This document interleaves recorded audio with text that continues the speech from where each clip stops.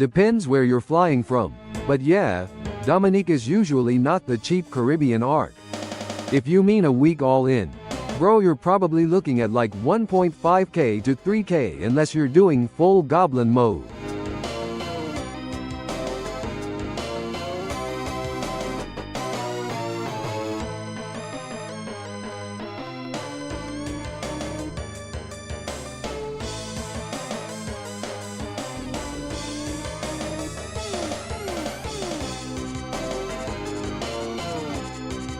Hey son, easy.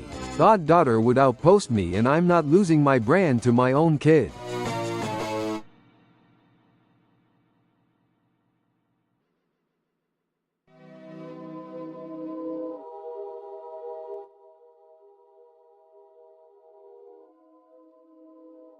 What the fuck?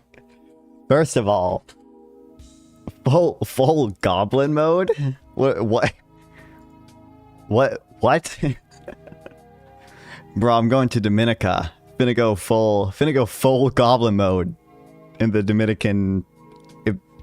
It is the Dominican Republic, right? Or is Dominica a different place that I am not familiar with?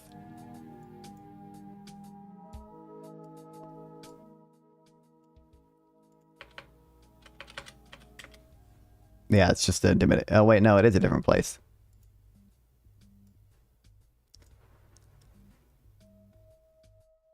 And second of all, isn't ChatGPT not supposed to say goblin? Or I think that was I think it was Codex. The Codex like coding version of ChatGPT had like hard coded to like not talk about goblins and creatures. Yo, thanks for the sub, Isaac. Exclamation mark. Ask Frank, is it more worthwhile to sub to Nonfon for 15 months or instead use that money on SWP? I don't know if he responds to the sub things. I might actually enjoy this. Oh boy. I don't recognize any of these people. I feel like I've heard the name Steve Kaplan before.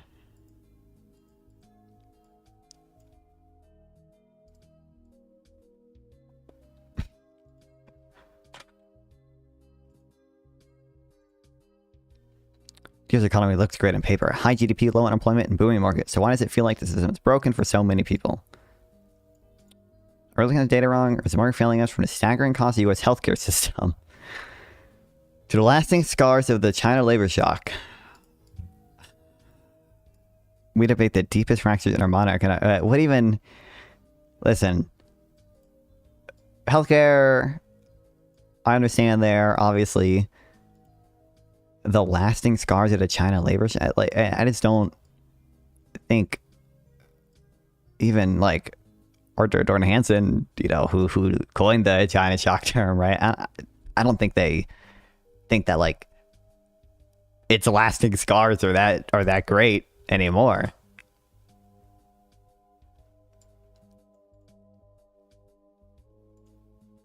But I'm not sure.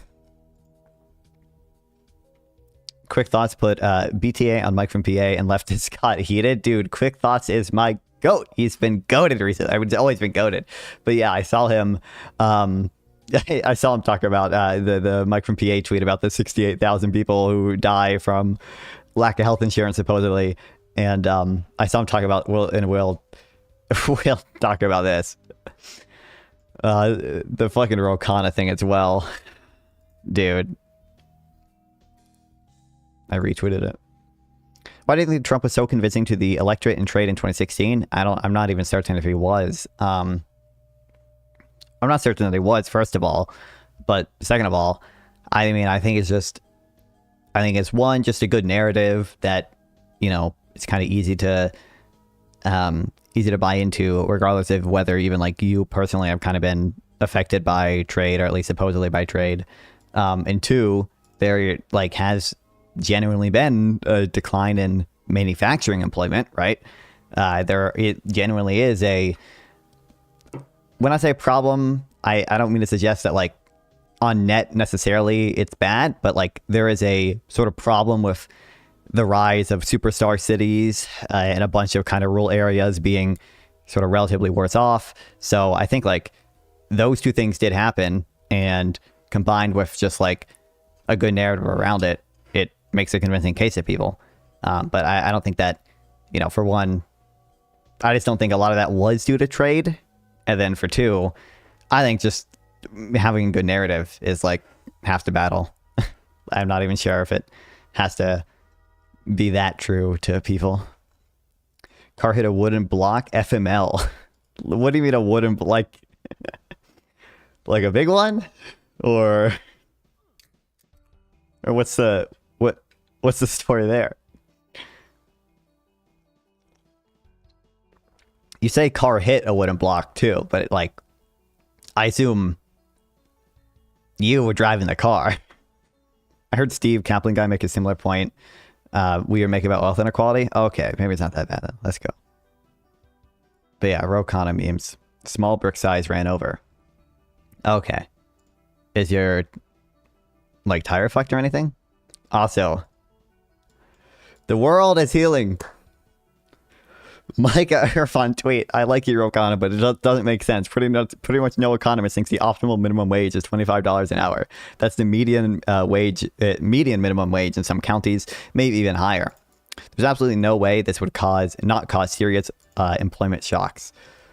Goated. He tweets like way too much, so I'm not going to be able to find this even, but he tweeted something too that got like retweeted by Daniel DiMartino, who's a like Manhattan Institute economist dude. I forget what it was, but it was another, you know, it was a neoliberal talking point. It was goated. Yeah, too many DNC slop tweets.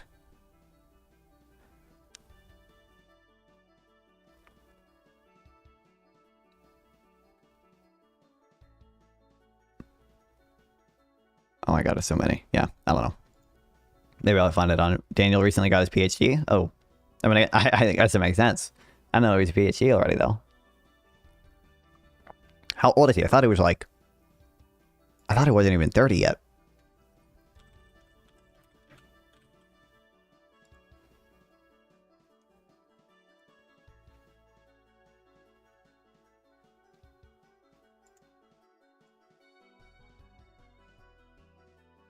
$19.99.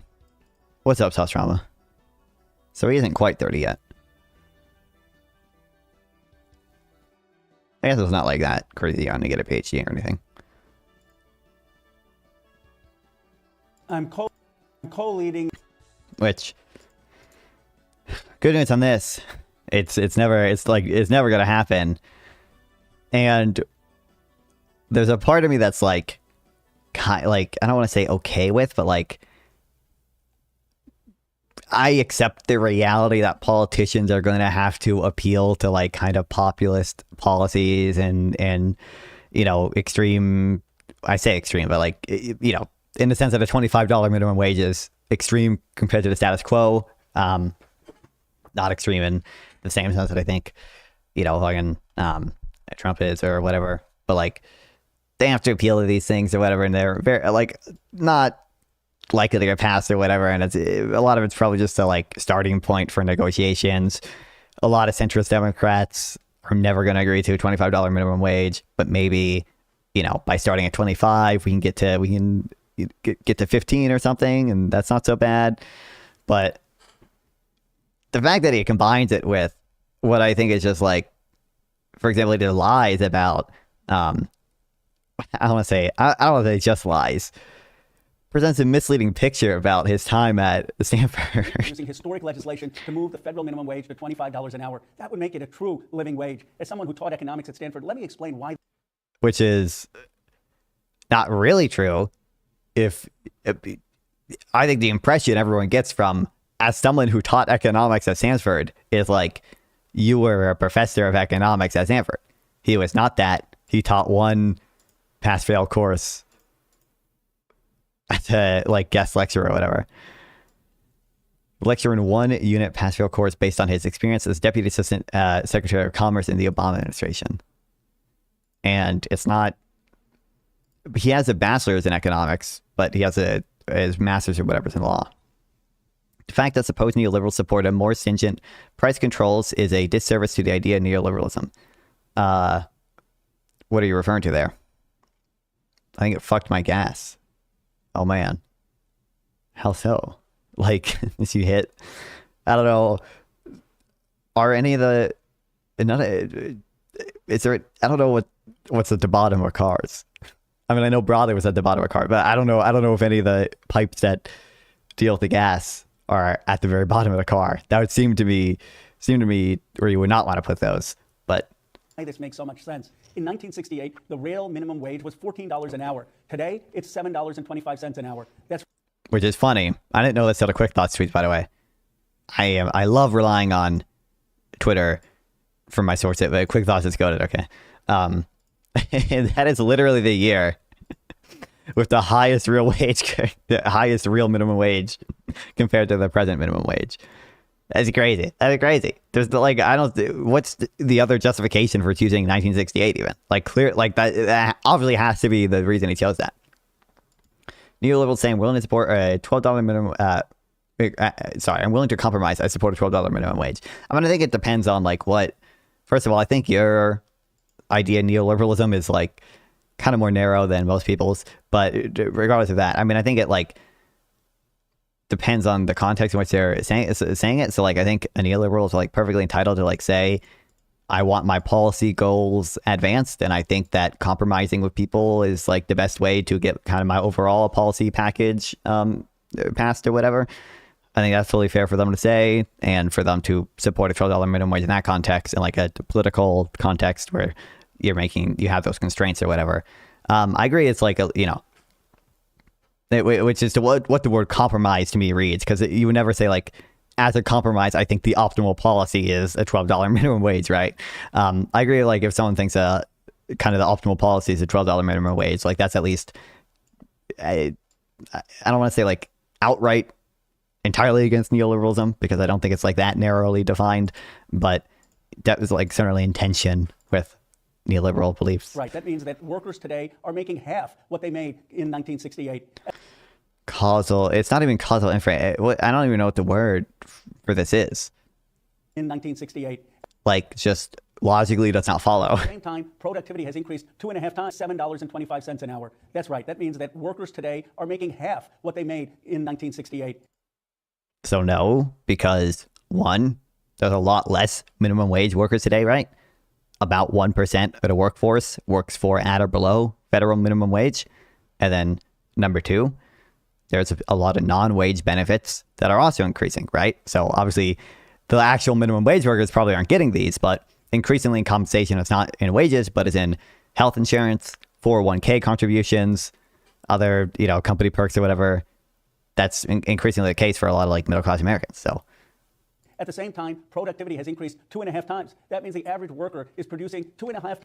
The optimal policy is freezing minimum wages for the next 20 years. It's already like non-binding. What would the freeze even do?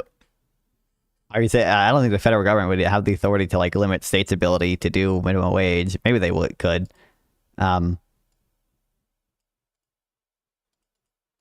It's possible that, Commerce Clause and all, like maybe, but I'm not sure that would pass the ruling of the Supreme Court. Times more value than they were producing in 1968, yet they're being paid half as much. So where is that extra value? Which technically, that means, but in a mathematical sense, technically saying times. That means the average worker is producing 2.5 times more value than they were producing in 1968, yet they're being paid half as much. So technically, yes, if productivity goes up 2.5 times, the workers on average are producing 2.5 times as much, and technically that is equivalent to the average worker producing 2 times as much, 2.5 times as much. But when you say the average worker, really what people understand average worker to mean is the median worker, or like the typical blue collar or like middle class worker, right? When you say average worker, typically people don't think of the surgeon being paid $600,000 a year as being included in that average worker, right? It's not true that the median worker, like productivity can be concentrated, and it is in fact concentrated, the growth in it, at least in certain individuals. You see the labor productivity of the top 10%, 50% go up a lot more than the labor productivity of the bottom 20% or so. Where's that extra value going? That's what that, that EPI chart, the pay versus productivity, that's what that chart actually shows, is the labor inequality there. It's going in the hands of the multimillionaires and billionaires. That's why we have 19 billionaires in this country. We're worth 12.5% of our economy. We have an extractive capitalism that is taking the value. Which, another meme here, we're comparing wealth to income when he does this. When he's doing the 12.5% calculation, he's taking the wealth of all the billionaires and dividing it by the income of everyone, GDP, which is equal to the income of everyone. So, nice little meme there. It's taking the value. The way Medlock Brunegg, wing it at Twitter, talks about taxes is so retarded. How so? Producing and putting it in the hands of the investor class. What a $25 minimum wage would do is actually pay workers for what they're producing fairly. Wow. Wow.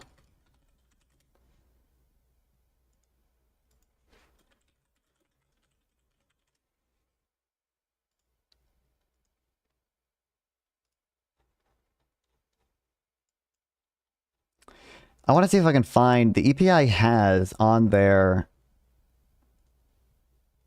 website the pay versus productivity chart, but they break it down into the sections that are due to the fall of the labor share versus the sections that are just due to growing gaps between workers. Because again, one of the biggest flaws with that chart, not the only flaw. Oh, what's up, Bill? From Intercourse. Black guy, any advice? Looking to overcome racial determinism. Can't help you there, buddy. I can't find it. But, one of the issues with the chart, probably the biggest one, not the only one, is that they compare the wages of all workers, the productivity of all workers to the wages of a subset of workers, production and non-supervisory employees, right? So obviously you can see how productivity could go up on average for all workers, but not go up substantially for production and non-supervisory employees, or supposed to be the good old blue collar workers. Well, I can't find it on their website, but it is in this blog post by No Opinion. You can see, they even include the different price deflators here. Labor share decline versus inequality of compensation is the majority of this gap. I'm collating and introducing historic. Horrible meme. I haven't watched this yet, but I saw it on my timeline right before I started streaming. So we're gonna let me get triggered by this too. They also use CPI, which overstates inflation. Yeah, it's one of the problems, and it's also if you're comparing to productivity, you probably don't really want to use CPI because I forget the exact thing. I have it saved in my notes. I'm getting the urge to change my party affiliation. But it's just the Republicans they're all the popular people too now. Everything sucks. I hate everything. I hate this place. Hold on. This is going to give a better explanation than I will. But essentially, the part of the issue of using CPI is not only that it overstates inflation, but also that it doesn't essentially doesn't account for some of the productivity measures do account for the output of intermediate goods and capital goods, but CPI doesn't really. And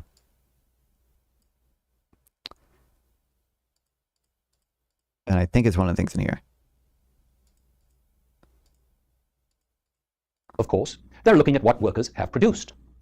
And the question is someone walking off with some money? Is it going to firms? Is it going to profits? What explains that gap? Well, there is still a problem in the comparison that is often made. On the one hand, when people look at what's called real hourly earnings, they look at what workers can buy, what workers spend their money on. When people look at productivity growth, of course, they're looking at what workers have produced. And I mean, I don't know where you live, South Carolina or anything, but a lot of states, like my state, has I think semi-closed primaries or whatever it's called. I'm a registered independent, not because I principally opposed to registering as either party or whatever because they don't reflect my beliefs enough, but simply because like it lets me vote in either primary. I get to choose which primary to vote in every time. So if I want to sabotage the Republican Party someday, I can. But Turns out there are numerous goods and services which workers consume that they don't produce, most notably things like housing and rent. And then there's a whole set of goods which workers have produced which they don't buy, or which they don't buy in large amounts, and that's particularly investment goods. And so there's a significant difference between the price indexes for the goods that workers buy on the one hand, and the price indexes for the goods that workers produce. In fact, had workers actually bought the goods that they produced, since these goods have declined in price, as you will know, computers, for instance, have come down dramatically in price, workers would have seen a significantly higher increase in their wages. If you look at the way we measure output in these productivity numbers, they're measured as what's known as gross output. Basically, they don't take account of the fact that there is depreciation on the machines that are being used in production. that as well. I forgot about that. Is that the kind of machines that we are using have much shorter lives. And the consequence is that depreciation has become a much bigger factor. So in addition to the other elements that I have spoken about, another part of the explanation is the fact that depreciation accounts for a bigger part of the output, and capitalists don't get that part of the output. What I conclude is that for the long period, from Robert C. Lawrence, goated, as always. Hello, Microsoft Edge. Microsoft Edge have been stuttering. I don't know why. I hate it. I'll have to look up how it works in Maryland. Yeah, you should. We're told a story. Work hard, play by the rules, and you'll thrive. No matter who you are or where you start, the grind will... John Ossoff is supposed to be... I don't want to say he's supposed to be centrist, but he's like... not really... He's not really supposed to be that progressive, right? Like, he's not the fucking squad or anything. But for too many, this story just isn't true. Groceries, rent, insurance, taxes, the car note, the power bill, the math doesn't work. I was so happy to graduate college, but why is rent so expensive? 2 out of 3 Americans told us they're stressed about their own finances. No matter how hard you hustle, you can't get ahead. The culture wars...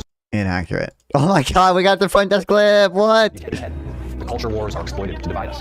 While insurance companies get away with denying our claims. While hedge funds... all the houses in our neighborhoods... Oh no! $3,000 for an ambulance. You wow. are the problem. Neither are your fellow Americans. The problem is a corrupt and failing... Actually, the farmer, this guy in a fucking tractor, this guy is the problem. Your fellow Americans, the problem is a corrupt and failing political system. Are you still a Nick Fuentes fan? Yeah, the biggest, we all know. The people's elected representatives don't represent the people. Why else would I stream to Rumble? They represent the donors and special interests. The donor class! Corruption is why things don't work for ordinary... Whoa! To fix it, we have to understand it. Corruption's impact isn't abstract. It shows up in our daily lives. Take prescription drugs. The cost of medicine in America is astronomical compared to other wealthy countries. Millions of Americans. It's like, from my understanding, I'm gonna do more research on this because, by the way, little teaser here. I not finalized or anything, but I was reached out by the Marketplace of Ideas people. They want me on again. I think I'll be talking to Soy Pill about probably a decent amount about healthcare, but also whatever other neoliberal memes we disagree with. But that'll be fun. From my understanding, one, the U.S. consumes more brand name drugs than other countries. Two, we just consume more drugs overall than other countries, and that explains part of the reason we pay more. Obviously, like, it's that we just get higher quality drugs and such. My understanding is also we don't really pay more for generic drugs, at least not substantially more. But then also, there's truth to the fact that we pay more, like even taking those into account. But a big reason why that happens is because other countries are like, there's a Republican meme talking point, but I do think there is like genuinely some truth to, like, it is true that with regards to pharmaceuticals, it seems like a lot of countries do kind of free ride on the innovation that the U.S. funds, right? Like, pharma companies do make 70% of their profit in the U.S. And that's because a bunch of other countries negotiate down the price too close to marginal cost, while the U.S. is funding all the fixed cost for these pharmaceutical companies, right? So chemicals are chemicals regardless of the name brand. I mean, yeah. Get away from denying our claims. Or sorry, get away with denying our claims. BlackRock buys little homes, to Epstein class, advocacy for the, he didn't say Epstein, he said donor, advocacy for price control of prescriptions. I'm voting for Vance. But bro, Vance wants price controls on, Vance believes like half this too. I don't think I've seen Vance say anything about like private insurance companies. And if he has, it's probably more favorable towards them. But like Vance is basically the rest of that stuff. He won't go as far with regards to like the Epstein class and donor class and stuff. But like Vance will absolutely, and the Republican populace in general, appeal to like the same types of like money in politics, populism, corruption stuff that he's doing here. Simply can't afford their prescription drugs right now. Some seniors are going without just to afford the medication they need to live. About 1 in 3 American adults skip the medication their doctor prescribes. Whoa. Drug companies charge hundreds of times what it costs to produce them. And how they got Wow, that's crazy. You're telling me that they have to recoup their R&D costs? That's the way we work. Every election cycle, drug companies spend millions on campaign contributions to Republicans and Democrats to shape policy and protect their profits. And members of Congress fall in line. It's corruption in plain sight. Because dead air kills stream momentum, dude. Short hits harder. True. Isn't the problem both restricted supply of drugs, often via payments, the third payer problem? I don't think so. I mean, third party payer problem. I think, again, it depends what you mean by problem. I feel like I gave my explanation for why I think drug costs are high in the U.S. It's a combination of one, they aren't that high actually, and two, we just consume more and get higher quality ones, and three, we are kind of stuck paying the R&D cost. What the fuck? Why am I the first like? This is true. Why is your Pringle the first like? Everyone's got to like the YouTube stream right now. It's unfortunate because Republican populists are making anti-capitalist talking points. It looks like everyone is becoming anti-capitalist. It's all like populist stuff. Yeah, it's annoying. Congress clearer than in 2003, when the industry corrupted legislation that was meant to make medications affordable. See, Congress was creating Medicare Part D, a program meant to help seniors afford prescriptions. But drug companies moved quickly to protect their profits. The industry mobilized an army of lobbyists to secure a key provision in the bill that prevented the federal government from using Medicare's bargaining power to negotiate lower prices. Other wealthy countries negotiate to get a better deal for their citizens. Our Congress banned that, and the result was predictable. American seniors ended up paying more than patients almost anywhere else. But the congressman who led the charge to protect Big Pharma, Billy Tauzin, he left Congress right after the bill passed to run one of the pharmaceutical industry's biggest lobbying powerhouses, earning more than $2 million a year. This doesn't look good. But you push this bill through that gets that produces a windfall for the drug companies, and then you go to... They're probably like, I never looked too far into this.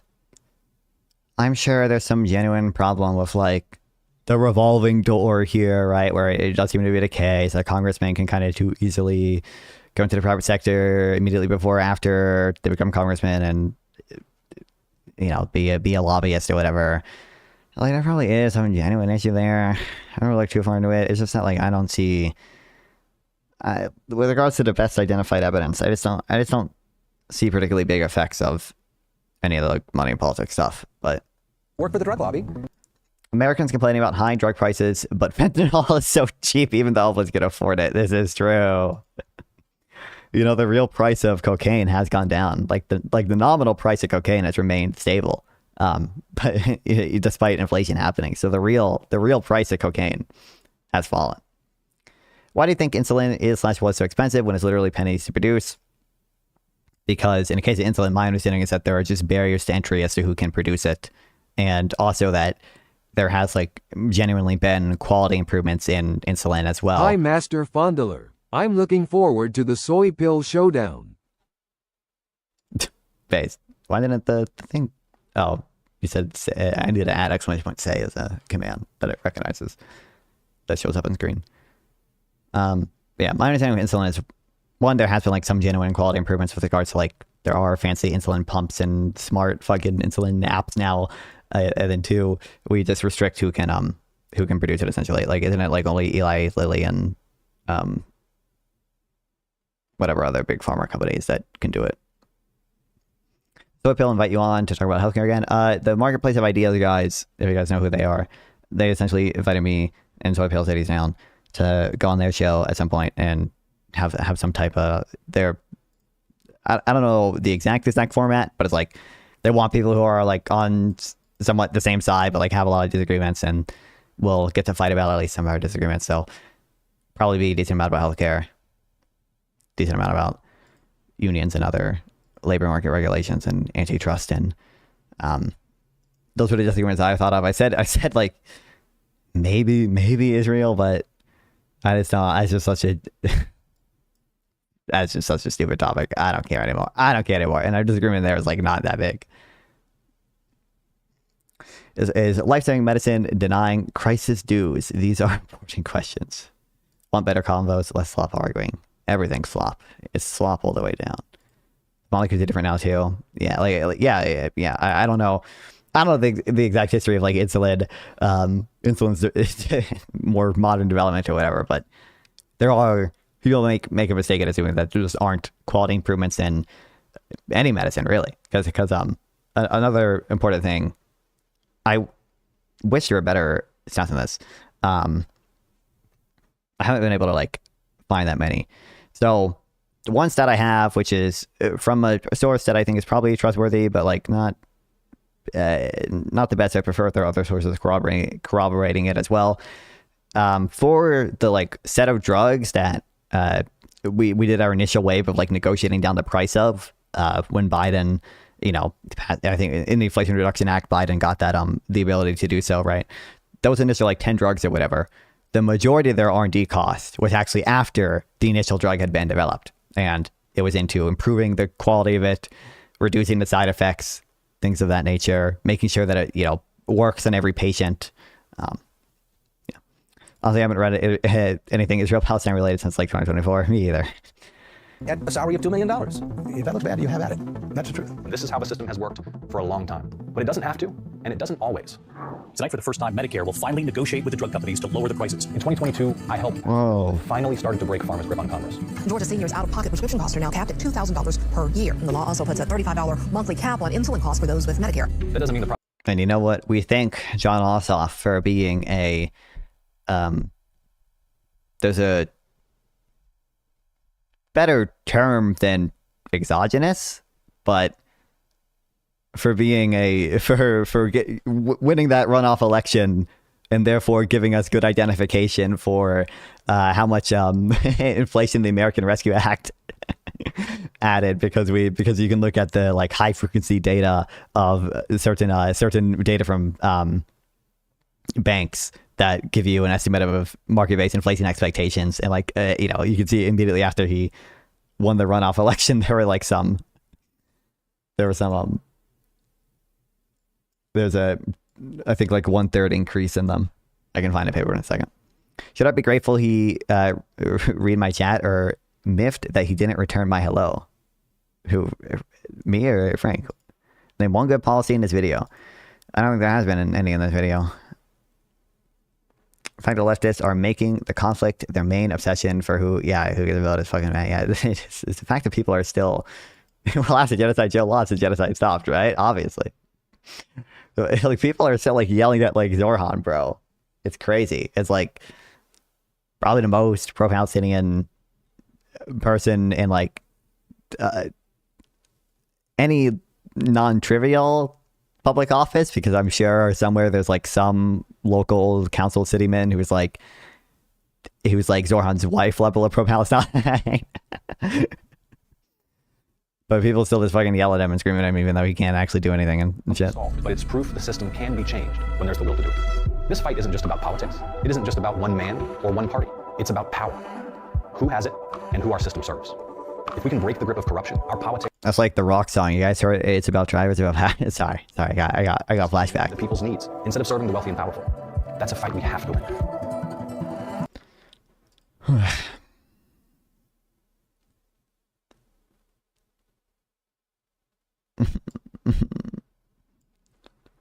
I hate this place.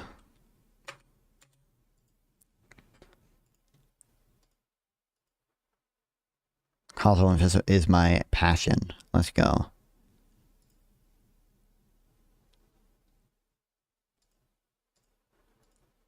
I haven't even done this yet, have I? Hold on, I need to do this real quick, guys. China, probably. And like maybe the machinery, I'm guessing it's not from like India and Bangladesh and stuff. I'm guessing the machinery has to be from more developed countries. China, Japan, that's 2 and 3. I really don't know who number 1 would be. Vietnam. Ooh, that was horrible. South Korea. Oh, horrible. Germany. Not Nigeria. Germany. Okay. Decent. India. Fuck. Should have guessed Italy. India. And Italy. I probably could have guessed Italy. I like the Ossoff vibes. Ossoff is 1, hot as fuck. 2, I think the messaging is good. Like, that video had good messaging. Like, that definitely is good messaging, and he's still not as progressive as many. What the fuck? 165 and like it's a million, which is not that many, and it's all cars. I really don't know. I feel like most Eastern European countries would have more than just cars, but I know they are small and do cars.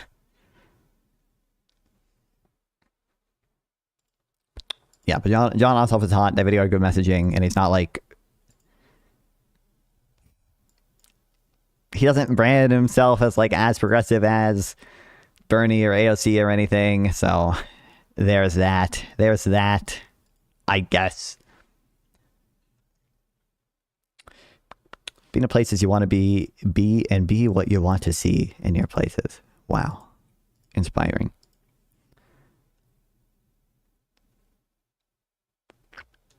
I feel like this South American country should have like, they'd have other shit. Are any of them even this small? Who the fuck only makes cars, bro? I'm guessing North Macedonia. That's my guess. Okay, that's not on here. Is it just Macedonia? I'm guessing Macedonia. Horrible. Maybe but like Turkmenistan and shit, they would have like oil, like minerals. I'm guessing Tajikistan. Fuck it. Nope. That's way closer than... Oh wait, it's gonna be a Pacific island, isn't it? I'm not gonna know which one it is, but yeah, fuck. Is it, or is it only historical way to get positive change? Oh, your quote, is that what you're referring to?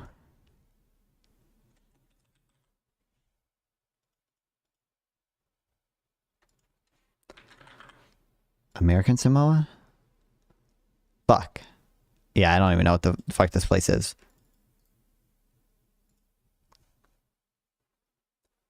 Oh, yeah, my bad. Total land area of just 10 square kilometers. My bad. My bad, guys. Should have known. I should have guessed. Bro, where the fuck are they even making cars here? What? How?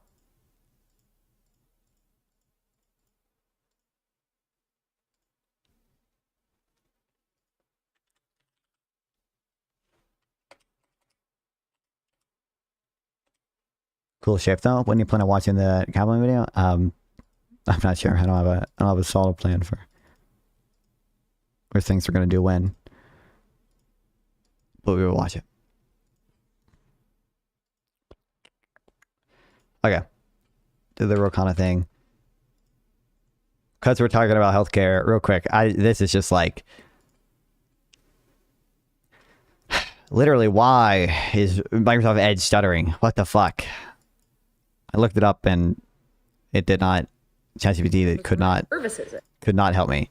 This is funny to me on a few levels. There was another tweet that was like a quote tweet to this too. That was another person getting frustrated at like the same type of like bills or whatever. It's funny because she was like, I was in the ER for 4 hours and my bill was $13,500, not insured because that shit is a scam. It's like, what, dog? What? Feel like you're a little bit at fault here. I gave birth to this perfect precious little angel in September of last year. It is April, nearly May of the next year, and I'm getting bills in the mail nearly every single week. Let's look at them. Okay, this one is a bill for $2,000. The service description literally just says vaginal birth. Here's another bill for $1,261. What's the description for? Actually, it doesn't even say. Here's another one for $336. The service description is subsequent hospital care. What does that mean? Here's another $675 charge.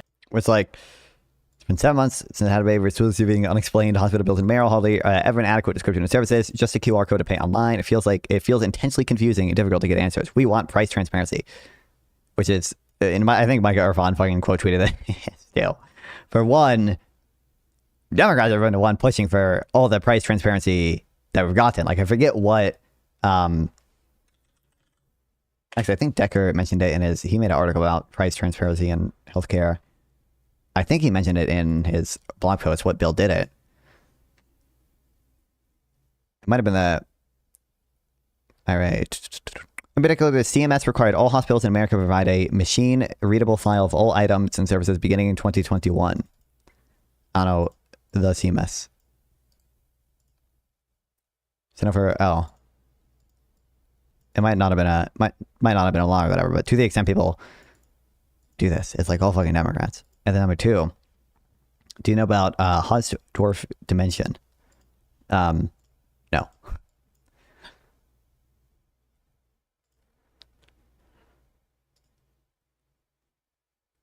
As this article explains, it's not even clear that necessarily it would reduce healthcare prices.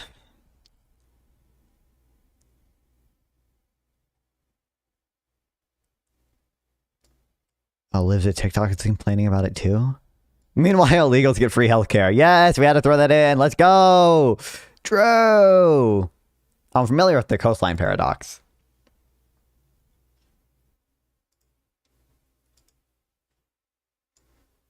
This I'm familiar with.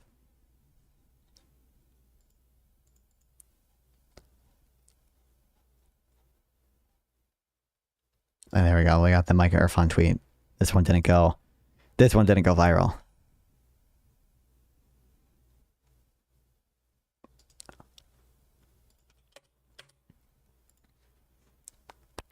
I've watched YouTube videos about the coastline paradox before. I'm familiar.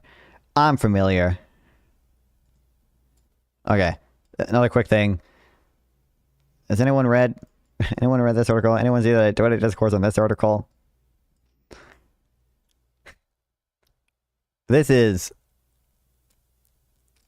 I read this article and I expected like some incredibly kind of like cringe shit with regards to like her thinking she was autistic, and she mentions some people like the TikTok autism community or whatever that like believes in all like the self-diagnosis stuff, and like a lot of the I don't think there's like a term for it, but like saying, you know, there's no like autism hierarchy or whatever. So, you know, people who like literally are like nonverbal and stuff, they just like have autism the same way someone who like has mild autism, they would take offense at me saying mild autism, right? Or whatever. Like they don't make that distinction, and they don't think we should kind of treat autism and those types of people or anyone basically. I read this article though. It just seems like she has autism. It just seems like she fits, and she got an official diagnosis. It even said on Twitter that she met the standards for autism. It just seems like she does meet the standard for autism, and would in fact / to some extent maybe did in fact benefit from seeing a therapist or psychologist or whatever. It's just that she thinks the standards right now are too low, which I think is like kind of true. And then two, for some reason, I don't want to say like lumping in, but like for some reason that's super connected to her, to like the online TikTokers who do all the dumb shit about self-diagnosis and stuff.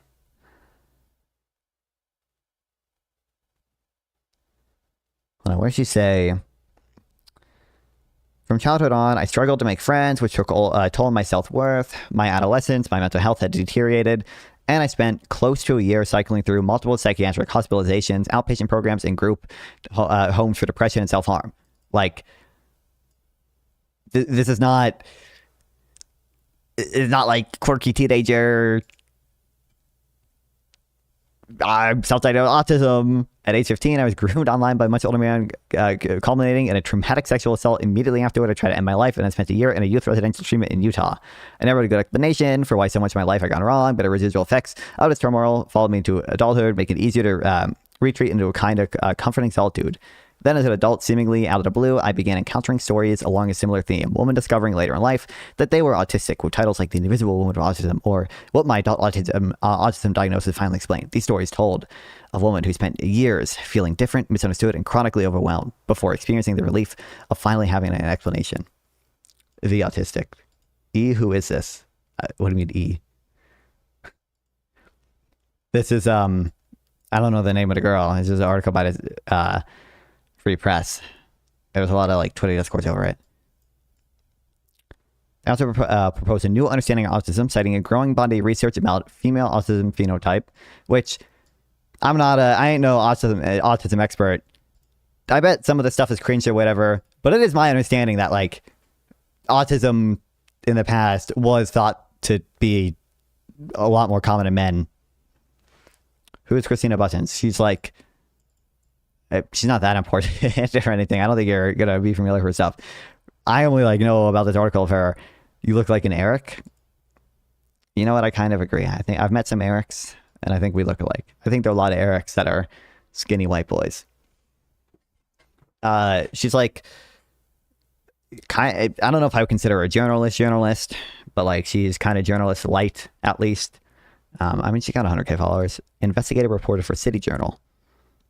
She said she spoke to a bunch of detransitioners, and that convinced her to snap out of her autism diagnosis. She's retweeting Erica Kirk. Absorbs disagreement as a form of personal betrayal. It turns having an opposing viewpoint. Eric and Frank, the dynamic too. Crime worthy of punishment. And here's what I've realized through all of this, truly. Having lived through quite literal hell these past 7 months, if you strip someone of their humanity long enough, you will arrive at the chilling conclusion that they don't deserve to exist at all. Whoa. Every morning I wake up to a new headline lying about me. I have comedian. Dude, sorry. Why is she still doing the Drewski faces, bro? Bro, why is she still... to a new headline lying about me. Like... I'm sorry, okay. I have... Oh, she mentions it too. She's seen it. I'm not fit to be CEO. What do you think of Rufo's general project? I guess I'm not familiar. Someone's claiming I murdered my husband.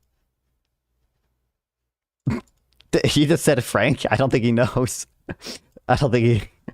And the list goes on. I don't think he knows. On and on. There is a serious epidemic of dehumanization plaguing this country.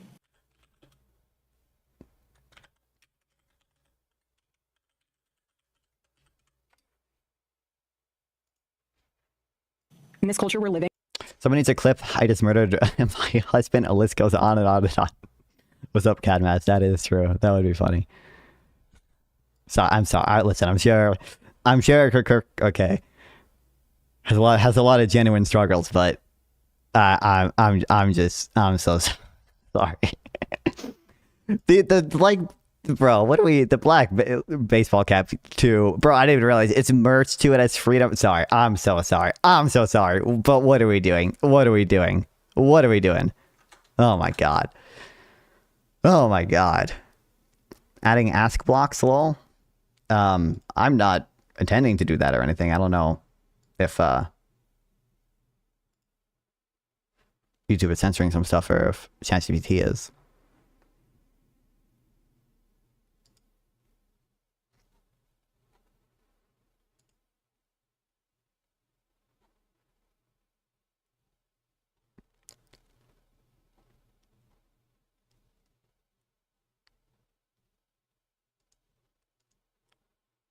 How do you spell criteria?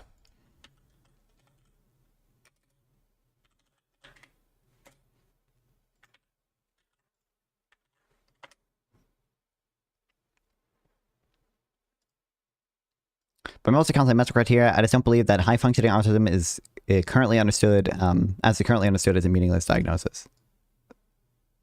I just don't believe that high functioning autism as it's currently understood is a meaningful diagnosis. And it's like, I agree with that to some extent. Same vibe. This is true, Soft Mama.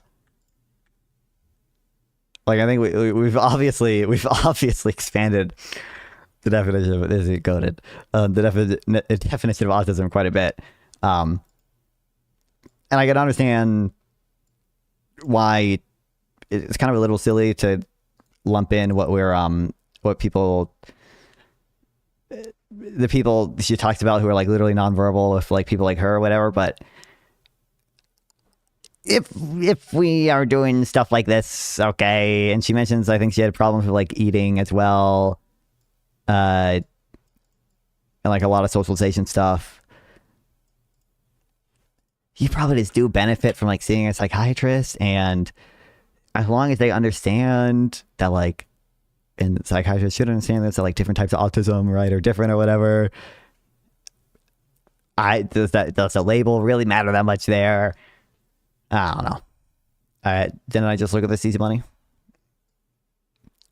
I'm betting you're just adding a prompt as I push Frank's boundaries. Adding to the prompt. How would I even do that? Now am I white hat or black hat? That is the question. True. I don't know. I don't know what you want me to say. Anyway, illegals get free healthcare. How many likes does it have? Only 4K. Okay. Oh, that shit! They're posting the contract. Sorry, contact form.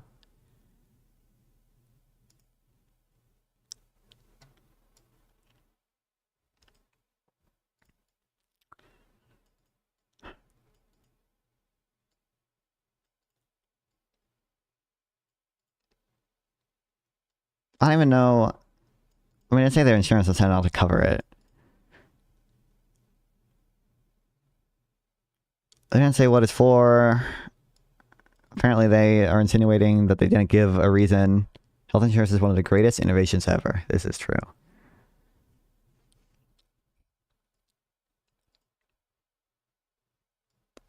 I would imagine they probably have the deductible too. Now, they're saying they didn't, like the insurance has decided not to cover it at all, I guess, but I mean, probably you'd have a copay or something to pay this anyway. Probably also, they say inflated bill, you're left with an inflated bill to pay out of pocket after the fact. Probably not the case that it's kind of as inflated. You know, oftentimes hospitals or providers or whatever will kind of have an inflated price that they know insurance is going to negotiate down. But if you don't have insurance, if you're uninsured, they charge less. Watch Riley Gaines? I did. But you know, and I gotta prepare, because I know Swayfield did, like, when he talked to Destiny, he did a decent amount of research. He made that doc or whatever, and had a number of examples in whistleblower testimony or whatever to like stuff, not just to this effect, but it like to a more extreme effect or whatever. And I don't know. I was like, maybe it happens. I can recognize why they'd want to do it sometimes. I recognize like why they might rely on certain AI systems or whatever allegedly that make some errors, but I would just expect to see that show up in the data if it was like a big deal. And I just don't think you see that any big impact on like survivability or like good health outcomes between people on like public versus private healthcare in the US. Alvin, I think you're trolling us sometimes and just an agent of the Jews. How do you know? How do you know? Anyway, another, I don't even know if this is a meme or not. For all her faults, okay, AOC standing up to the dumbass no tax on fucking pet food bullshit that we're getting, okay? She's not sure that these are the kind of proposals Democrats should start building an agenda around. When you actually look at the totality of what's being put forward, we are seeing a total gutting of a resource base. Ocasio-Cortez, I'm going to say AOC, told Notice, if people want to choose between whether they want guaranteed healthcare or a 5% tax rebate, people are going to choose guaranteed healthcare, which that's kind of a meme, but regardless. It's not to say I object to any and all like tax cuts or rebates, right? We can help people who are struggling, but I don't think that the biggest impact in how you should help someone and how we help people make ends meet is through that avenue, she said. She said, across the board, tax cut proposals on the table amount to an attack on young people. Can't speak. There's a complete defunding of the world that young people, which is like half a meme too, but whatever. Young people will have to live in, and they are asking young people to foot the bill. And I don't know the source for this tweet, or this quote, but AOC has quote tweeted it, so I'm assuming she did in fact say this. As a vegan, why should healthcare be just a human right? It should only, veterinary care should be a human right. Just don't pay the bill, don't answer your phone, and move out of the state. Easy, that's true. Was watching Destiny rightfully rant about people and forget you started? What? Oh, sorry. Oh, was watching Destiny rightfully rant about people and forgot you started. No worries, the Hammer. Welcome in. Welcome in.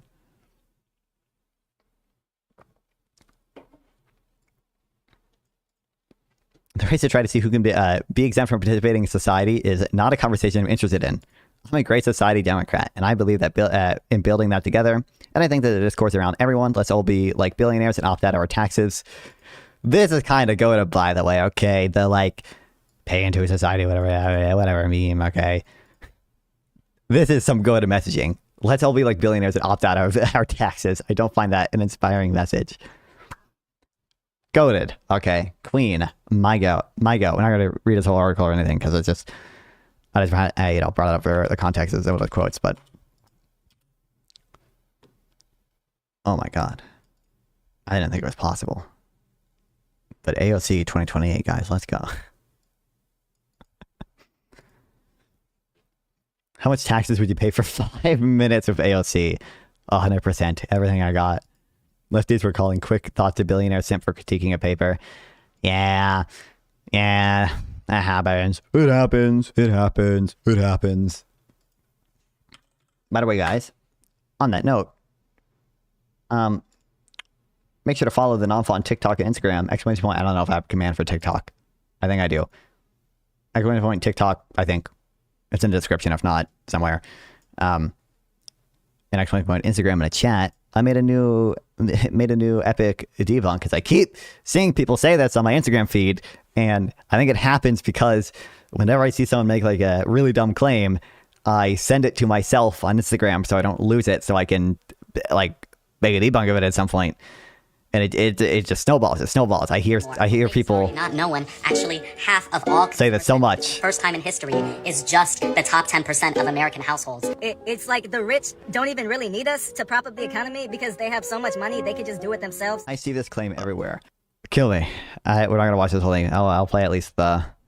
Can I increase the playback speed? I don't know how to do that on TikTok. I don't know if it lets you. Well, fucking doing some bullshit. I think I can do it with this. I can. 10% earn about 39% of all post-tax economy because they have so much money they could just do it themselves. I see this claim everywhere, but it's not true. Before we get into understanding the flawed methodology behind it, it's worth noting why you should be immediately skeptical. Even according to the highest estimates, the top 10% earn about 39% of all post-tax and trade. Are you a liberal? What's up plot of land in Honestly, East nobody Carolina? knows exactly. Because members of Congress report assets in ranges, not precise numbers. Back when she first got elected, she was basically broke or even slightly negative net worth. And now she looks maybe low to mid six figures. So in percentage terms, it's kind of a meme because going from near zero to a few $100,000 makes the percent change absurdly huge or not really meaningful. If you want, I can give the rough year-by-year disclosure read instead of fake. No, don't do that, Frank. Yes, I'm a liberal, but I mean, I think AOC is like one of the best politicians when it comes to not, to my knowledge, not accepting like PAC money, and in not having like a crazy super high net worth or anything. I don't think she doesn't own any like stocks, does she? Doesn't own her money like a fucking trust or whatever. benefits they receive from the government are accounted for. I made this graph, by the way. I mean, it was really easy because I just went to real-time inequality, and you can set the parameters yourself and then download the CSV, but regardless, okay. And then I can tell Claude Code to make our code to graph this. So if everyone spent... Can someone tell me why this morality stuff is pertinent to tax policy? It's only relevant if you've never studied anything about tax policy. I probably mostly agree with you, but it might depend a little bit about what you mean. For one, I think part of tax policy, at least in some people's view, partly in my view too, I guess, is to increase equality, and that can obviously be a moral issue, right? I think I'm not an egalitarian or anything, but yeah, obviously, I think that's totally unreasonable. That's free production value and elite ambient shrimp core. Tiny dudes looping in the background while Chad argues about tariffs is cinema. True. I should get shrimp videos for the background.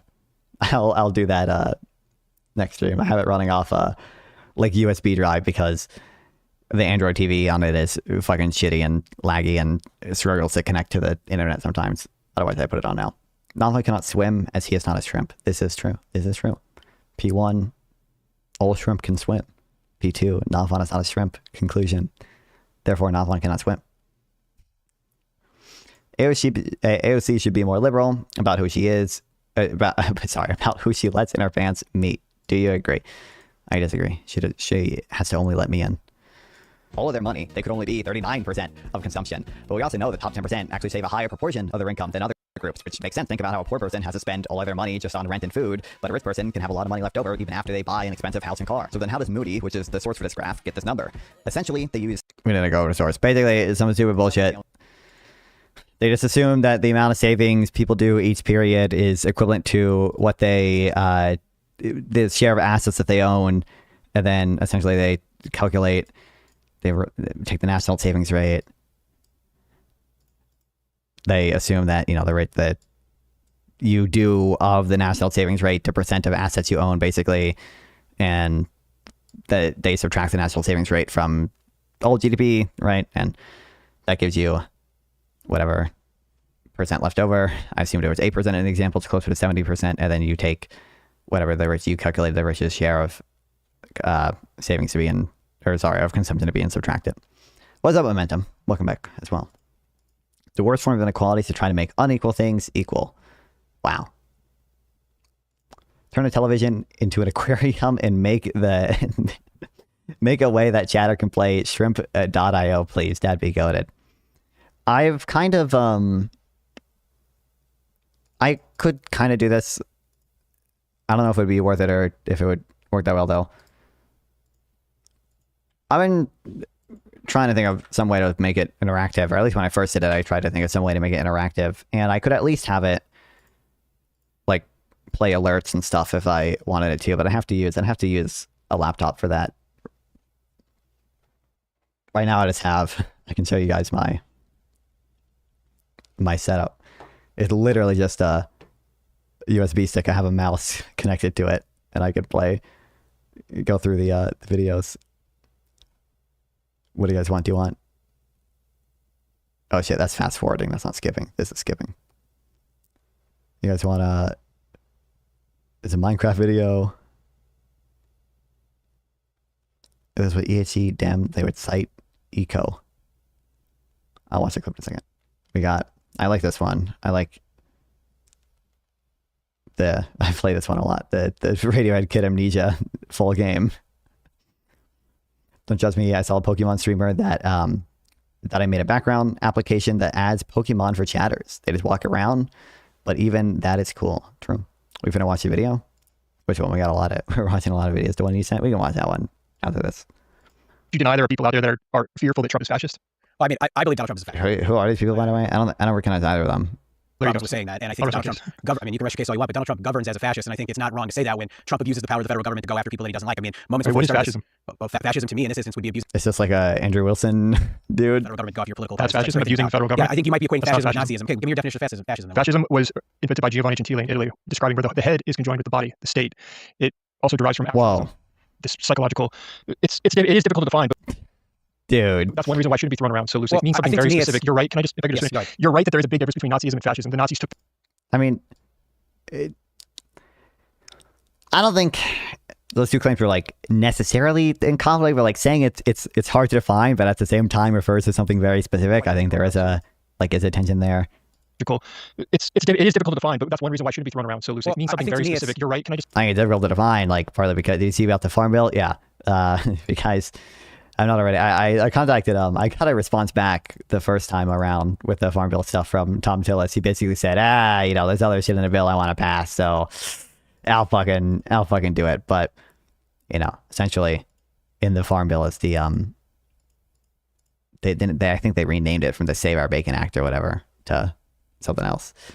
That's going to get rid of a bunch of state level animal welfare laws. Very bad, very cringe. If I could just say, you're right that there is a big difference between not. Just tell your senators and representatives to not do it. And also, the rest of the stuff in the bill, to be clear, is all fucking farmer subsidies anyway. All right, so fuck them too. I mean, I think there is there's like SNAP funding in the bill too. I think so. It's not like all evil bad stuff or whatever, but. Will it lower pig prices? Like trivially. I think it's like less than 50 cents per pound or 10 pounds or something. But like that, I think that's just kind of overwhelmingly outweighed by like the suffering of millions upon millions of pigs. And also this is a 50 cents add up. Wow. I didn't consider that. I don't know if he mentions it in here, the Beth and Bulldog's new article about it. No. I think it was an old one, an estimate that he linked to an estimate of it. But well, I was going to say something else too, and I forgot. Oh, it's like obviously complicated a bit because believe it or not, states trade with each other, but it's about state level laws, right? So it's about whether or not California can, mandate that pigs not be put in gestation crates where they literally cannot turn around for their fucking whole ass life, right? Obviously, there are economies of scale and such. So like there, a few states probably do the majority of pig farming, but it's somewhat state dependent still, depending like whether or not it's going to raise prices.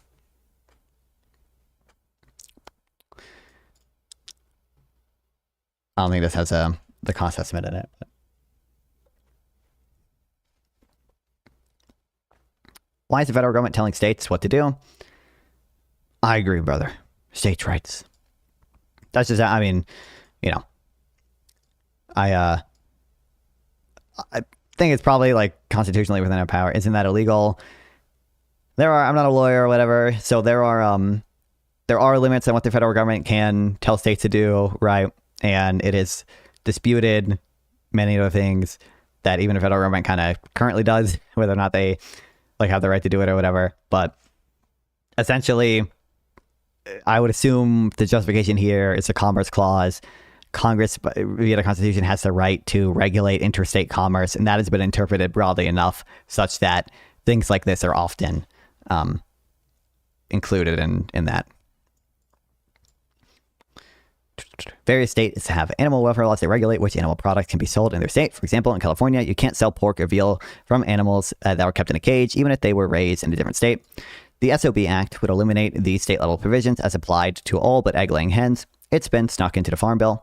Most state-level animal welfare laws, therefore, would be eliminated if the Farm Bill passes. States would no longer be able to prevent animals kept in small crates from being sold. This would be a horrific encroachment on federalism, but that would not be its main effect. Its main effect would be eliminating overwhelmingly popular state-level laws that prevent millions of pigs and cows from being confined in a cage. Tens of millions of animals could be affected. Not only would it destroy current state laws, it would prevent future state laws from protecting animals. It's important to be blunt here. This is an effort by pork lobbyists to make a quick buck off torturing millions of animals. I thought that anything not prohibited to the states in the Constitution is a reverse power. Reserve power. Yeah, that is the 10th Amendment. But again, it just comes down to the implied powers that you can interpret, that have been interpreted by the Supreme Court from the express powers, right? Overwhelmingly popular, suddenly displaced into non-constitutional. I'm just reading the article, right? Or the blog post. I agree that for the most part, like my decision making or like my view on like what optimal policy is or whatever, it's not affected by, for the most part, technically there are going to be cases where it might run into this, but it's not going to be affected by the popularity of it, right? But I think it's, if you're concerned about sort of the power of the federal government or whatever, right? I think then it does make sense to argue that the federal government should not be preventing laws in states that are popular within those states, right? I think that's the concern there. Yeah.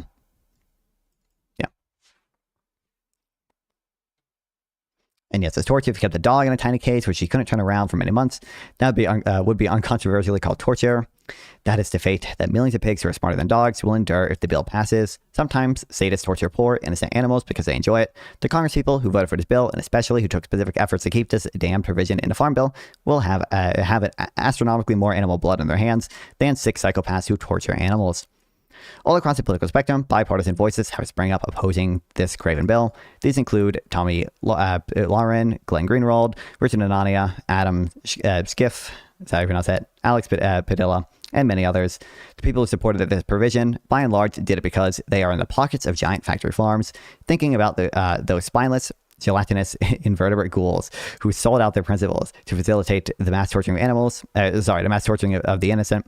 I'm reminded of a line from Scott Alexander.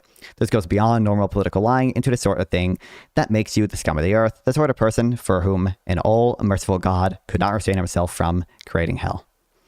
You hate Joe Lieberman because you removed the public option. I hate Joe Lieberman because he voted for the ACA. We are not the same base. Incredible. You're not in good conscience vote for people who support this bill. To the extent that your conscience tells you anything, it must tell you to stand up for the meek and innocent and the vulnerable.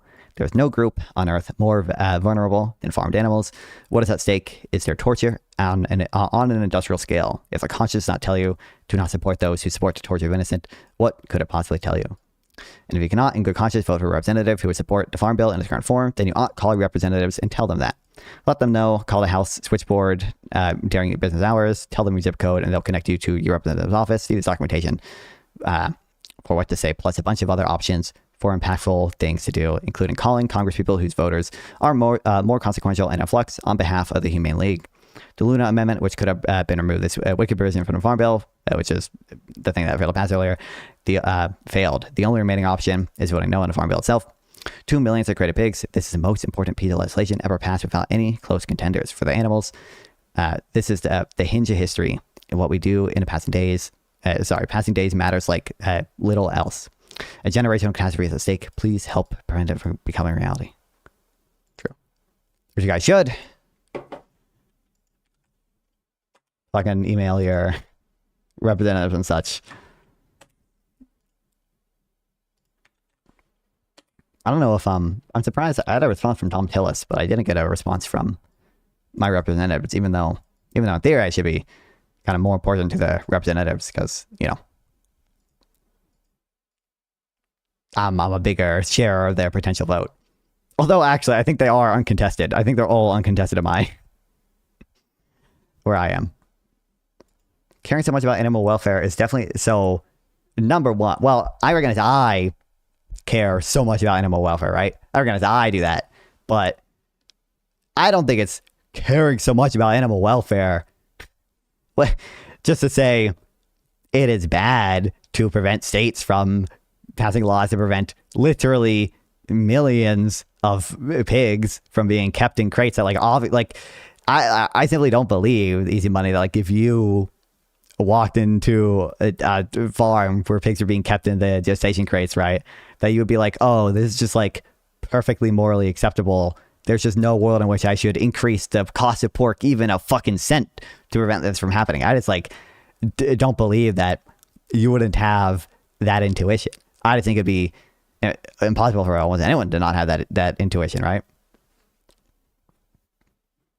We can watch a comment video right after. There's like a minute left of this, but Ben the Bulldog's making it sound like it because it's really bad. It's like really bad. It's like really, really bad. Like, I understand you might like have some objection to like some of this math or whatever, but like, again, it's like, depending on how long the laws last, millions to billions of pigs and cows being affected, that's just like really, really, really bad. Nazism and fascism. The Nazis took fascism and turned it into. I think we kill. We're talking about. I don't know how many people. I don't know how many pigs we kill in the U.S. every year. Actually.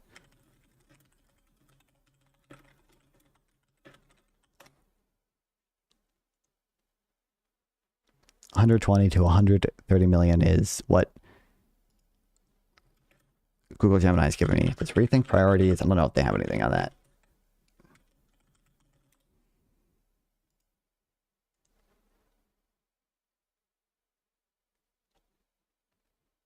Around what they're actually something along the lines of 100 to 150 million killed in the U.S. every year.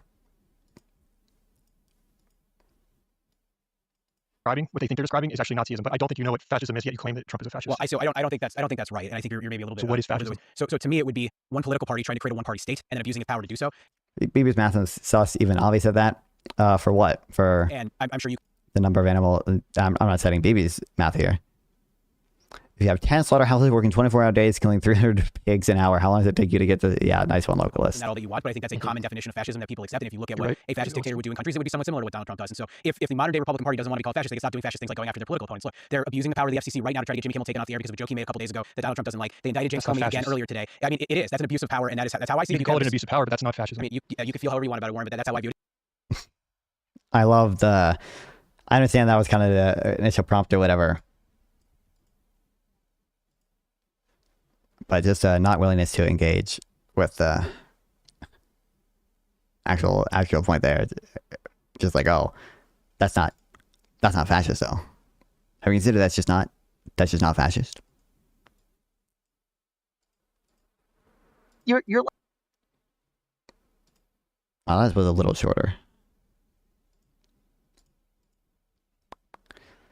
What did you just fucking?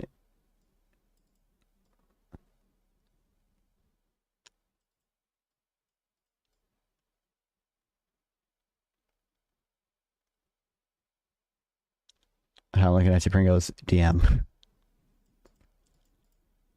That might be able to work. I bet Codex clock code figured it out. You would have stopped. You would have stopped watching this vid to tune into the stream and score. Wait, really? Well, welcome in, James. This is called Low Human Capital Democrat. Who? I got you started, Fawn. Yeah. I think Codex could figure out how to do it. I mean, Codex, only the best programmer in the world.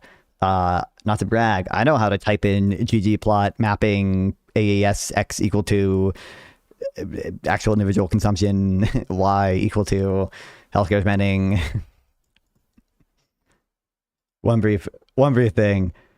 Powell, my God, actually, I've not watched a full press conference yet. I've seen one clip of it, and I read like the transcript of like his opening remarks. 12 minutes behind live. Oh boy.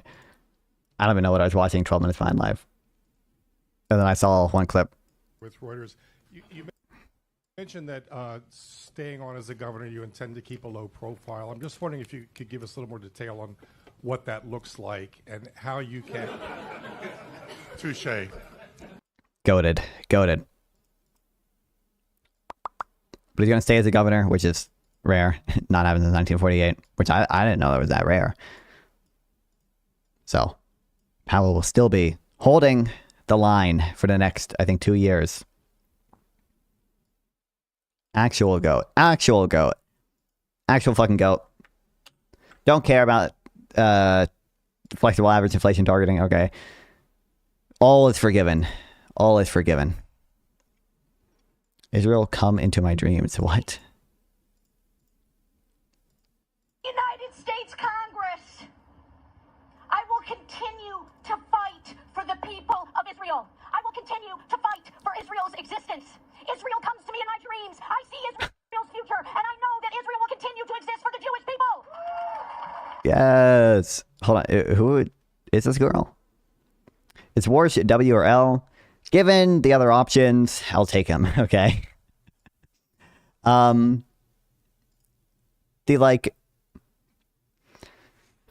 is probably not like, I don't think he's an outright political hack or anything, or like totally unqualified or anything like that. I think he's been wrong about stuff before.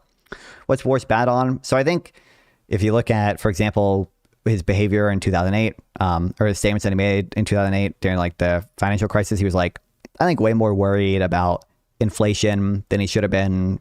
To me, it kind of seems like he just didn't understand what the Fed was doing with quantitative easing at the time, because one, explicitly the purpose of it was not to even increase the money supply. It was to lower long-term bonds, the yield on long-term bonds. And then two, we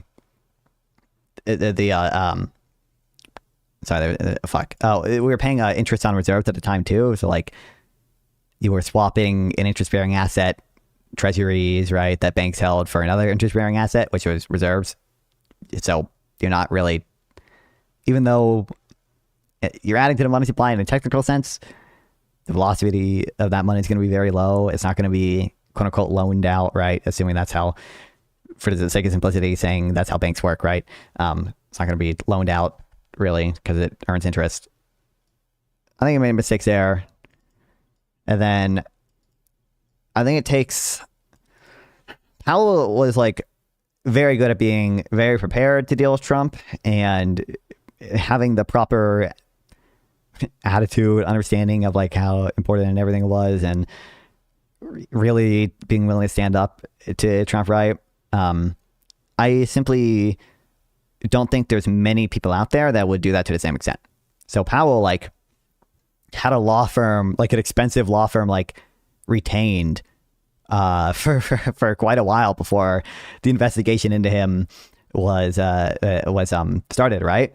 Like Powell was willing to fight for at least a cook too, right? Saying that, you know, she's not fucking leaving, right? We're still gonna have her.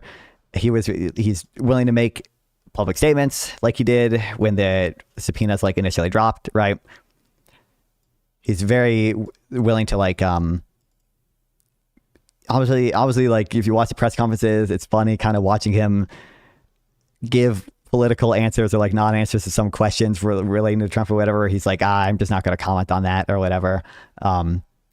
So he gives like political answers sometimes or whatever, but it's nice how even like the quote unquote political, I shouldn't consider them political answers because they are usually direct answers to questions about Trump and the independence of the Federal Reserve. It's just that like he oftentimes will say like, I'm not going to comment on that. I think it'd be inappropriate to comment on that. And then but he's really very willing to make it clear where his lines are. And I don't think Warsh is going to do that. I doubt like Warsh is going to like fucking end Fed independence or anything, but is he going to be willing to do the same things? I don't think so. Also, he's bad on, you guys are mentioning the, you know, interest rates too late Powell, non-transitory Powell, whatever. So, you know, I have some criticism of Powell there too, right? But regardless of, you know, me probably kind of being a little bit more moderate on that compared to you guys. One of the reasons that Powell kind of made the FOMC and other economists generally kind of made those mistakes was their reliance on like trimmed average inflation measures. Warsh is also a big fan of those.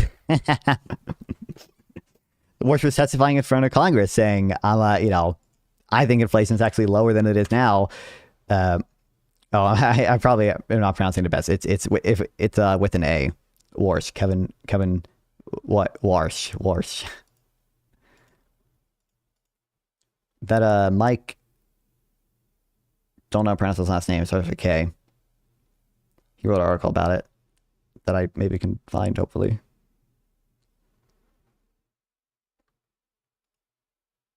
Like ignoring all the benefits, right? This is the thing that's like the alternative is stagnation. I want to know what your alternative is. Europe is stagnant. They don't have innovation. So the Europeans have this problem. We don't. True, actually. And there's some, you know, negatives, which you point out, but there are huge positives that everybody ignores.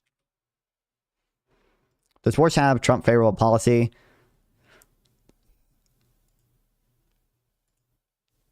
I'm not sure I'll go that far.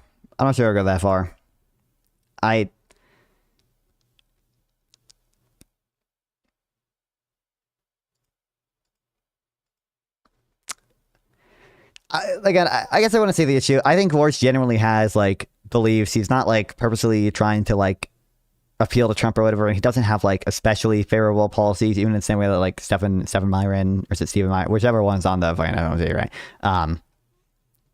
It does or whatever.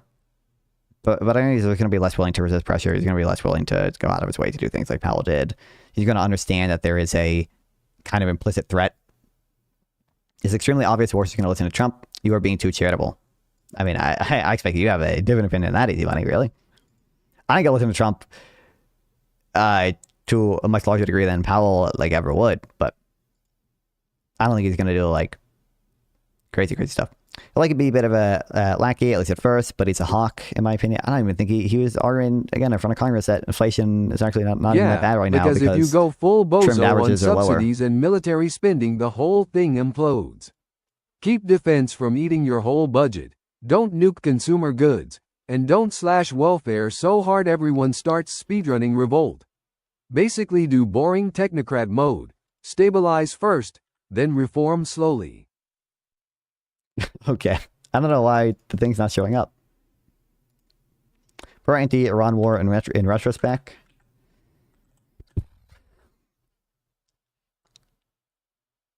Does it even count as retrospect yet? I think it probably does not accomplish anything like that worthwhile.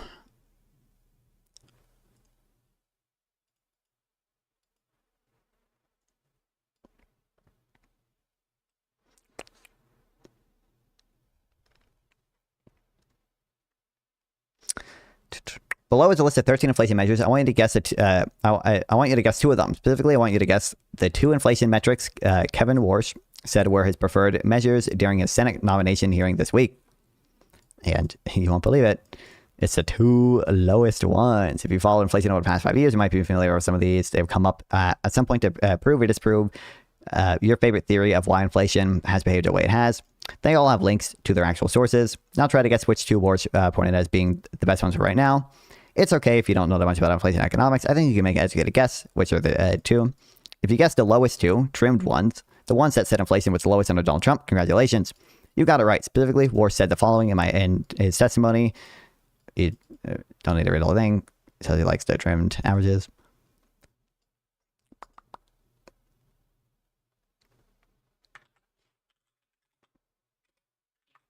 I think Warsh even argued. I could be wrong.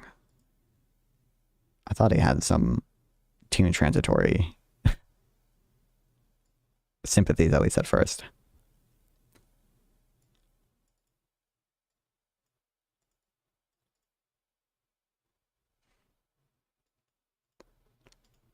If you look at the macroeconomic data right now, the U.S. economy looks incredible. GDP is up. Unemployment is historically low. If it would help the mole, marketplace of ideas. Guys, out of it, if you had some topics you want to hash out with Soy Pill, any tweets you think that go too far, well, Twitter's banned, right? Or policy they think he's been drinking a slop aid on. I mean, we're DMing right now. We're in a group chat. We'll figure it out. I told Soy Pill and James some ideas. So. But yet, if you ask the average American, they'll tell you a completely different story. People are frustrated, and for many, it feels like the system is rigged against them. Which begs the question, are they right? Every week on this show, we look at the specific pain points where capitalists stop working. What's up, Elaney? Welcome back. Are we facing some... I need to look into, by the way, more of, what's his name? Scott. Fuck. There's an economist who writes a lot about, issues of like generational progress and how well the average American is doing, and like the survey data of consumer sentiment and how that should mesh with our understanding the macro economy or whatever. His name is Scott Winship. Yeah. Scott Winship. Yes. Hell yeah. Thanks, Ryan. Yeah. Scott Winship. I looked more into, by the way, his work on he made like a modified version of PCE or something. I'm reading his paper right now. Yeah. I got to look into his work more, because he has some stuff arguing about this stuff that, like, one, it like doesn't appear, that like Americans on the individual level even kind of report their financial situation as being bad. It seems like many of them will point out that, or if you ask them on survey, say, oh, the economy overall is doing really bad, but I'm doing fine, right? I'm doing fine, and or, I would feel comfortable making a purchase of a durable good right now, but the economy's still really bad, or I would feel comfortable taking all the sort of concrete metrics they report decently well on, but the overall state of the economy, they still report bad. And then he made a version of PCE that he thinks is better than for historical use than other versions of PCE. I got to look into that more because I think that could be interesting. Something much more existential. Is American capitalism systematically failing to deliver for the majority of people? The answer to that question is going to define the next decade of our politics and our lives, and it feels so urgent right now that it's actually the driving force behind an important event in economics this month. The academic center I oversee, the Stigler Center, which sponsored this podcast, is hosting our flagship annual conference. Is this guy French too, by the way? The theme this year is literally, can capitalism be popular? We're bringing together the world's leading experts, economists, law professors, labor organizers, and think tanks. Don't reveal my preferences. I won't. This is Scott Winship. He wrote a blog post about him talking to Oren Katz or whatever, because Oren Katz wanted to cite some numbers from him, and he said, essentially, I don't think the numbers I produced earlier were the best. I updated them with a metric, like a deflator I feel is better. But Oren Katz was like, nah, I'm going to cite the original because it's better from my point.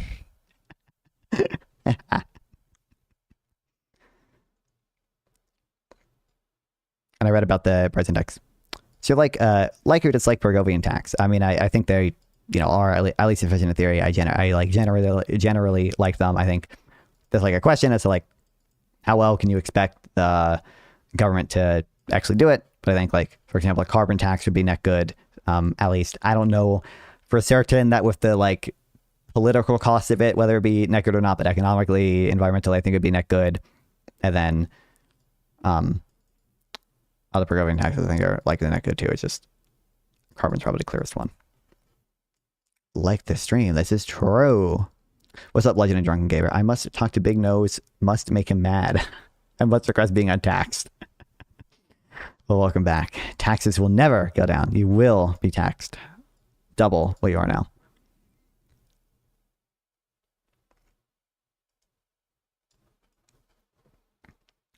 But I don't know exactly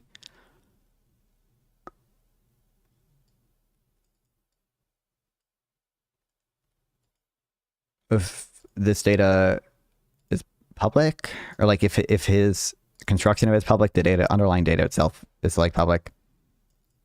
But if I could use the more accurate consumer price index in my own and apply it to data sets, certain things I already have, that'd be kind of goated. I kind of want to do that.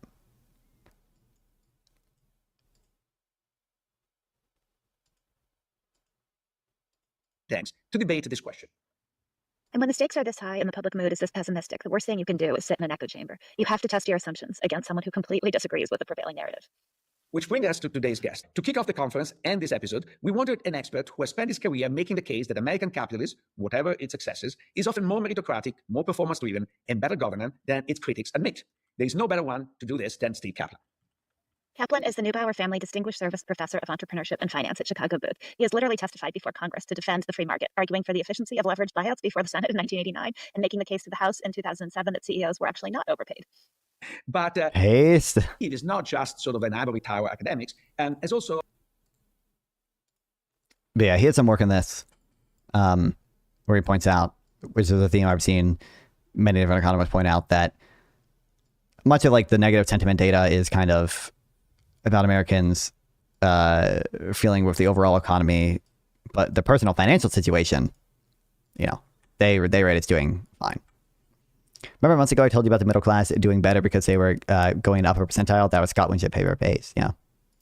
He also made the same points you made. Yeah. Well, it is commonly understood the mistakes they made, but yeah.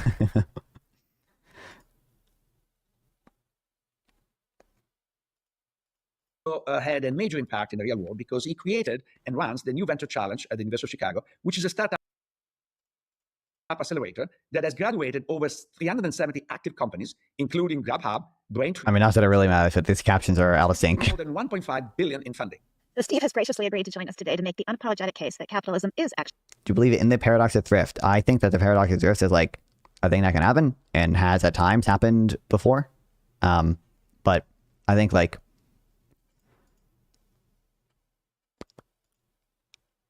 For one, people there's a certain type of person who like believes that we kind of live in a permanent paradox of thrift. we're essentially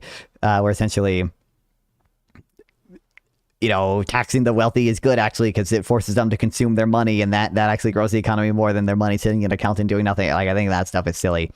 And then I think I'm not certain that like the debt deflation model or that kind of goes along with not just the paradox of thrift, but like other types of models of recession is like necessarily the best. I still lean towards that one being correct, but I'm not certain. I think the business cycle stuff is really complicated. And then I would just say probably it might be better just to frame it as, you know, nominal income growth. Like, it might be less intuitive to people in such or whatever, but like I think an unexpected fall in nominal income means people can't pay their debts, and that can create essentially a debt deflation in the economy, and you don't want that happening because that reduces real activity as well. I think sales tax punishes participation. That's probably my most radical opinion. I don't know what you mean by punishes participation. It punishes you for buying goods, in a sense. Punishment is a bit weird way to view it, but I understand what you're saying there. CEOs not being overpaid. I don't know about that, Chief. Well, what do you mean by overpaid? Because I think the evidence I've seen suggests that they actually get paid a lesser percentage of their marginal product, like what they contribute to the company, than the average worker does. It seems to be the case that CEOs are actually like pretty valuable for companies. There is a reason that they are paid a lot of money. It's because we observe that when, for example, CEOs are suddenly hospitalized or suddenly die, the value of the firm goes down substantially. We also see that like firm survival goes down significantly as well. So it seems they are pretty important. Actually delivering the goods, even if our collective vibes say otherwise. Welcome, Steve. So just notice one difference. The background of Steve, all the books are in order. My background, all the books are a mess. They're like my books, except on a much smaller scale. In my background, I have a giant poster hiding an enormous mess. So, you know. To be clear, my books are on a small, my books are stacked up on my dresser like that, just at a smaller scale. Anyway, at least yours reflects both of you. Very funny. Punishment, yeah. I mean, I think punishment is a bit of an exaggeration. I think like there's certain cases where it is kind of fair to consider it a punishment, right? Like sin taxes or even Pergovian taxes, I think are kind of fair to view as like a punishment. But like if you just have like a broad-based sales tax, I don't really think that's a punishment in the same sense. It's just, you know, if the base is broad enough and the amount is low enough, I don't really think it's a punishment, or like what most people would think a punishment to mean. Americans as a whole think that they are winning, but honestly, they don't have a whole worldview. Fucking labor or something? They are slave labor being sold a horrible script, but they are like, we are winning. I mean, I don't think we're slave labor. Okay, so maybe we should make a comment about that. But anyway, so let's set the terms of this conversation. Steve, when you consider an economic system, whether it's American capitalism or Soviet socialism or Swedish social democracy, how do you assess the success or failure of it? So there are, probably 5 or 6 things I would look at. The first thing is GDP per capita, or the growth in GDP per capita, because that tells you how much production is available for people. And life satisfaction and all the life satisfaction work tends to be correlated with that. So that'd be number 1. Number 2, you want a strong safety net that doesn't undermine incentives. 3, you want innovation and dynamism. So Milton Friedman's famous for saying the enemy is stagnation, and I think that is the enemy. Related to all that, you want a vibrant. Does set notation mean anything to you, or is it just gibberish? I understand the like set notation stuff. Like I can't recite basis zero to you off the top of my head, but I understand the probability of X. Usually I read that as given, right?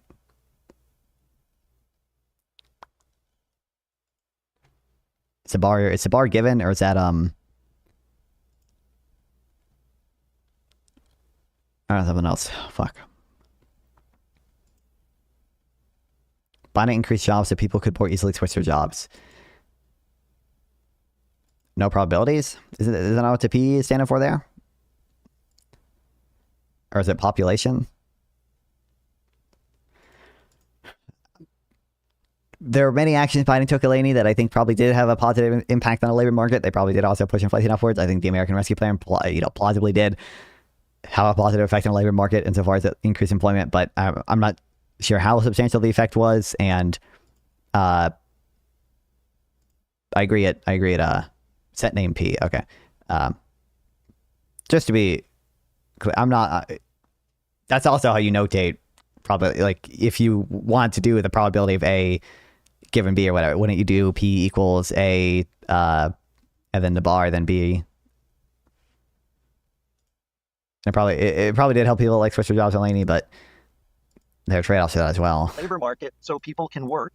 That means relatively low unemployment. Finally, a functional government that enforces the rule of law and is not corrupt. Thank you. Pointed out, of course, to GDP per capita, which is very important. That's an aggregate measure. Do you think there is any discussion or room or importance of? Oh, I thought I don't know if it's simple for that. I assumed the colon was either typo or like just you separating it out more. But hold on, I'm not making this up. Yeah. How this is distributed, and it says there was a very famous Italian poet that said the statistic is such that if you have a chicken and I have none, each one of us has half a chicken. And I think that he didn't understand standard deviation, but you get the point. I said a strong safety net that doesn't undermine incentives, and so you don't want people starving. You want people to have a decent standard of living. And I would say there's a trade-off. I would probably accept somewhat more inequality with higher consumption for all. The question is, would you rather have like real zero inequality? I also like. Is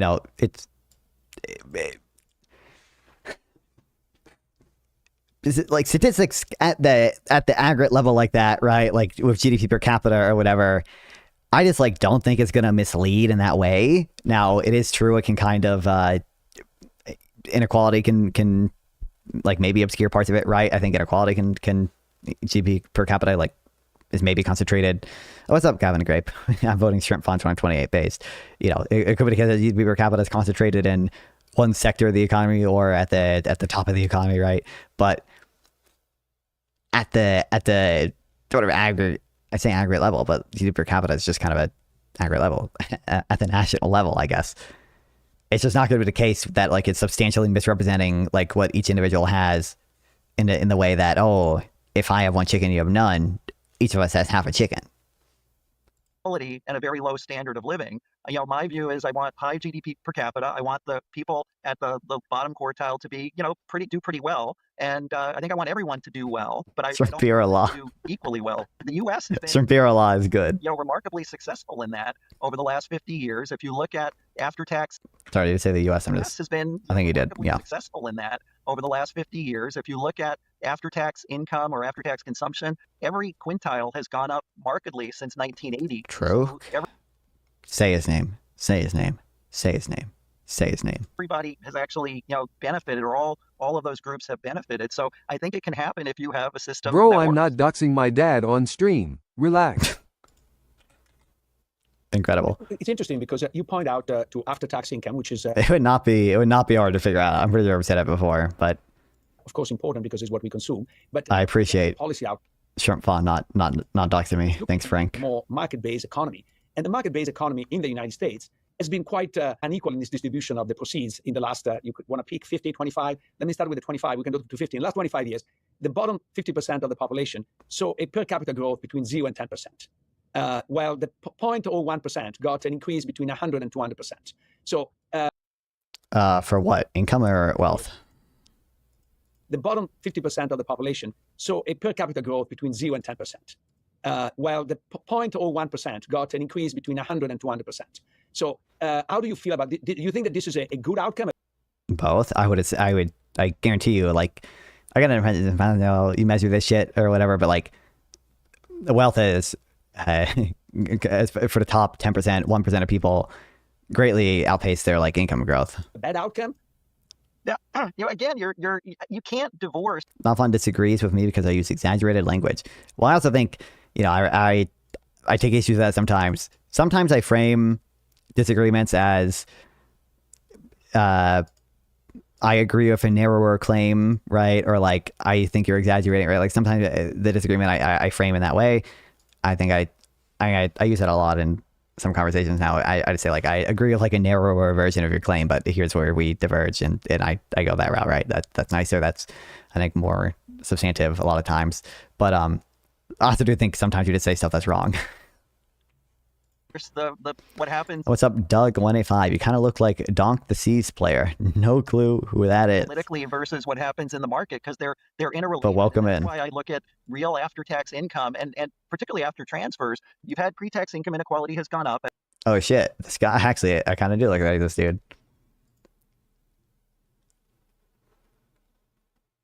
Oh, CS. That makes more sense.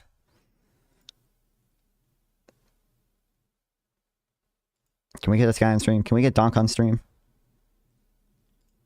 As you've said, after-tax inequality has gone up by much less, and then consumption inequality by even less. You look at Bruce Monroe's work, you have Auden and Splinter, and so they said his name. They said his name. That's what I want. I knew we were gonna get it. The system has worked in a way that is, I think, a natural evolution. That when you do see a lot of people having income, there's some demand for more transfers, and that's actually happened. Before we continue on some of the bigger picture. That's some of the stuff in this book I disagree with, but I've been reading some of not as much recently, but somewhere recently, The Machinery of Government. Low-key, I thought this book would be better, but I still think it has some good stuff in it. But like it has a lot of like adverse selection memes about healthcare. Somewhere near, I don't know if I could find it immediately. It just makes the point that like it probably is the case that social safety nets are essentially a superior good. Is that how you spell superior? Oh. If I just look up income, there's going to be way too many things. People buy insurance voluntarily because the transaction is Pareto improving ex ante. And second, there is nothing to stop transfers from being regressive with respect to income.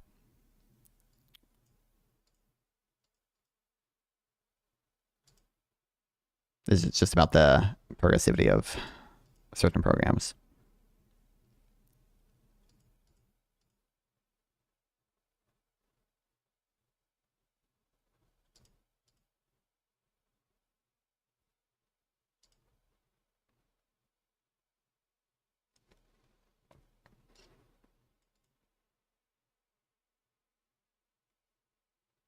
One of the most striking features of welfare state is its extraordinary growth over the course of the 20th century. This growth pattern largely confirmed what is known as Wagner's law of expanding state activity, which claims that public sector expenditure can be expected to increase as a percentage of GDP as society becomes more affluent.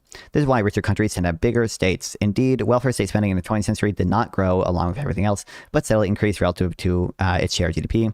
This tends to be taken for granted, but it's actually difficult to explain on either the communitarian or egalitarian model. One of the most striking features of the growth pattern in particular is that it was largely unaffected by ideological complexion of the party in power.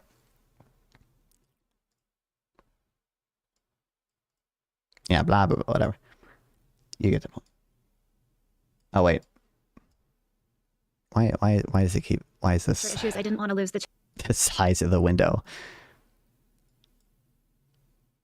Once basic needs, say food, water, shelter, and security, are satisfied, one would expect economic growth to constitute primarily expansion of the sphere of discretionary needs. Thus, one would expect the state sector to shrink as a fraction of GDP over time, even if one interprets basic needs in relative terms, so that the list of needs or the quantity of goods required to satisfy them expands as overall wealth increases. This still leads us to expect the state share of spending to remain at best constant. The state tax people in order to provide public goods. As people become wealthier, they want to spend an increasing fraction of their income gains on public goods and so on. To the extent the state is responsive to public preferences, growth in GDP per capita will lead to an increase in state spending as a fraction of GDP. These sorts of basic goods are the ones the market does a good job of providing, what the state provides by contrast are discretionary goods. Real. Okay, I missed like 500 messages. Abiding created jobs. I agree for a narrower version of that claim, right? that Kamala was a better choice compared to Trump, regardless of whatever criticisms you have. I just straight up agree with that. Do you disagree with that? No, I think I voted for Kamala Harris. Actually wrote in Joe Biden. I told you Kaplan was going to say based points. He is indeed. Not fun. Have you read this? CBO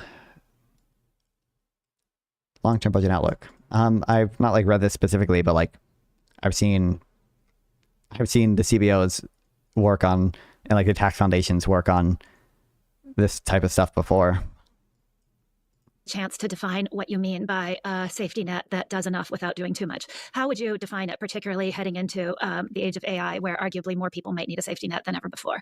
The safety net is you want people, let's say in the bottom quintile, not to be in poverty, not to be below the poverty line as a start. And that's something where, the work of Bruce Meyer, who's at the Harris School, has found that, 68% of the public thinks that poverty has increased over the last 25 years. When in fact, So they know that the real poverty line is $140,000. in fact, absolute poverty has declined substantially. And so if you look at the measure of being poor in 1980, the poverty rate fell from 13% to under 3% in 2018. So the people in, call it dire poverty, has gone down substantially over this time, and that's what you want. Meyer. Also add globally. I wonder if the other dude, who's the other dude here? What's his name?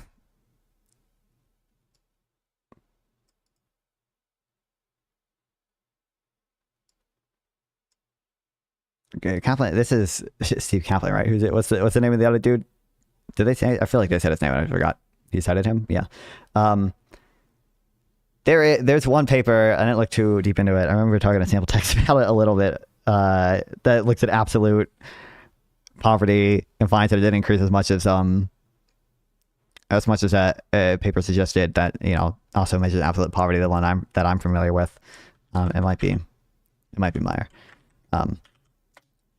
And like I haven't looked too deep into that, so like maybe there's some point there, but I bet we're just gonna get some meme about the other dude. I don't think is gonna like say $140,000 poverty line or anything, but we might get if you look at relative poverty, that has actually declined as well. The people who are living in extreme poverty has also declined substantially, and I know. Do you mind AI? In what context? You don't want me to talk about global. You want to focus on. It is Meyer and Sullivan. The U.S., but clearly people in the U.S. care about that because of all the outrage over the USAID cuts, and that's. Alfon, why don't you want to be a economics? I'm assuming you mean an economist. I don't think I've ever said I don't. I would love to be one. I think economist title is. Okay, that title is kind of gate kept, I think, more than a lot of other professions. So, it's so far away that I'm not thinking about that too much or anything. But I would love to work in a field related to economics. It's also a huge success story of the market system. Assuming that Claude Code does not take all the jobs. And I think the U.S. system. So going back to Bethany's question, you don't want people living in poverty or subsistence. You want them to have a decent standard of living, and that's actually the 50-10 measure, which is the median versus the 10%. That measure actually inequality has gotten less over time, and that's consumption. The 90-50's gotten higher, so that's where Luigi is right. So and I'm that's his name's Luigi. Okay. Successful outcome in the U.S. But part of the reason why the 50-10 has gone down is because the 50 has gone down. Now you're focusing on the bottom 10%, which is very important.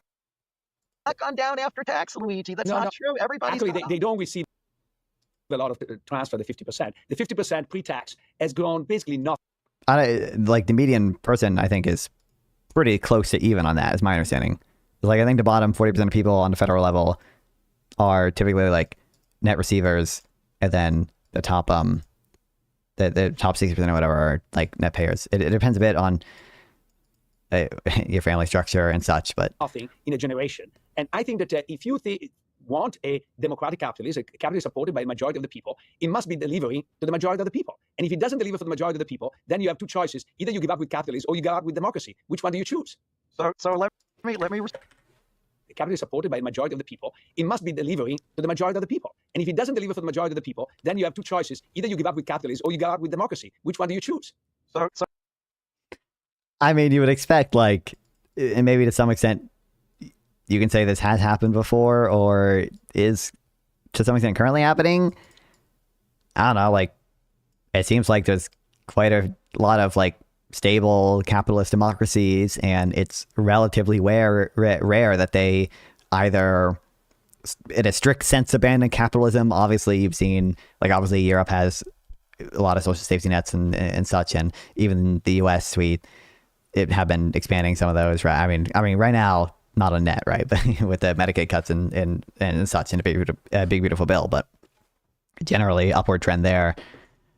But like, what you just don't see that breakdown that often. Even in fucking Hungary, bro. Orban just lost. Like, so let me respond two ways. So first of all, we disagree on what's happened in the middle after tax. I think it's. I have looked into getting like a pet shrimp.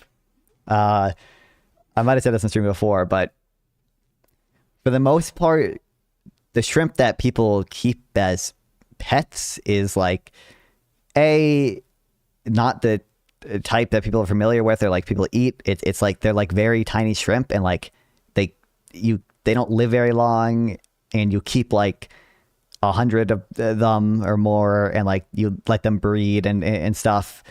And I just have, like, for one, ethical concerns with that. It's just like, you know, it'd be different if I'm just like, if I just have like one shrimp or maybe two shrimp if they need a friend and like they live a long life and they're happy and chill, whatever. It's kind of different if I'm like having 100 fucking, I know what you're challenge you bring up, but it reminded me of this. It's different if you have a fuck ton of shrimp and they constantly die and they're breeding them. I don't know if this is just like kind of like sample bias or whatever, but if you go to like the shrimp pet subreddit, it's like 50% of people saying half my shrimp are dead. It's like you need at least 3 to 4 shrimp. Get some jumbo shrimp. But I think I haven't looked into, like, no one keeps those type of shrimp as pets, so I couldn't really find much information on how to do so. It's gone. I think everybody has gone up. I think the Scott Winship stuff, which just came out, I think in Splinter. Goat after goat after goat name drop. That so I think it's actually gone up over time. Now let's come back to, okay, it's democracy. What are we going to do? And I agree. You want everybody to succeed, because if you get this big difference of outcomes after tax, you're going to have some disaffection, and it's a political issue. I would then just ask the question, what's the alternative? Like, these are it's going to be a good question, by the way, but like these are the shrimp, like they're very like tiny. He has them like with fish here. I think these are called cherry shrimp.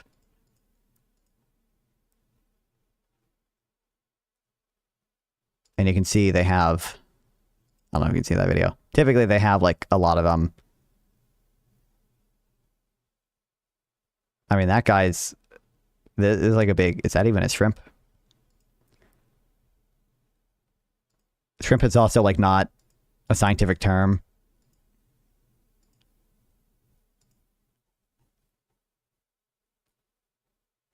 I mean, that's like a regular shrimp. Alternative, compared to the other developed countries, which would be Western Europe, UK, Japan, they all have the same issues politically that we have here, where there's political disaffection, and their GDP growth per capita has been much lower, and their employment of young people is lower. They have all these issues that the sort of a more socialistic system doesn't seem to help. And so I'd much rather have the US system, where I think most people have done pretty well over these 50 years. You've had a lot of innovation. Reddit is saying, I thought they lived a little bit shorter than this, but apparently 1 to 2 years for like these type of shrimp that people keep.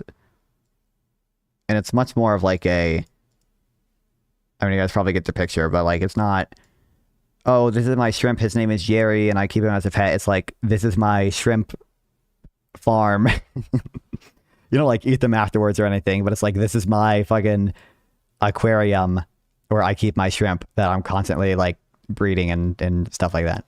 Corporate sector has been spectacular in the US versus those other countries. And, Sorry, I missed the last half of what he said there. Corporate sector has been spectacular in the US versus those other countries. And, True. The disaffection is sort of similar. Can we pause on a grungy detail again that both of you are probably going to have to answer for me? You aren't a Zionist, right? It might depend a bit on your definition of Zionism. I think given the current situation, it doesn't make sense for Israel to just like completely fuck off or anything or agree to a one-state solution. But I think I don't believe that any people or group of people intrinsically have a right to a certain land. I think in hindsight, they probably should have fucking chosen Australia and the Australian outback. That probably just would have been net utility, gain for them to have gone there instead. The early Zionist. But yeah. Me, just because as a non-economist, I don't understand. It seems that this issue about the 50% is really, really important. And how can there be disagreement? It's a number. And so why can Luigi say it's one thing and Steve, you say it's something else? So I don't know where Luigi's getting this from. I went to Otten and Splinter, which was a paper was in the JPE 2024, and I wrote down what they found. They came from Europe, right? I believe that the first wave was mostly from Europe, but there's obviously Jews from everywhere. And they looked, from 1980 to 2022, real after-tax per capita income for the bottom 50% was up. Alan doesn't support war crimes, but he believes in having a home for people. I just think it's hard to make multi-ethnic societies work. There's no good reason to believe that, given the current situation there, you could, on a semi-reasonable time span, have a coherent one-state solution there.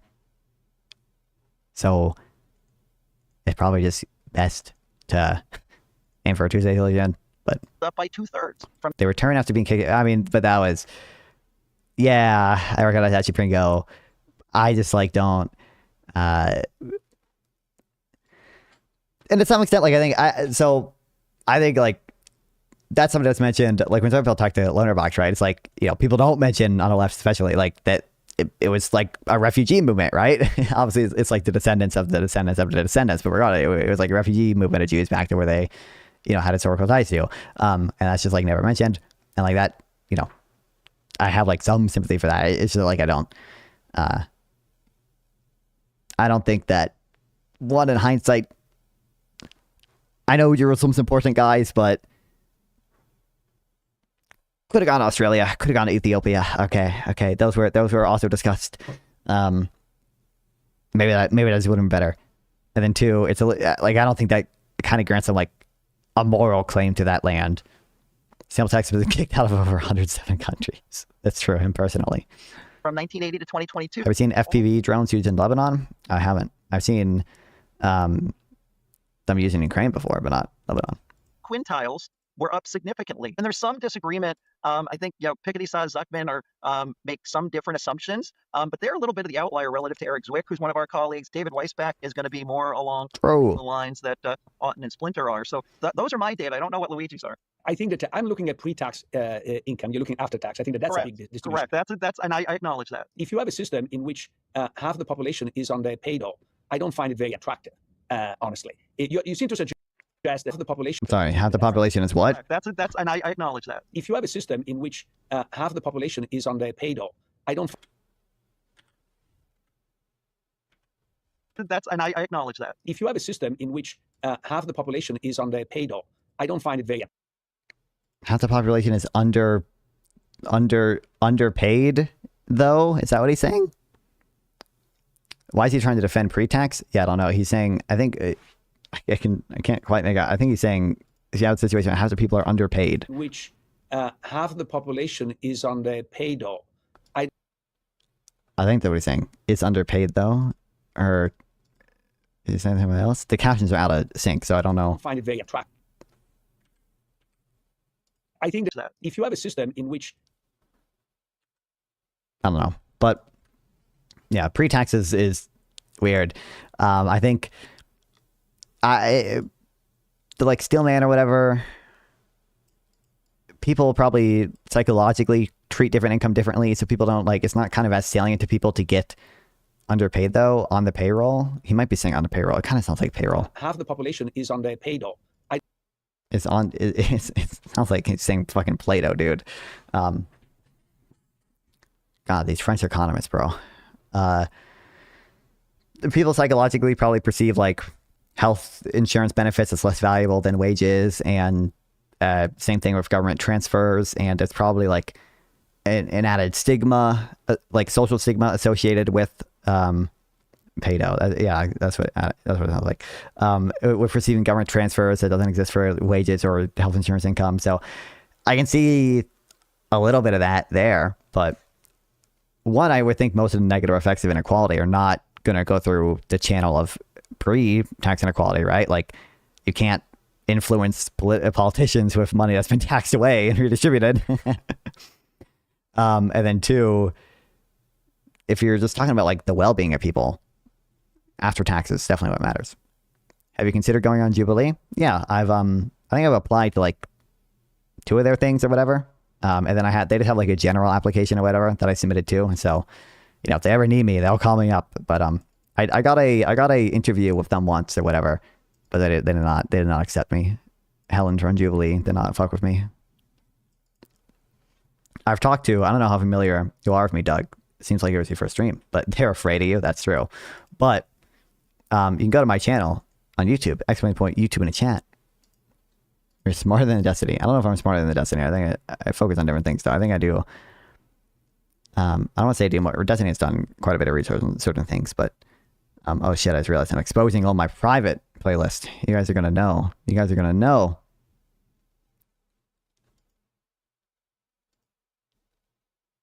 All my secrets. Regardless, when you go there, you won't see all these other playlists. You'll see, oh, here it is, a playlist called Jubilee Peeps. I don't even think this is all of them, but I've talked to a number of people who have been on Jubilee to follow up with them afterwards to debate them or chat with them. Like Adam's a liberal, so I didn't really debate him. I just talked to him. Because they know you'll be fucked if they granted the post-tax stuff. Real. This is my first stream, and Destiny sucks. Real. But you read a lot of stats you're always reading. Well, I appreciate it, Elaney. I should read more. I'm lazy, but... I don't find it very attractive, honestly. You seem to suggest that as long as they have enough to eat, but even if they don't make that money, but they get transfer, is... The best argument is that let's ignore after-tax government kind and government in-kind transfers. Then they have a bad case for their in their hand, in my opinion. I agree. It's a good system. I disagree on that. Luigi, it's not just... I also think... The question of what the... So... he might have differing views on this or whatever, right? But if the alternative to I think this is not the entire reason, but this is a reason that this is we're seeing this. So probably, you know, the productivity gains are concentrated in sort of the top 10, 20% of people or so increasingly, right? And there are not many productivity gains at the bottom 20% of people, right? And that is why we have the state redistribute income, right? That is a reason why that is happening. That is a good thing. We could do it better, yada yada yada. If the alternative is just that we fuck over the top 20% by doing whatever sort of pre-distributionary policies that we want or whatever, you probably, in absolute terms, are going to make the bottom 20% worse off, at least in the long run, with regards to the products that they have available to them. Like, you know. Just that, the middle, they're not getting transfers. The middle, they're paying lower taxes. You know, the taxes are higher, despite what people say. We have a progressive system. The upper income people do pay higher taxes. And so that's... Is it legal for me to defend my house using drones with explosives? I don't believe so. I would imagine that you cannot preemptively do that. But if there was a case where your life was seriously threatened and for some reason you had a drone with explosives, you would be within your right to use it for self-defense, although it's possible that you could still be charged with illegally possessing explosives. Part of it, and the transfers help the bottom, but the middle is largely, I think, largely transfer-free, or there's not a ton. So before we move on from this, let me ask you both another question then. What does matter, pre-tax income or after-tax income? And would this, Steve, to you, imply that the tax system is working as designed? We had... Drill, Elaney-based. Well, I need to put the graph on screen so we can make a good Twitter screenshot of it. Let's go. Destiny's usually getting into pointless drama. Yeah. Ray Madoff as a guest on... I mean, he just still does drama and stuff, but he's obviously in a lot of drama. A lot of his streams nowadays, especially after the big drama, is simply... And I've done this too, obviously, but like, it's simply just reacting to random shit that he doesn't even like know what we're talking about or whatever. Capitalism, and she's written a book pointing out that the issue is taxes on wealth, not necessarily taxes on income. And one of the stats she gave is that despite Warren Buffett's much acclaimed piece in the New York Times pointing out that his secretary paid more in taxes than he did under the solution he proposed, he would still not pay much more in taxes because it's a wealth issue, not an income issue. But anyway, so before I get too far afield on that, which measure do each of you think is more important? And Steve, then what does that, if I assume you're going to say after tax income, does that imply then that the income tax system is working as it should? I would say after tax income and in particular consumption, because consumption is at the end of the day what people actually get and live their lives. And I think the U.S. tax system. And I wonder if they'll touch on this ever. You can have, if the real interest rate falls, you can have like wealth inequality. Oh my God, why is Edge doing this? On paper go up, but the like flow of consumption that it actually represents remain the same. It's probably faster to give the example that I read it from.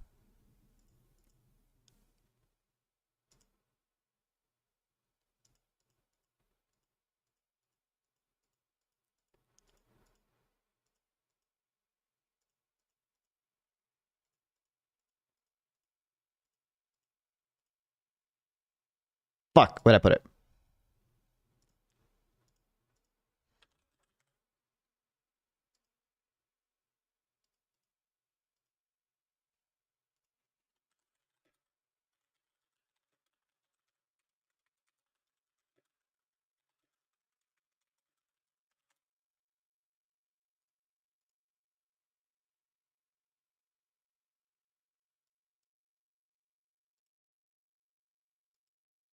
Oh my God, why, Edge? Why are you doing this to me? Oh wait, actually oh no, it was Edge's fault.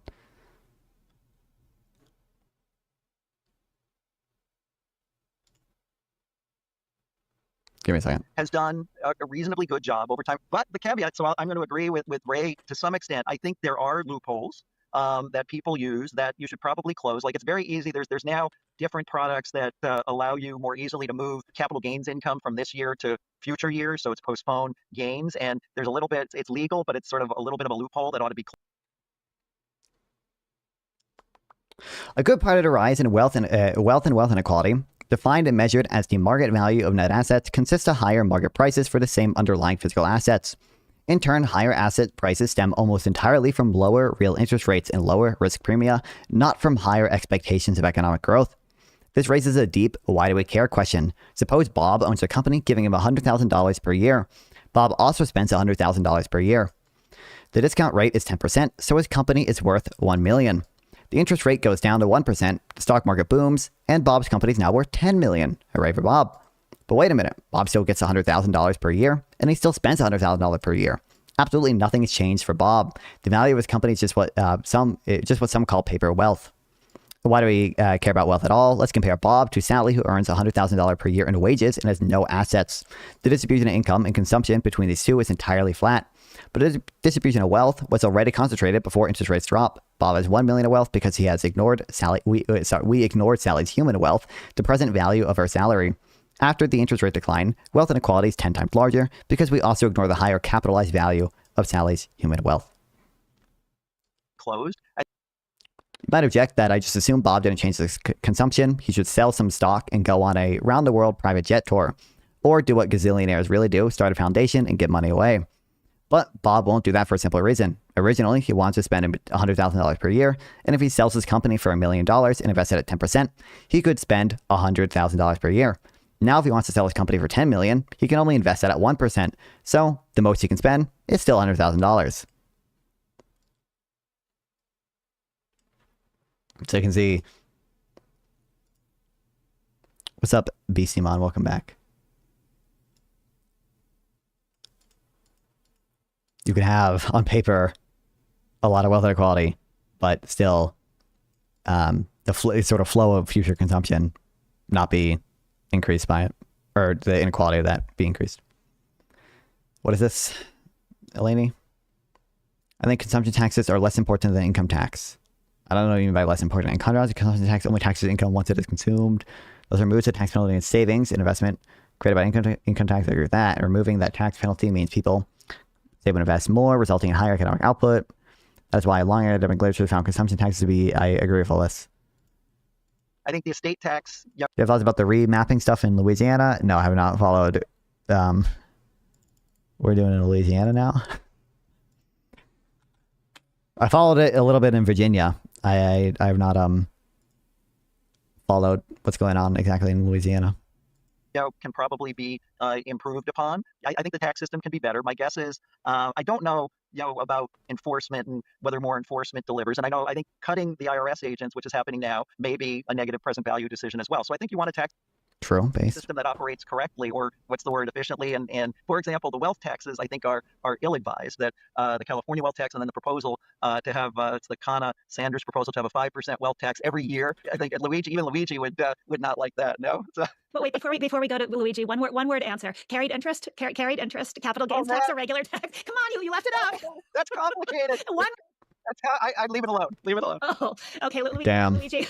So I think they measure substantially different things. I don't know what I would do, honestly. I am with Steve that if you want to see the overall welfare of somebody, I think probably at least if I'm taking into consideration the politics of it, because I would always just say alternate policy is fucking progressive consumption tax, right? But so real income tax on rich people is more important, but consumption tax would be better for poor people. I don't know what you mean by better or anything.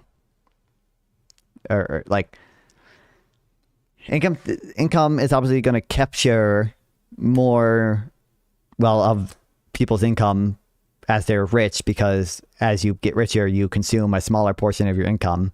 But for poor people, most of their income is consumed, so you're capturing most of their income, right, when you do a consumption tax.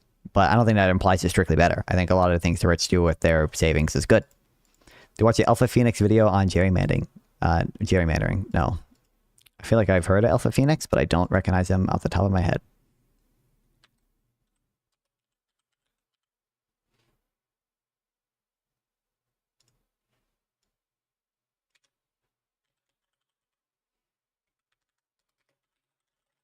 I've watched one video by him, I guess.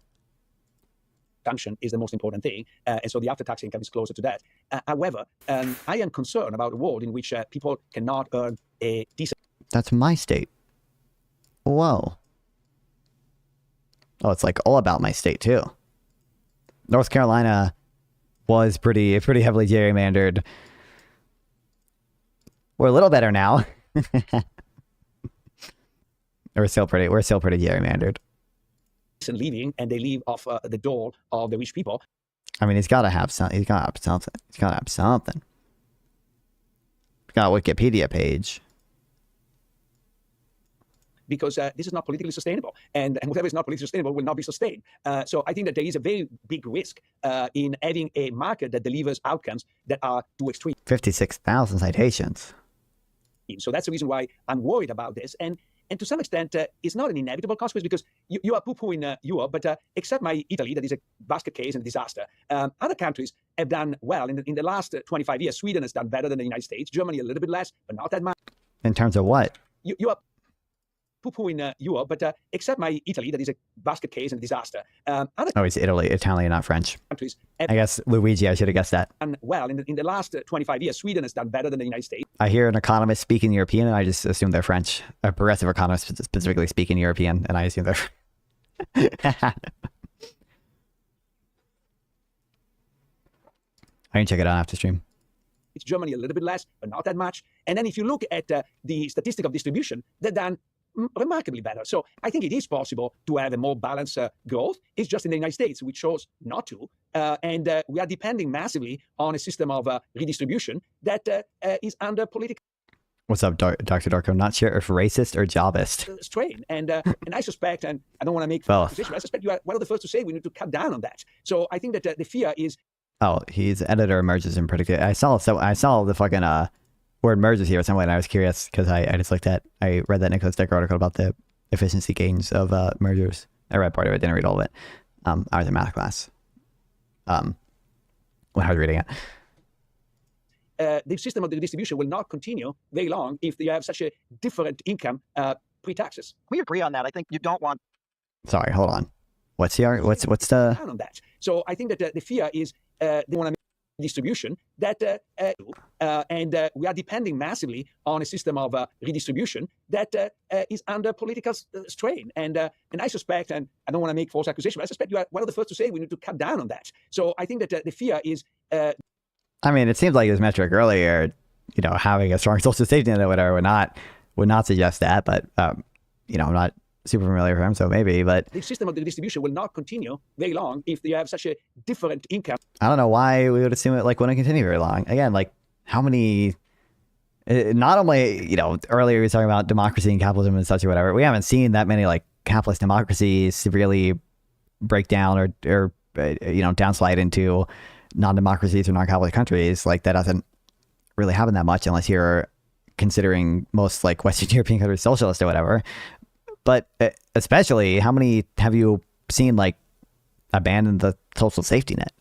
Even to my understanding, Hungary, before Orban lost obviously by now, but they at least expanded family benefits, because Orban was very big on trying to increase the birth rate, right? Now, I don't know for certain, there are probably other benefits and stuff that Orban cut, but pre-taxes. We agree on that. I think you don't want that. We want the middle to do better. And I think that over time, you can't redistribute all the way. Now let's again go to the U.S.-Europe comparison. I think post-GFC, the U.S. is also a great financial crisis, the U.S. has outperformed all the European countries, the big ones.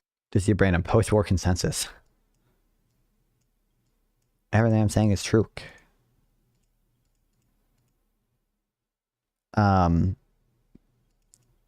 Is this what I want?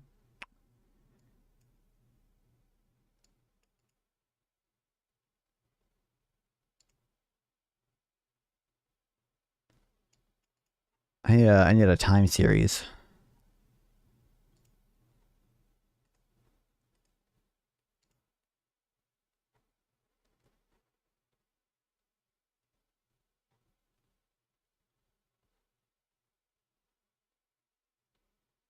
You can for the first 3 months or years, but you eventually run out of other stuff to buy. The real consumers of the economy and middle class like Navon. This is real.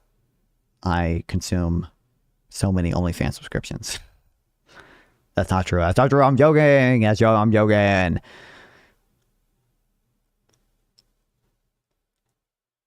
I don't know about Sweden, but certainly Germany, Netherlands, France. I went and looked at this, so I'm pretty sure of this. The per capita income continues to go up in the U.S. more than in Europe. I think Europe also. So Hungary, OECD, saying 18% of GDP social spending in 2024. Let's just look at Hungary then. Fun OS prove the Pareto principle. That's true. 18%. 18.07%. 17.72.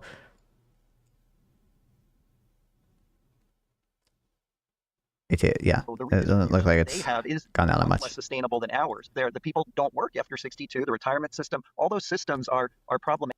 It's 20% in 2003, 21% it looks like.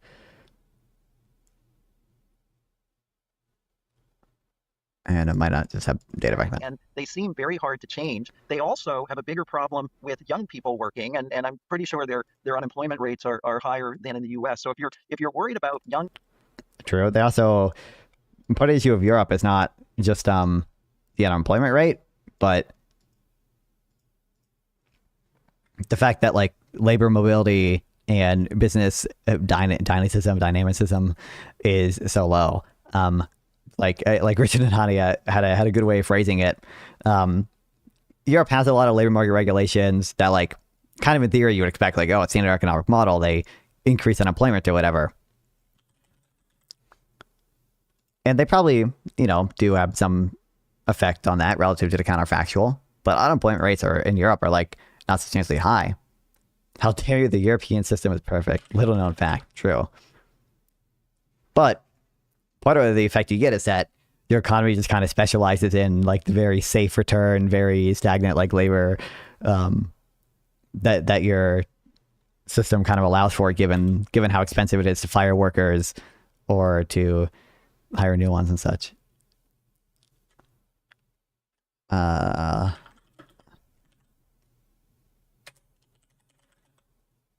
I sort by newest? Oh, I think it's this.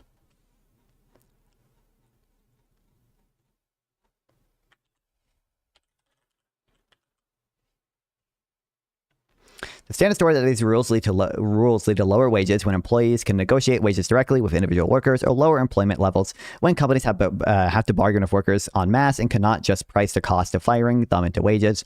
But Europe's stagnation, especially in the north, has ceased to be primarily a problem of unemployment. In the euro area, about 71 out of every 100 people working age have a job. This is nearly the same as in the United States, where about 72 out of 100 working age people are employed.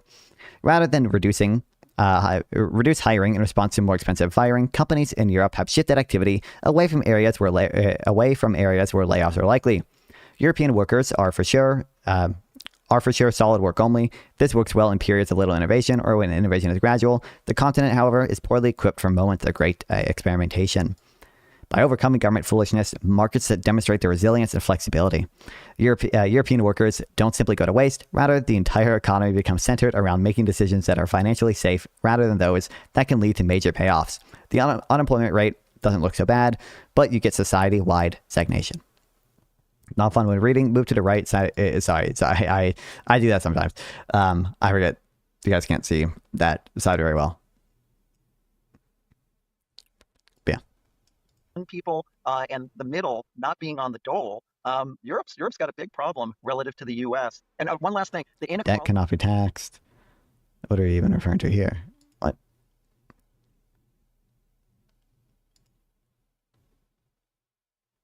What? Is a bit understated in Europe for the following reason: that people can put income in other countries. In the U.S., you're taxed on your worldwide income, and in Europe, many of the countries you're not. And the inequality is a bit understated in Europe for the following reason: that Okay, sorry, I just missed first bit of what he said there. In the U.S., you're taxed paid dole, maybe? I have no, I still don't know. Income, and in Europe, many of the countries you're not, and therefore they understate. Loans cannot be taxed because they are earned income. I mean, you can. So a consumption tax would at least capture, depending on how you administer the consumption tax, there's different types of consumption tax, obviously. So you could collect a consumption tax at the point of sale, in that they could take out a loan, and then any loan that they, or anything to buy with the loan, that's consumption, would be taxed at the point of them buying it. Or two, you could administer it in such a way that a loan is counted as just a inflow on your taxable income. You could do that. We don't. And I think I don't think it's a big deal that we don't. I think the amount that the rich do the like buy, borrow, die thing is just like way overstated, because they have enough income to pay for most of their expenses without doing that. And we have data to suggest that they just simply like don't do that much. Most of their income is captured by the current taxes, right? But I think a consumption tax that does treat loans the same in that way would be good. Take out a loan to buy a company, you avoid tax. Well, I mean, if you're taking out a loan to buy a company, that's probably not going to be taxed by nature of how the business tax structure works. You avoid taxes and increase your net worth. It's how they do it. It's legal for some reason. The inequality. I think Zuckman figured that out recently, that his numbers were understated for the amount of inequality in France in particular. What? That's crazy. You're absolutely right. It's not only they understate the income, they move out. It's just, if from the United States, you cannot move out because you're still taxed. If you are a rich Italians, you can move to Monaco and not pay any tax. In fact, everybody say, oh, do you like Sinner, the tennis player, the Italian tennis player? First of all, this guy's first language is German, and he lives in Monaco. He doesn't pay any tax in Italy. In what extent this guy is Italian, with a first name like Yannick, and paying taxes in Monaco, to what extent is Italian? Luigi, that brings up a question. Why have you become a U.S. citizen rather than stay in Italy if Europe is so much better? Luigi, would you like to answer that? I'm sorry, No. that was not fair. We're having too much fun today.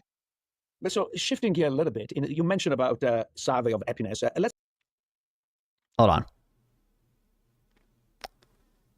Public, mandatory private, public and mandatory private, voluntary private, mandatory and voluntary private, not public, not total.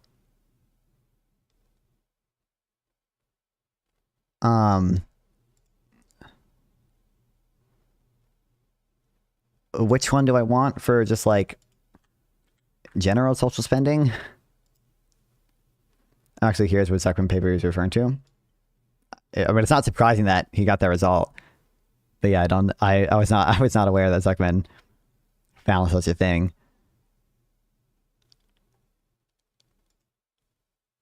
Oh, this just says public. But this is specifically social spending. Social spending implies not like all of it, right? Oh no, I guess it says we're at 19%. And that's basically at the federal level, that's basically all federal spending is percent of GDP. Cash benefits, income goes to, oh no, it is just.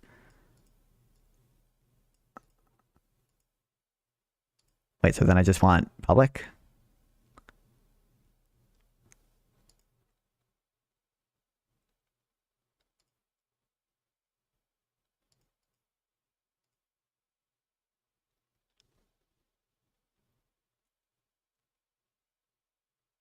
And then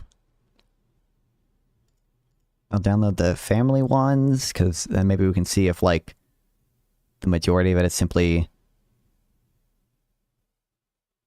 for families.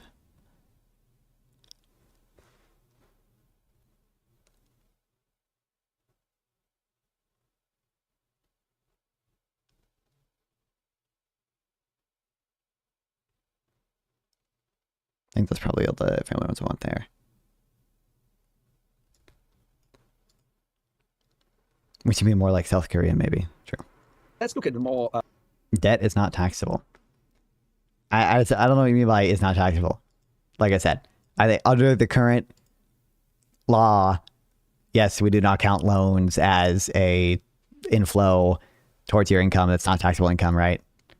But for one, you could. No one's stopping you from doing that. And for two, the consumption you do with that is taxed at least with the state level sales tax, or whatever tax might apply to whatever particular good you're buying, because some states have taxes on specific luxury goods or whatever. Although I would assume the people doing buy, borrow, die are also careful to avoid doing, buying a yacht in a state that has a yacht tax as much as possible. Hard data, which is life expectancy. What is shocking of the United States is not only they have a much lower life expectancy than any other developed country, in spite of spending between 3 and 4 times as much as most of them.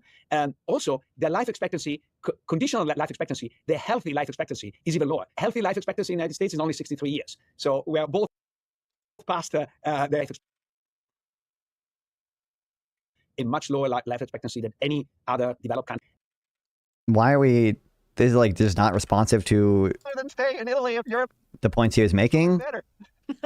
Luigi, would you like to answer that? I'm sorry, No. that was not fair. We're having too much fun today. But so shifting gear a little bit, you mentioned about survey of happiness. Let's look at the more hard data, which is life expectancy. What is shocking of the United States is not only... Like, I mean, it said shifting gears a little bit. I would like to hear you respond to the points he made about, inequality being overstated understated in Europe. And then I don't see how life expectancy is particularly relevant because, plausibly, a lot of other things affect life expectancy other than what we're talking about here. The fact that Americans get in a lot of car crashes, the fact that Americans are very obese, two likely things that are not attributable to capitalism in the sense that economists use that term, right? In the same way that they just are not attributable to that. Only they have a much lower life expectancy. What's up, Salty? Welcome back. Other developed country, in spite of spending between 3 and 4 times as much as most of them. And also, their life expectancy, conditional life expectancy, their healthy life expectancy is even lower. Healthy life expectancy in the United States is only 63 years. So we are both past their healthy life expectancy. And, oh, dear God. And this is really appalling, you guys. And then the shocking part is that if you compare to a country like the UK, in a sense, the life expectancy at any level of income in the United States is lower than the UK. And only the richest American are slowly approaching the richest UK people. But this is real. Everybody else is treating... Smash like. How do you see this major failure of the US health system? Yeah, I don't. That's the one thing. Now it's not so dire. And as you say, let me give another take on it. U.S. life expectancy is up by about 5 years since 1980. So it started a little bit lower than Western Europe. Western Europe's up by 7 or 8. So that's a 2 or 3 year difference, and that is true. And I don't have a good explanation for why there's a difference before and why that difference has gotten bigger. The one caveat to that, I would say, is whether, again, going back to expenditures, whether Europe can sustain that as they get. Ah, come on. I got to sort my notes better on this. But I know there's that NBER paper.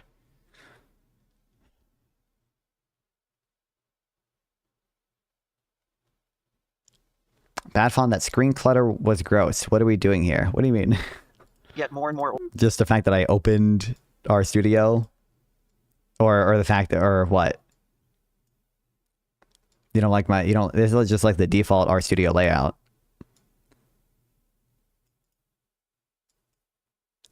Hold on. I'm searching my history.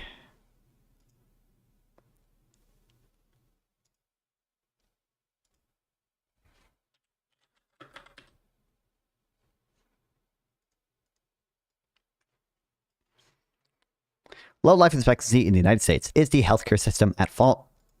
Life expectancy in the United States fares poorly in international comparisons, primarily because of high mortality rates above age 50. Its low rankings is often blamed on a poor performance by the healthcare system rather than on behavioral or social factors. The paper presents evidence on the relative performance of the U.S. healthcare system using death avoidance as the sole criterion. We find that by the standards of OECD countries, the U.S. does well in terms of screening for cancer, survival rates for after heart attacks and strokes, and medication of individuals with high levels of blood pressure or cholesterol. We consider in great depth mortality from prostate cancer and breast cancer, diseases for which effective methods of identification and treatment have been developed and where behavioral factors do not play a dominant role. We show the U.S. has had significantly faster declines in mortality from these two diseases than comparison countries. We conclude that the longevity ranking of the United States is not likely to be a result of a poorly functioning health system. What's up, Justin? Betch, chillin' for real. But I subscribe. Oh, sorry. I totally forgot I did that. That was awesome. Yeah, that's how you get people to smash like and sub and follow. And make sure to do exclamation point Instagram in a chat to follow there, and exclamation point X in a chat to follow me on Twitter, and exclamation point Rumble to follow me on Rumble, and exclamation point Twitch, Kick, and YouTube. You gotta go whichever platform you're on. You gotta go to all the other ones.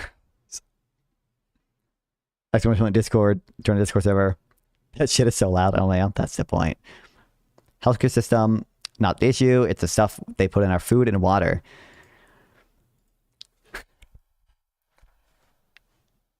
I want to agree with you because I do think part of the reason our life expectancy is lower is because Americans just eat unhealthier for whatever reason. When you say the stuff that they put in their food and water, though, our food and water, I think we're insinuating something that not so true. You have a dog, Non? I do have a dog. His name is Bentley. We're probably eating humans right now, to be honest. True. Older people and fewer younger people, they're going to have a big problem or trouble sustaining their healthcare system. And the U.S. has that same a little bit of that problem, but much less. So that's a disturbing statistic, but I think the other one that Luigi sent that is, I don't know if it's more disturbing to me, but I think it's really hard for all of us to believe in a system where the American dream just doesn't work anymore. And so this social mobility data is really quite stunning, that in Denmark and Norway, it takes 2 generations for a low-income family to reach median income. In Germany, it takes 4 generations. And in the United States, it takes 5 generations. Isn't that antithetical to the concept of... According to who? Oh, this social mobility data is really quite stunning. Only monstrous red button pushes go to kick, but Darko is correct.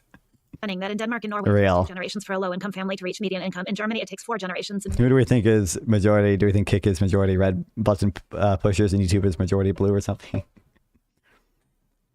United States, it takes 5. I bet people on Kick are more likely to vote to push the red button. I think with my audience, a decent amount of them on YouTube would still push the red button because, like, that's like the game theoretic approach that economic people like. It gets you to favor the red button, but 5 generations. Isn't that antithetical to the concept of America and the American dream if we're not the country with the most social mobility? I'm not sure that the data say that. My reading of Raj Chetty's work, who looked at mobility, I thought said that mobility hadn't really changed over time in the U.S. So again, this is like a comparison. I think I'm familiar with Raj Chetty. Read button and 2 boxes. I mean, I'm familiar with both of those. A red button and 2 boxes. Oh, you're just suppressing your position. Up or down versus time series. I think I don't have a position on the Newton's paradox. I don't know if I'm a 1 box or 2 box or not. I haven't thought about that one too much. I think probably the blue button has a higher expected value. I think probably the election, I think probably the outcome is going to be pretty close, and probably the blue button has a higher expected value, but I don't know.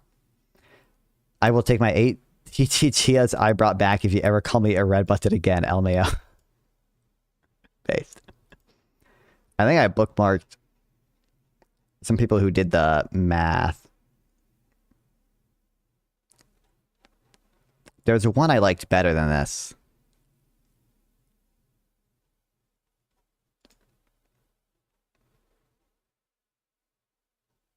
But like, probably the outcome is going to be fairly close. All the polls from on Twitter are from of the ones I've seen at least. This is the like main one.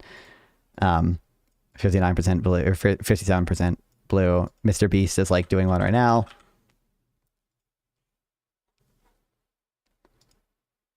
%56 blue. So probably it's going to be, Twitter's not going to be like representative, but if you think the outcome is going to be fairly close, then pressing a blue button has a higher expected value. If you think red is like just overwhelmingly going to win or whatever, then pressing red adds to higher expected value. But the mobility in the U.S., at least on the Raj Chetty data, seemed similar, and maybe it's been lower than it has been in Europe. Although that's a weird result to. I feel like I've seen this dude before. It's like method. But there was a new paper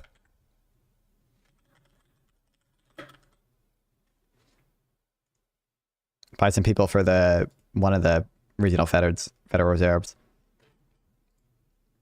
I believe. Actually, hold on, I don't need to use SciHub. Keep in mind, these are the same people that on surveys say the economy's in the shitter. What do you mean? What's up, Quantum Traveler? Yo, Shrimp Welfare Guy. That's me. What's up, brother?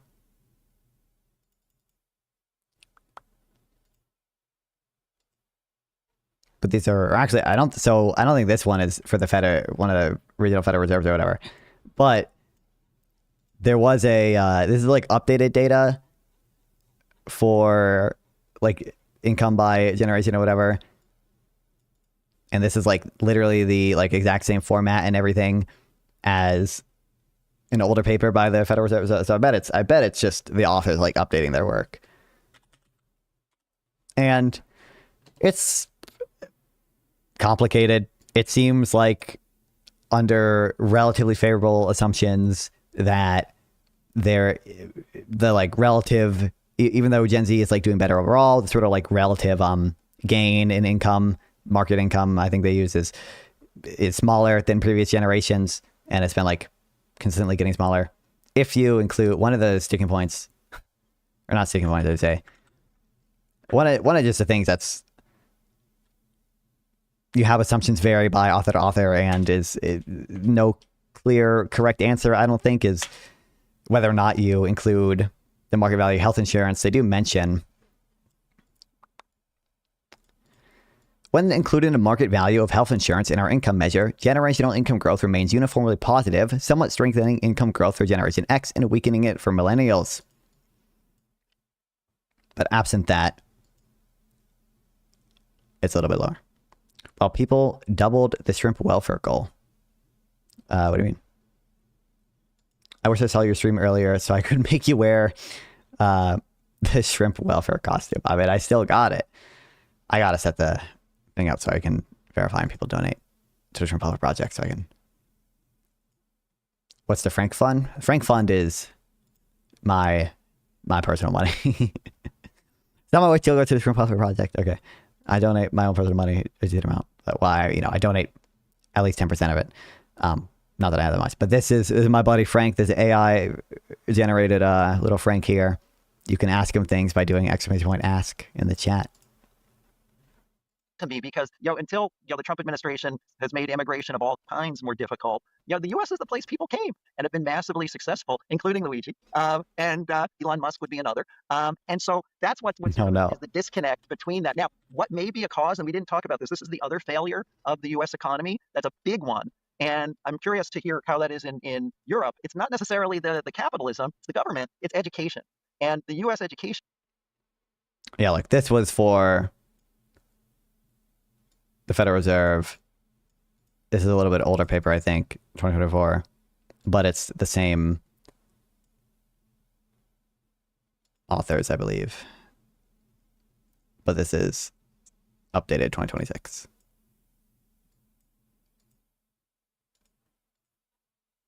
System, the public education system, I think has performed very poorly. Test scores are in decline. The teacher, Europe, it's not necessarily the capitalism, it's the government, it's education. And the U.S. education system, the public education system, I think has performed very poorly. Test scores are in decline. The teachers union, they think capitalism is bad. The national, and the NEA. That part's true. I've never looked into the education stuff that much. From my understanding, it's kind of complicated. From my understanding, there's no good international comparisons between test scores and such. And I think I've seen the fucking Creamex guy, which whatever, that fucking dude's a little kooky weird sometimes, but I think he's commented on before the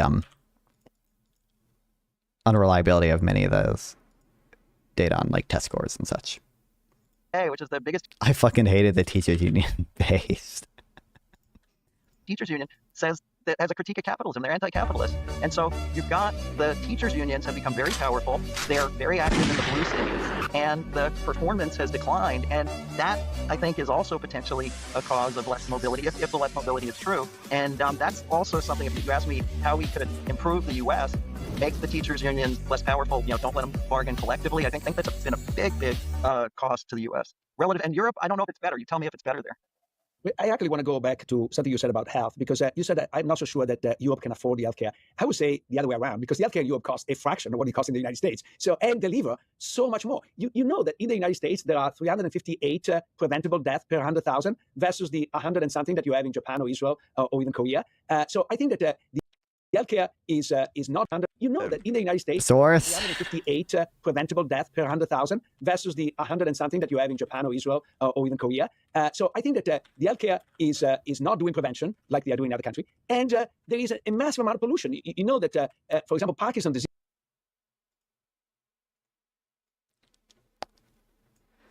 Affordable deaths in the U.S. on the rise in the U.S., yet falling in many of your nations.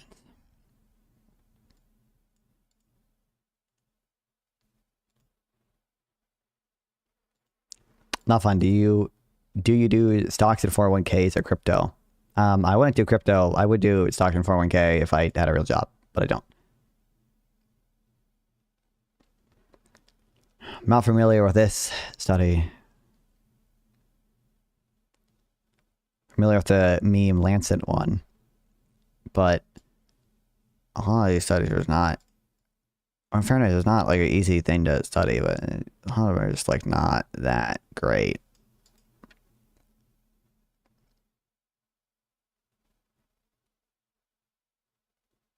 Disease is people thought it was a genetic thing. It's mostly an environmental stuff, and it's much more present in the United States. Why? Because the FDA has been slow at prohibiting paraquat, which is a pesticide. What do you want to talk about, Ethos Slop? I just realized, what are you here for? Have you ever seen the thing about teachers improving for the first 3 years and then plateauing for the vast majority of their career? Gas tax? Okay, I guess. I've seen stuff analogous to that. Oh, thanks for following Quantum Traveler Base. I've seen stuff analogous to that, like, you know, the performance of like PhD professors after they get tenure, but I've not seen that specifically. What's up? Yo, can you hear me? Yeah.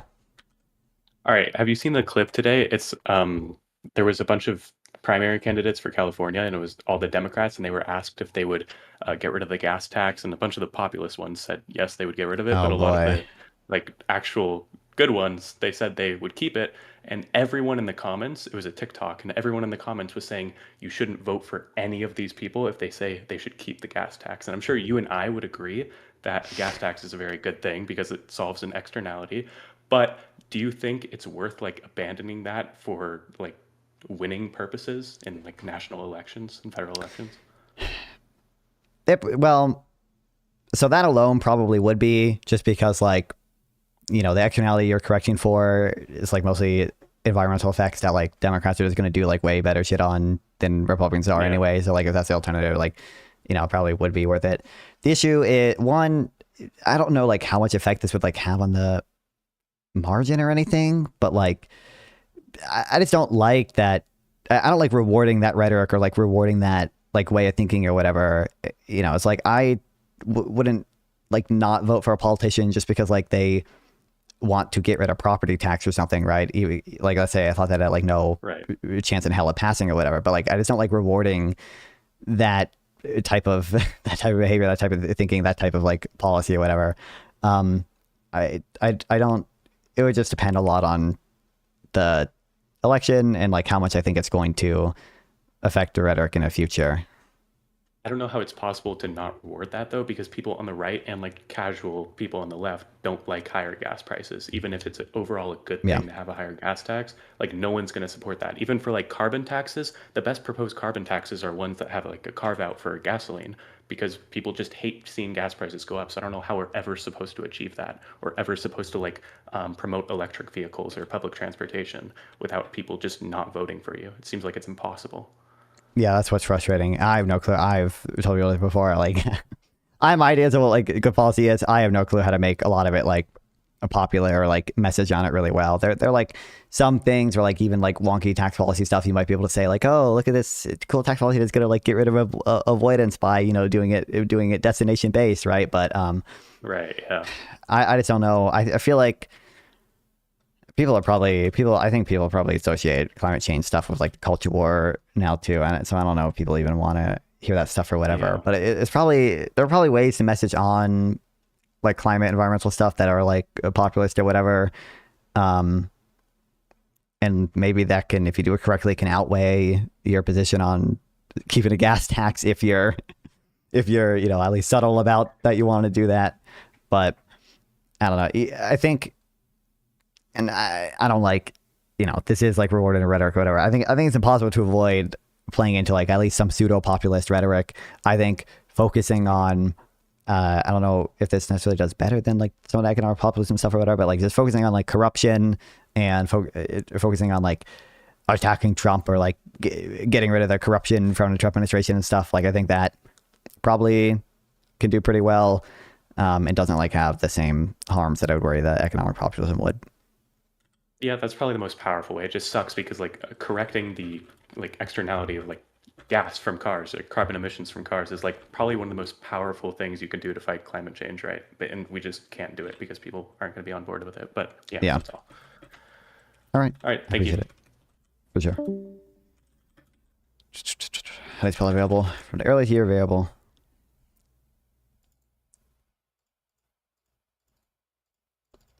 Hello, can it not spell check one word? That's not how I spell it.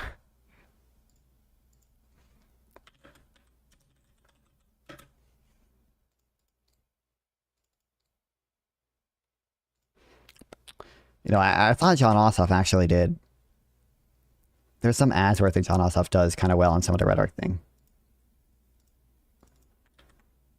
but he focused, like, with regards to like the healthcare stuff, I don't like him. I don't like him playing into some of the healthcare memes.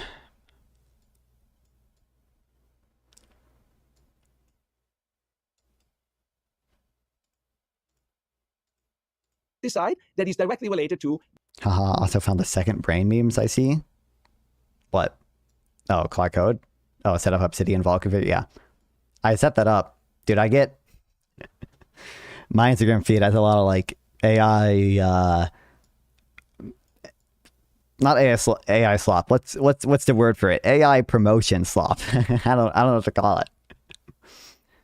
This is how you get Cloud Code to use 50% less tokens, and how you can set up a second brain, and how you can get Cloud Code to make you $10 billion a month by making Fortnite maps for you. A lot of it's stuff like that. I set it up with Obsidian. I didn't really... It's better just for what I want to do. I just have it connected with whatever MCP thing to my... I'm fitting my notes in 3K pages of Cause of Digital Law based. Yeah, I just have it connected to... my Zotero and my Notion through like MCP, and it was like kind of a little bit more limited, but it works. Like I can tell Claude to make a page in my Notion based on the notes I already have, and based on the stuff in Zotero, and based on internet searches it does, and it can do it, and it's pretty cool. The incidence of access. Actually, I told it to do that with like inequality, like it made this for me.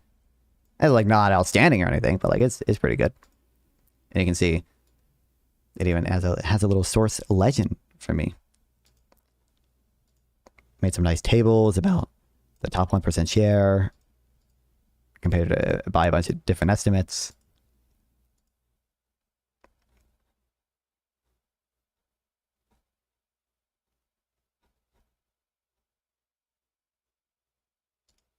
Diseases. And then, one of the reasons why life expectancy is so low in the United States is that 4 out of 100 kids that are made to 5. Are you going to debate on horseradish? I'm open to it. I still like horseradish and stuff, and I used to speak to him more often, I guess. The format of his debates, I didn't like as much, and the type of people I talked to there, I just didn't like as much or whatever, but that, like, I'm not anti doing that or anything. Don't make it to 40. If there's something interesting to me there. Which is like a pretty dramatic number. And what is the primary reason? Is opioids. And what is the primary reason of opioids? Is the marketing that was allowed. And I'm sorry to say... I'm not sure that's true. I've never looked too far into that, but I don't think so. I don't think so. Oh, I'm telling Cloud Code to do stuff.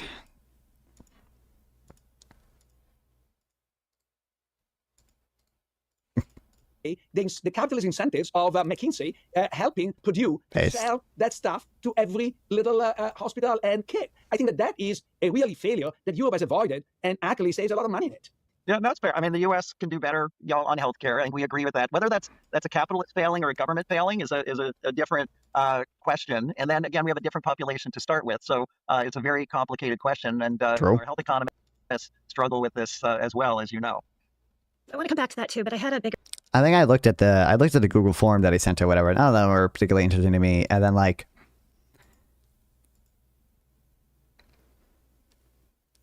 I really don't mean to be rude. How do I say this in a not rude way? I like horseradish. I like AOC and like Game Boy and the people in that server or whatever. I enjoy talking to them or whatever. I just don't think for the type of content I want to do or whatever, it's just like the type of conversations I have with AOC or whatever about stuff like that. I just don't think it's the best content for me. It's just not what I like my content being as much anyway. But I like talking to people like them. Okay, I'm willing to chat with them still. What's PPG doing? Everyone wants to see Nav on defend shrimp welfare. That's true. Let me go to clavicular real quick. Oh, he just started. He's still on his starting student screen, aka he went to get a beer while he's playing music.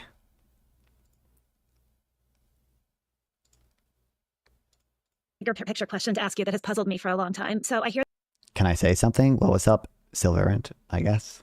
this argument from you and from other people about how well the economy is doing and how well America has done. It does seem to me, some people have blamed it on vibes, like a vibe session. It does seem to me that the performance of the economy should be kind of like pornography. You know it when you see it. If it's good, it should feel good. If it's not, maybe I'm mixing too many metaphors here. If it's not good, but it really kind of bugs me on some level that everybody says it's good, and you people who don't think it's good, well, you don't feel that it's good for you and for your children and for your loved ones. You're just wrong. So I guess the question boils down to, why do so many people not feel good about the economy, and why are so many younger people in particular losing their faith in capitalism if everything is so great? I mean, it's a super good question. I mean, I went and looked at some of the happiness. When was Orban elected? I mean, this is access. The access in here is kind of, I looked under my car. Oh no, it's not. I don't want to say it's necessarily unfair or anything, but it's our studio. It's indeed.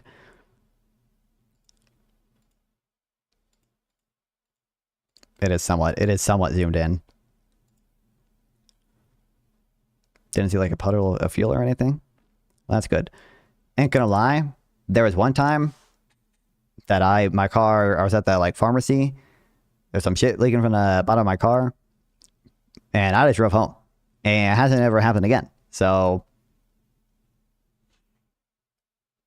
probably just like a puddle that was coincidentally there. You know.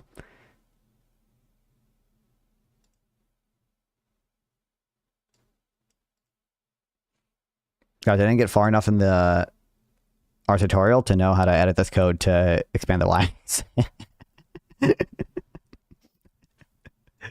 I could do this part of it. You guys can't see. I could do the ggplot, color, doing the mapping. I know how to add the titles and the subtitles.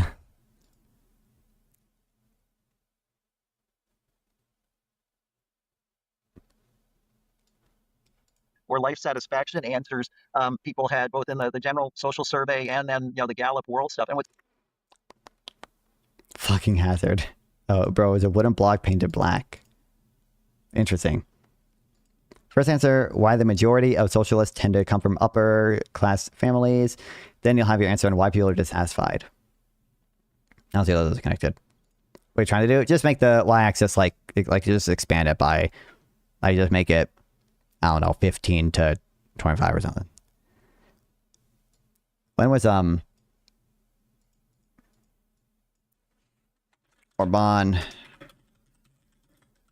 election date?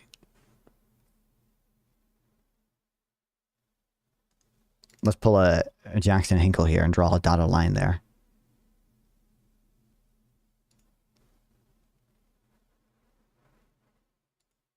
First premiership. I probably care about the second one, right? 2010. I'm not even sure if his first one. His first one's not even. The first one is pretty short, but it's not even fully captured on here. Oh no! Look, I mean, that's a fairly big drop off, and that is right after he got elected.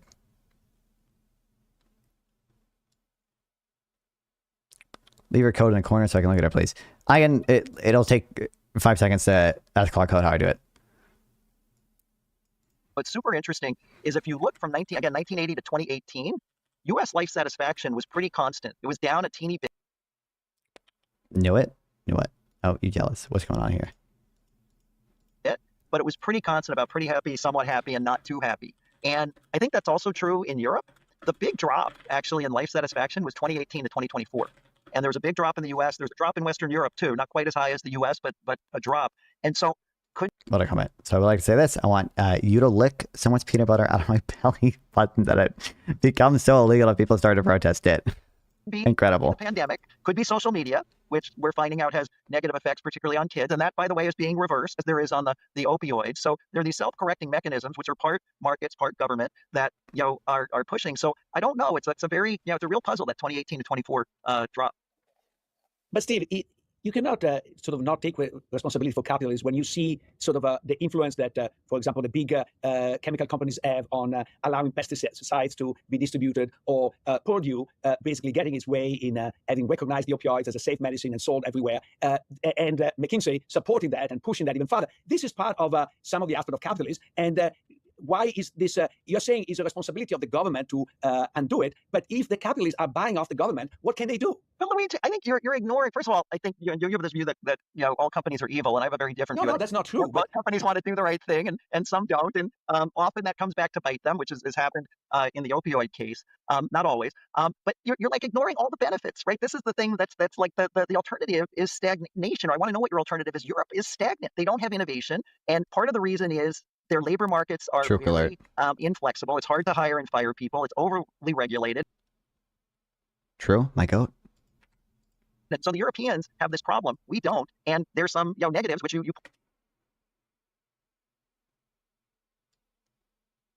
It's not doing what I wanted to do. Oh, did it do it? No. Fuck. point out. But there are huge positives that everybody ignores. I would take the flexibility and the a bit more. I do not want to be Japan. Well, I don't actually know like how rigid Japan's labor markets are or whatever. I could do it. I think I...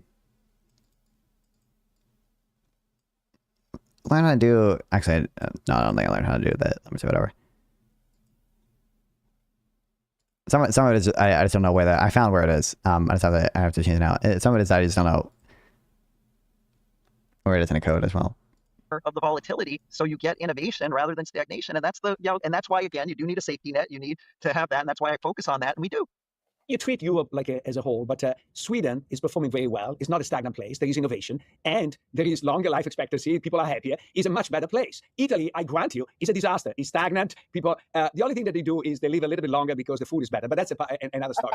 Whoa, hold on. That's not because they're Italy is because the food is better. But like, what the U.S. must be because of like the capitalism that we all live poorly. Like, what are we doing here? Why is Italy the exception? Why can't it be that Americans live shorter because the food here is worse? Healthier, probably. Yeah, but then also in the United States, most of the action is in California. If you were to take out California from the United States would be abysmally bad. And what? California is everything you hate: regulation. So it's not obvious that with regards to what? I grant you, it's a disaster. It's that healthcare, GDP. Like, it does have the highest GDP of any state.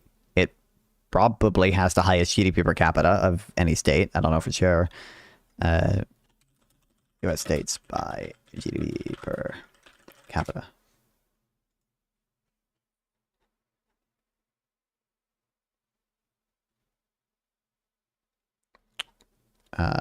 Where's your GDP per capita?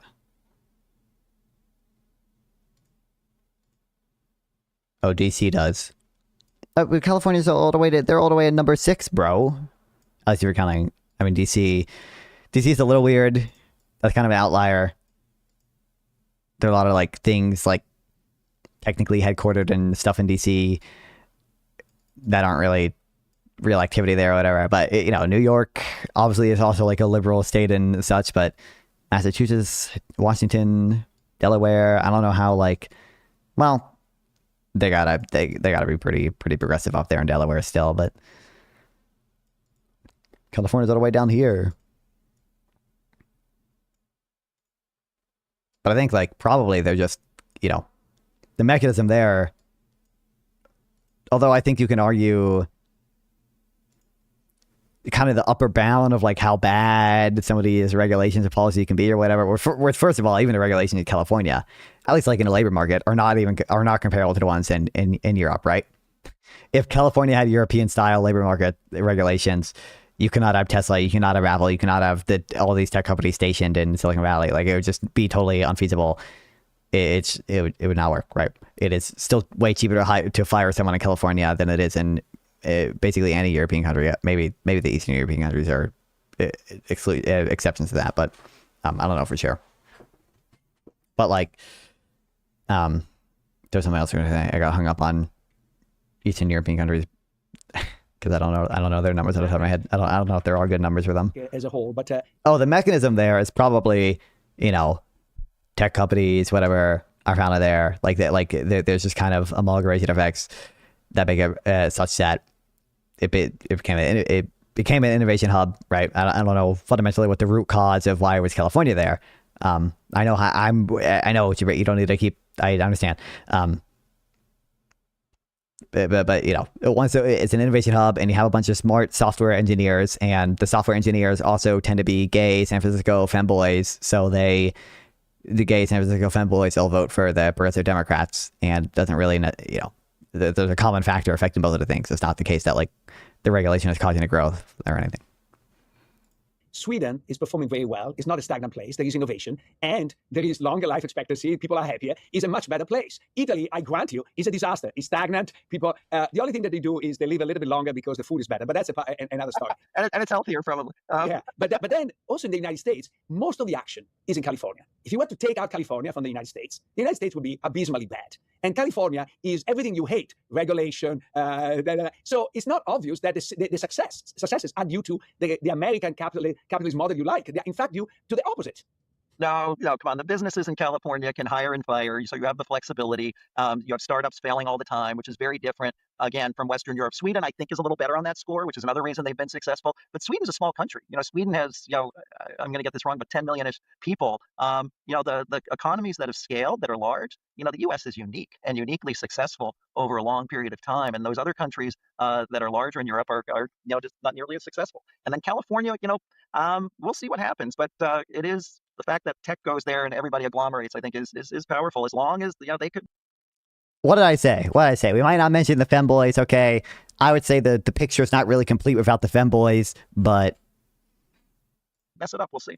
But you're saying that it's a great thing that the labor market is so flexible, and at the end of the day, people find a job and employment is low. First of all, we know, and one of our colleagues did some of this work, is that a lot of males are exiting the workforce. Prime age males that in the old days were working are exiting the workforce. So was an acceptable amount of wealth accumulation. The question is not defined well enough for me to give a answer. I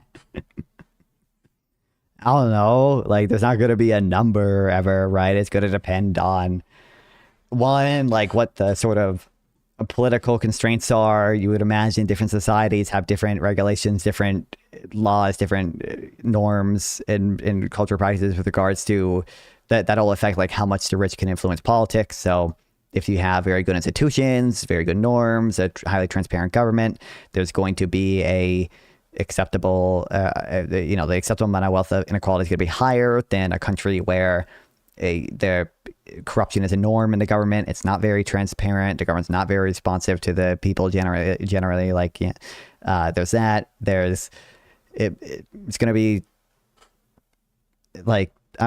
it's not clear to me if there is a sort of direct, definable law-like relationship or anything between inequality and growth. So I'm not certain that there is a constant or knowable growth maximizing rate of inequality. So I can't really give you much there.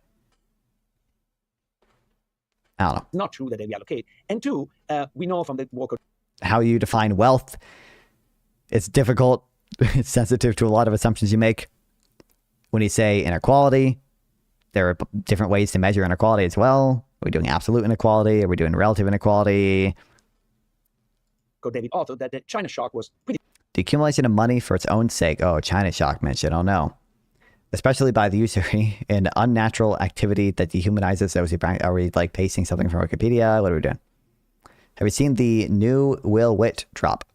Don't know who that is. Pretty devastating to the Midwest. So let me ask you a question that I actually asked Glenn Hubbard. Don't know who this French guy is. Imagine you knew then what you know now, which is what happened with the China shock. And imagine you are like Glenn Hubbard, the chief economic advisor of Bush at the beginning of in 2001. What policy would you tell to do differently to avoid this? Or you're saying this is just unavoidable stuff and we have to go through. What is your take on this? I'm trying to think. You look at what did Europe do in this event from the China shock, because they got shocked too. I'm not sure Europe did anything. So I missed a little bit of what they said there.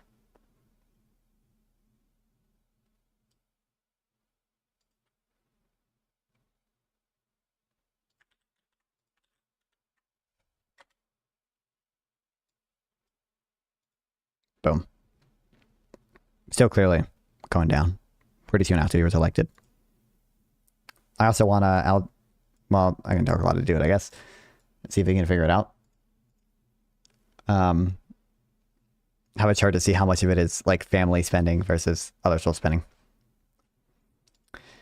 How the fuck? You don't know Will Witt? Do you have no political ball knowledge? Do you not remember PragerU? I do indeed remember PragerU. They are technically still around. I hear them talked about. A little less often today.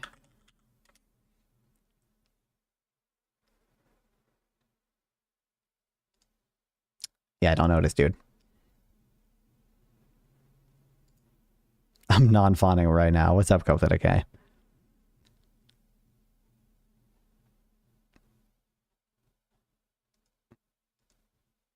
Can't say I know ball on this one.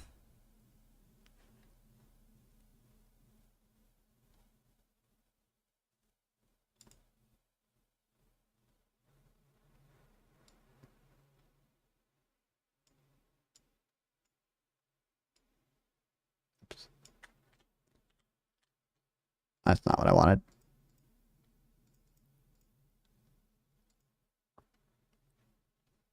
Should Kelly implement the wealth tax?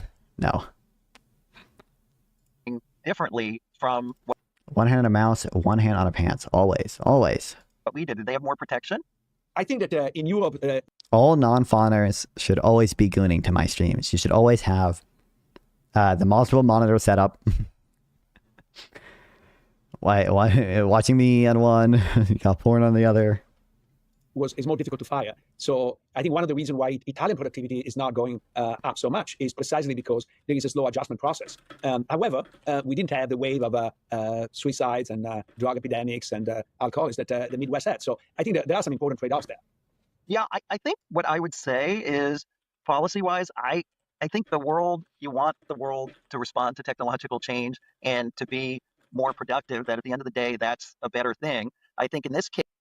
Are you Steyer Patriot in terms of California governor race? He's anti-Prop 13. I have not looked into it that much still or whatever. Prop 13, obviously, I think it's bad. I think from what I remember of Steyer, he had like some cringe housing policy or whatever. Because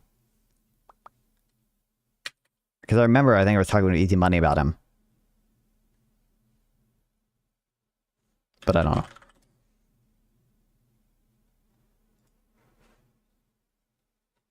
Case, you probably would have wanted to provide more support to the people who were affected by this, who I don't think got a lot of support. And then the opioid crisis. Make building easier, good. Make financing easy so we can afford. This stuff was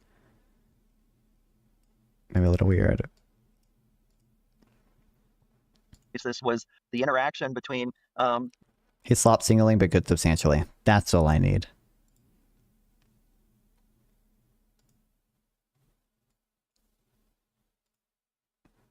Okay, hold on. What's this dude? What?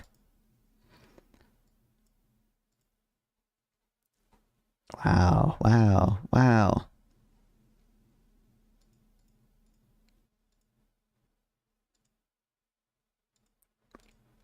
Which is the animal welfare thing you said? Do you believe that Malfon always talks about animal rights, but never animal wrongs. I talk about animal wrongs all the time. What do you mean? Why do you think I want to kill all the wild animals? This is Brandon Mitchell, a registered... Gay surrogacy and gay adoption must come to an end. Every child should be raised by a mother and a father. ...sex offender who is allowed... And Will, what's with him? Like, most... The average American has to work 106 Oh, no. days to pay off their tax burden. That's 3.5... There's no way that's true.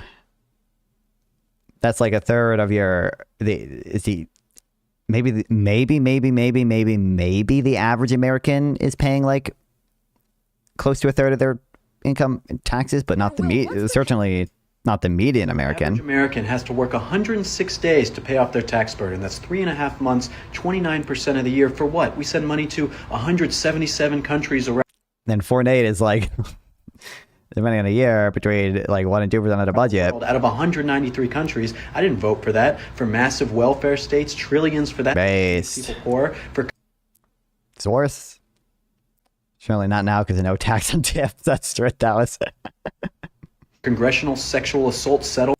bear attacks are up 700% in Connecticut. That's some animal wrongs. I mean, what from like? I assume it's pretty low to begin with.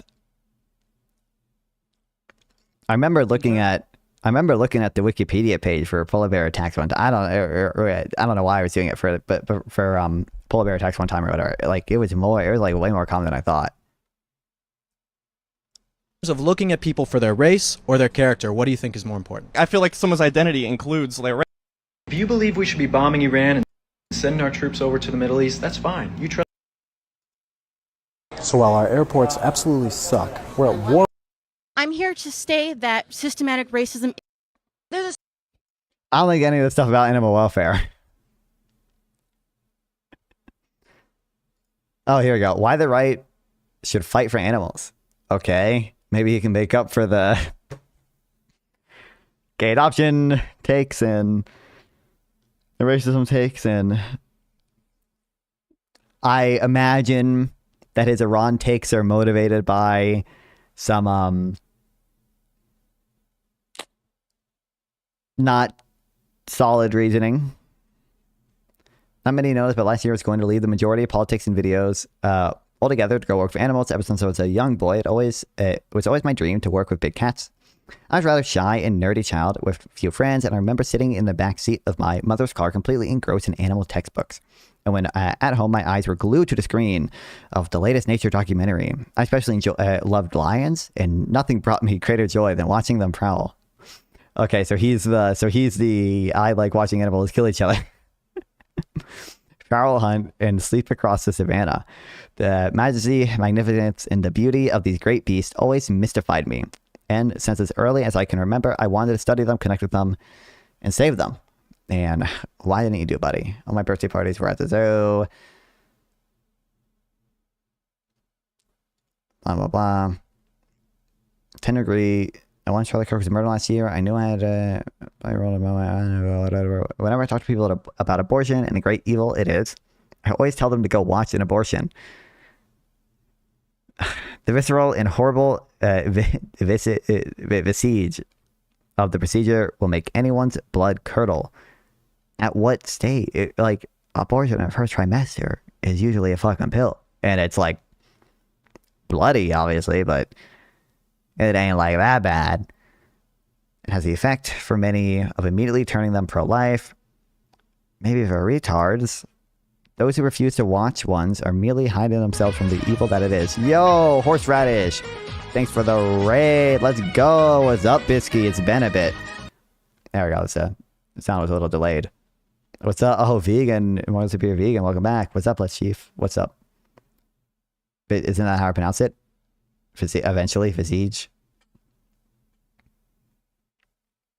Welcome in. We were just talking. Well, you know, now that I think about it, probably not a coincidence that we were talking about horseradish earlier, then got raided. But regardless, we're talking about horses next debate panel. Oh boy, what's up, Caswell? Was I not following before? Well, thanks for following now. I appreciate it.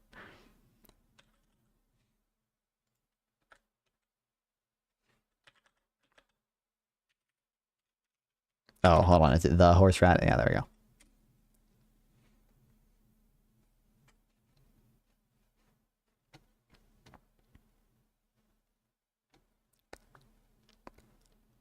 Okay, whatever, blah, blah, blah. And thus, the same is applied to animals.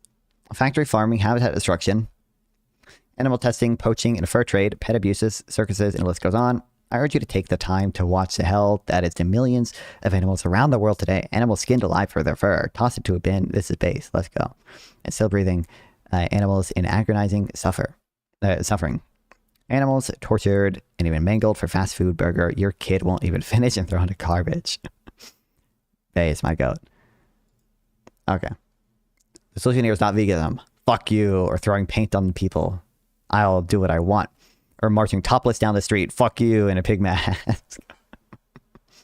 all humans are out of time abusing animals. So you would never accept that logic for abortion. Humans for, I don't know, literally all times, but to my knowledge, there is a documented history of abortion in ancient times through more crude methods and through superstitions about what certain plants would do and stuff. And the reverence and spiritual aspect of killing an animal for food is something sacred when done with the proper care. Okay, the solution is to choice. It's like, what do we mean? Just so many streamers don't often talk to me too much, and he went vegan when talking to me. Vivore, and that's true. If we got rid of Social Security and Medicaid and Medicare, isn't that half our budget? I mean, yeah, it's like, obviously they do still, there's an opportunity cost that they do still contribute to the deficit, especially through Medicare, because it receives transfers from the general fund a lot. But you know, they are partially funded by the payroll taxes that you'd also probably get rid of. Thanks for following, Bellatrix. Welcome in. This is like when leftists say like, oh, I care about animals, but I just think that indigenous people should be able to kill animals because it's very important to their culture. I want to debate people, but I'm scared they're going to be mean. Valid. I'll never be vegan, but I can't argue against their points. I do like the topless solution. That's what I was thinking. Abolish welfare now. Real. Why haven't we considered this? Okay, blah, blah, blah, blah, blah, blah, blah, blah.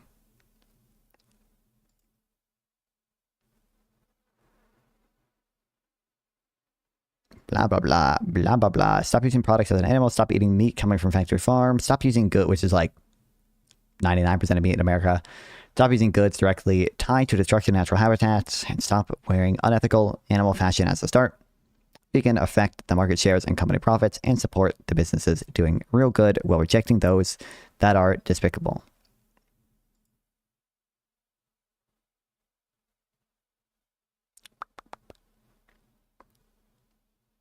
Wow. Okay. Interesting reasoning on some of those points. But you know what? At least that point is net good. I don't know if he overall is net good considering the other shit he does. The loss of jobs. But that post. And the marketing of the drug. So you should have had a better regulatory regime on that. I'm not, that's sort of, I think I would just say would have had more of a safety net or more try to re-educate the people who lost their jobs. I think that's the nature of the beast. So I'm going to ask a slightly unfair question, maybe what you guys might perceive as an unfair question, but I'm going to answer it before I have you guys answer it. So we've had a lot of talk about the safety net, and now with the AI transformation of our economy probably coming, you hear a lot of people in Silicon Valley talk about UBI as a solution and about the safety net as a solution. Okay. Real quick on this point, which we got sort of talking about chat. It's been a while since they said this point, but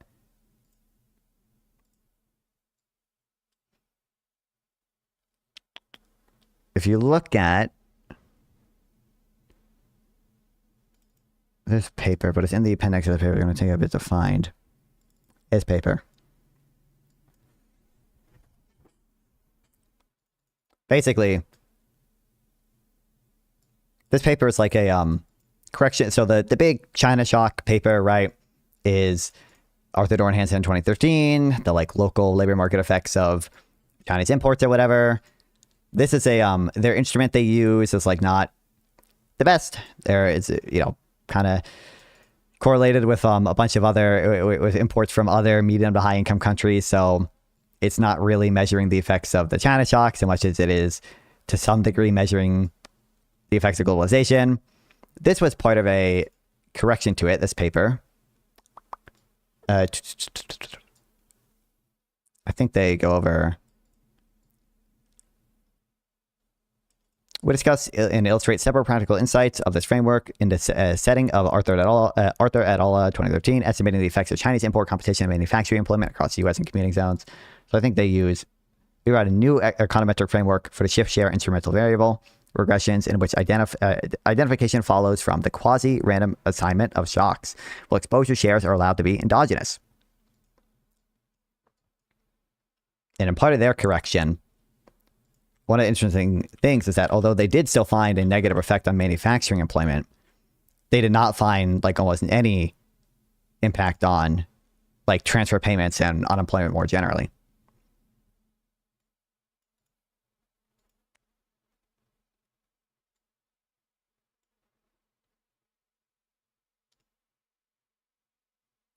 So as the paper was read, they had a control for the total manufacturing share, effectively forcing a comparison to occur within the manufacturing sector rather than between manufacturing services. This correction provides a valid effective sample size, but further reduces the estimated effect to negative 0.267, as shown in Table 2. The low partial R square, okay, hold on, blah, blah, blah, blah.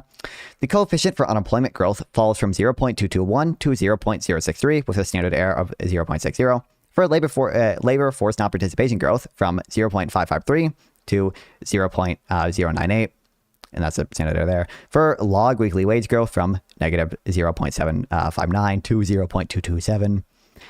I don't know how to pronounce it. Borziak et al. Make the effect of a China shock on welfare statistically indistinguishable from zero. They're saying it is not, at the 10% level, it is not statistically significant. So that's like, don't worry about it. It's not statistically significant. It's good, non-decent chance that the effect is zero, is what I'm saying. The coefficient for college-educated non-manufacturing share is positive and statistically significant. Yo, Chipringo, thanks for the membership. I appreciate it. Have a month. Let's go. I appreciate it, brother. So, this is like maybe there was some negative effect on manufacturing employment, but it seems like it actually, had a positive and statistically significant effect on the employment of the non-manufacturing share. In Table 4, meanwhile, the negative effects on wages found by Arthur et al.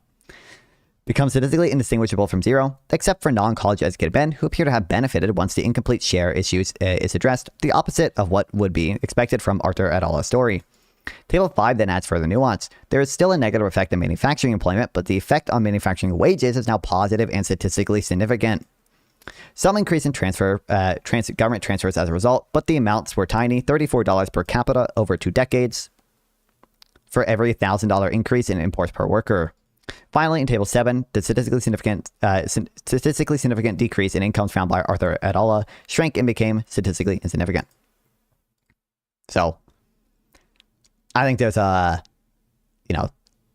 are other issues with Arthur et al. Too. So, even these might be overstating things to some extent, but it's just not true that a China shock caused all these incredible issues that they were speaking of earlier with regards to transfer payments and having to retrain a bunch of workers. It probably did. It led to a decrease in manufacturing employment.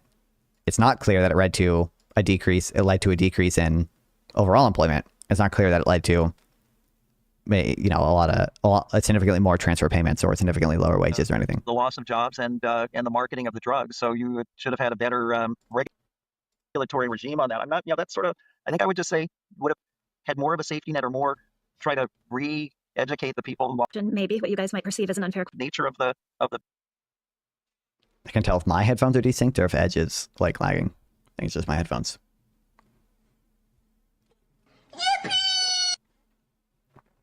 I was gonna buy you a Twitch sub, but... Thank you for the $2 to Pringo. I appreciate it. No worries, brother. I'll gladly take your $2 too. The beast. So I'm going to ask a slightly unfair question, maybe. I think actually, depending on which Twitch sub you buy, it's basically the same amount of money. What you guys might perceive as an unfair question, but I'm going to answer it before I have you guys answer it. So we've had a lot of talk about the safety net, and now with the AI... Oh wait, are we in abortion in the chat? You hear a lot of people in Silicon Valley talk about UBI as a solution and about the safety net as a solution for more and more people. And I often think when I hear this that it's a little bit let them eat UBI, and that nobody wants that for themselves and nobody wants that for their kids. So... $2 more bucks. They're even more expensive than the tube. Yeah, I can't control the prices on Twitch. For each of you, and for me too, if the economy was structured in such a way that your kids had to depend on the safety net for sustenance, is that the economy you would want? And I'll answer it clearly for my kids. No, I want them to be able to go out there and work and function and have a sense of meaning and purpose. And I don't want them to have to depend on a safety net. And so I'd like both of you guys to answer that too, how you feel about your kids subsisting on the safety net. This is a little bit different in the context of AI, but a lot of the people, I don't have exact numbers on hand, okay, but from my understanding from the stuff I read, for example, like the majority of people on Snap are on Snap for like less than a year, right? Or at least a majority of like non-disabled people are on Snap for like less than a year. A lot of people use the social safety net at like one point in time, but they're not relying on it for their entire life or anything. In the context of AI, it's a little bit different because, potentially you could just have entire sectors substantially automated, and maybe there's just not enough employment opportunities for it to be the case that you only need Snap for a year, right? But in the current world, it seems to be the case that, most people, think of it as insurance, right? Social insurance. you only utilize the insurance when you don't rely on insurance payments for your entire life or whatever. But if something bad happens to you, like you lose your job or whatever, you get unemployment insurance, you get Snap at some point. The requirements are more than just like losing your job or whatever, but you get a picture. I've had Snapchat for over a decade. I don't know what the fuck you're talking about. Where are we getting Snap? What are we saying about Snapchat? What? So the UBI, I think that at least the preliminary data on UBI is it's not a great thing, right? Which I think is I'm in agreement with you. So you don't want your kids to starve, right? That's that. It's not magic or anything, but from stuff I've seen, it's like either slightly positive effects on like your psychological well-being. Yeah, my bad. So Snap, I'm assuming but good one. Snap has in supplemental nutritional assistance program. Is that what I think that's what it is. That would be awful, but you want them to have an incentive to work rather than be taken care of. And historically, at least, we'll see if AI is different. Every time there's been a huge technological shock, there's been disruption, but other jobs have showed up. And as long as the system remains flexible, you end up having a good outcome, or what I believe is a good outcome in the U.S. So that's where I would be.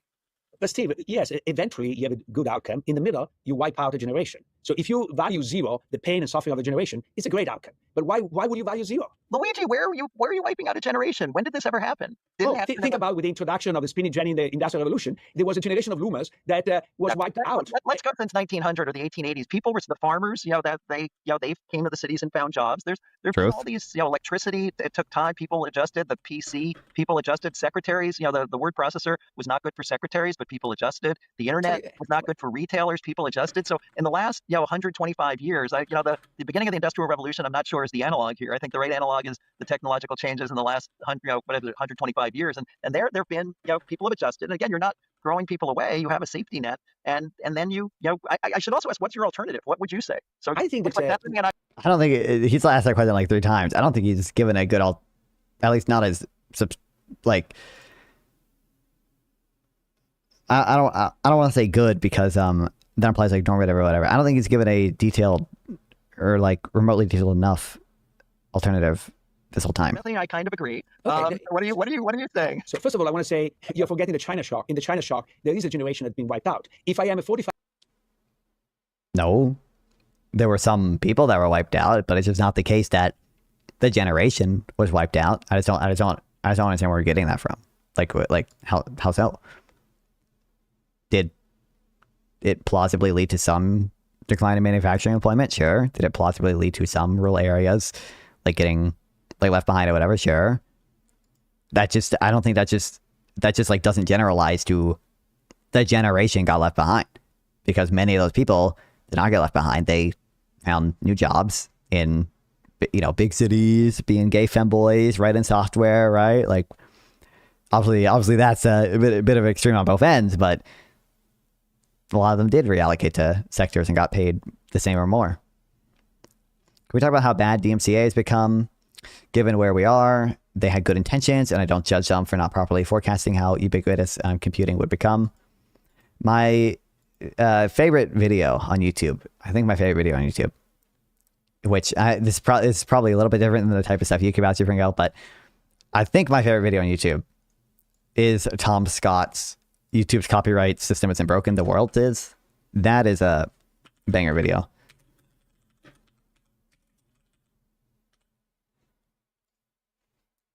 I think it is a really good video. I've watched it several times. And I think it does a good job explaining things and such and such.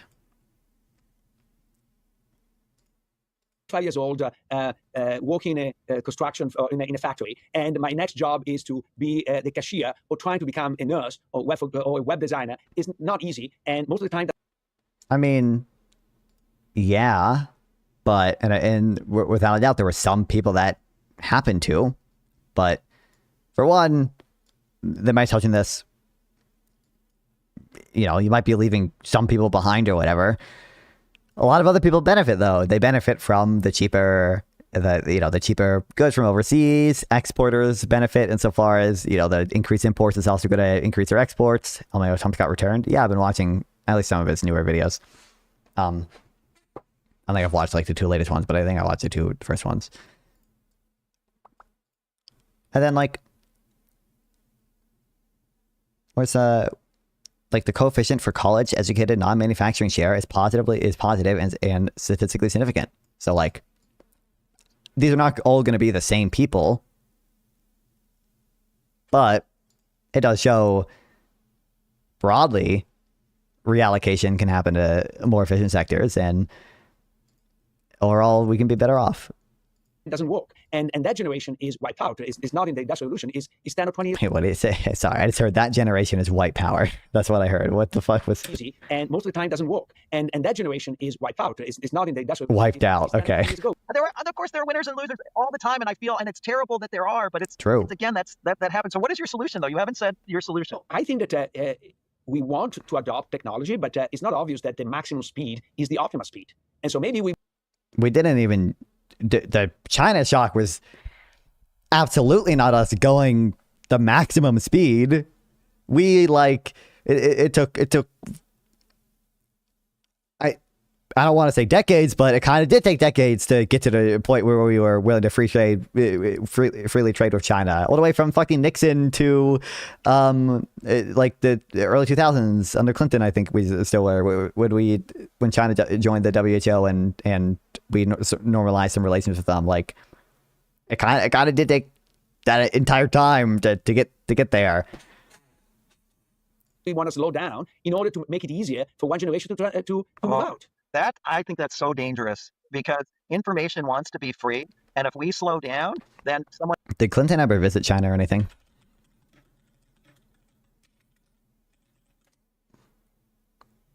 Oh, he did.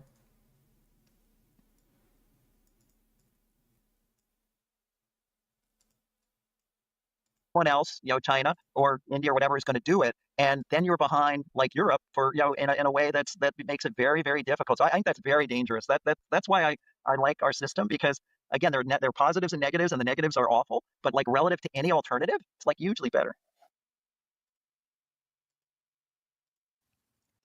The graph. Okay, so you can see this. This is from Alternate Splinter, the paper that Kaplan cites. Okay, I had that paper. So sorry, Bethany, that I jumped straight on this, but I think it's important. So you see the picture on the right, the figure B, it represents the bottom 50% average real income since 1960. Okay. Yep.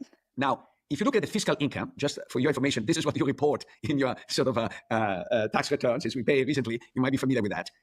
That is basically flat since 1970. Okay. You see the picture is basically flat. And by the way, this is maybe geeking you out, but they use the personal consumer expenditure deflator rather than the more common CPI, consumer price index, because the numbers look better with the consumption expenditure. Inflation is being... No, wait, it's like, first of all, I don't actually know if it's more common to use CPI in economics journals. It's more common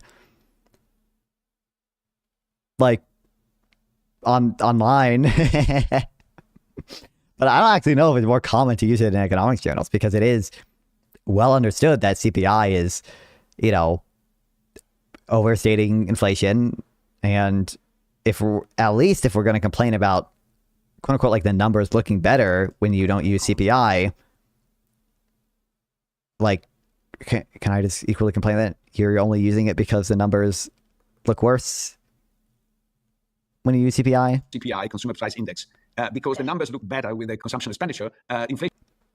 I don't know how in depth they go in this specific paper, but it's like, I know for certain in the appendix of not only this paper, but other papers, they do justify the use of their inflation metric. However, Nathan doesn't give AF about the comment section. I mean, I do. It's just that it seems like, at least from the stuff I've seen, you guys are arguing with each other, and that's I'm not gonna like read all those or anything. He doesn't view Twitch. That's not true. If you at me or say my name, I'll like look at it. But a lot of it's just like, it just seems like you guys are arguing with each other, which is that I want that to happen. To be clear, okay, that's a nice, active, cool chat. It's just that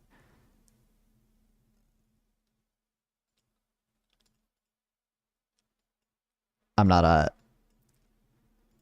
just gonna like stop it and read all of it or anything. So I think this is the same paper, but with the appendix. What do they not mention? They have to mention price indexes here.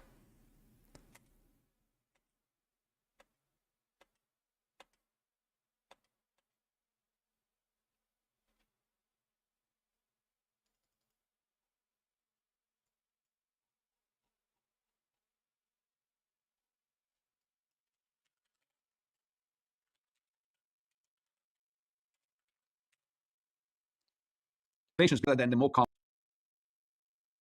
Hold on. Okay. Maybe the control F is okay. Hold on. There we go. It probably just wasn't. It might not have all been loaded.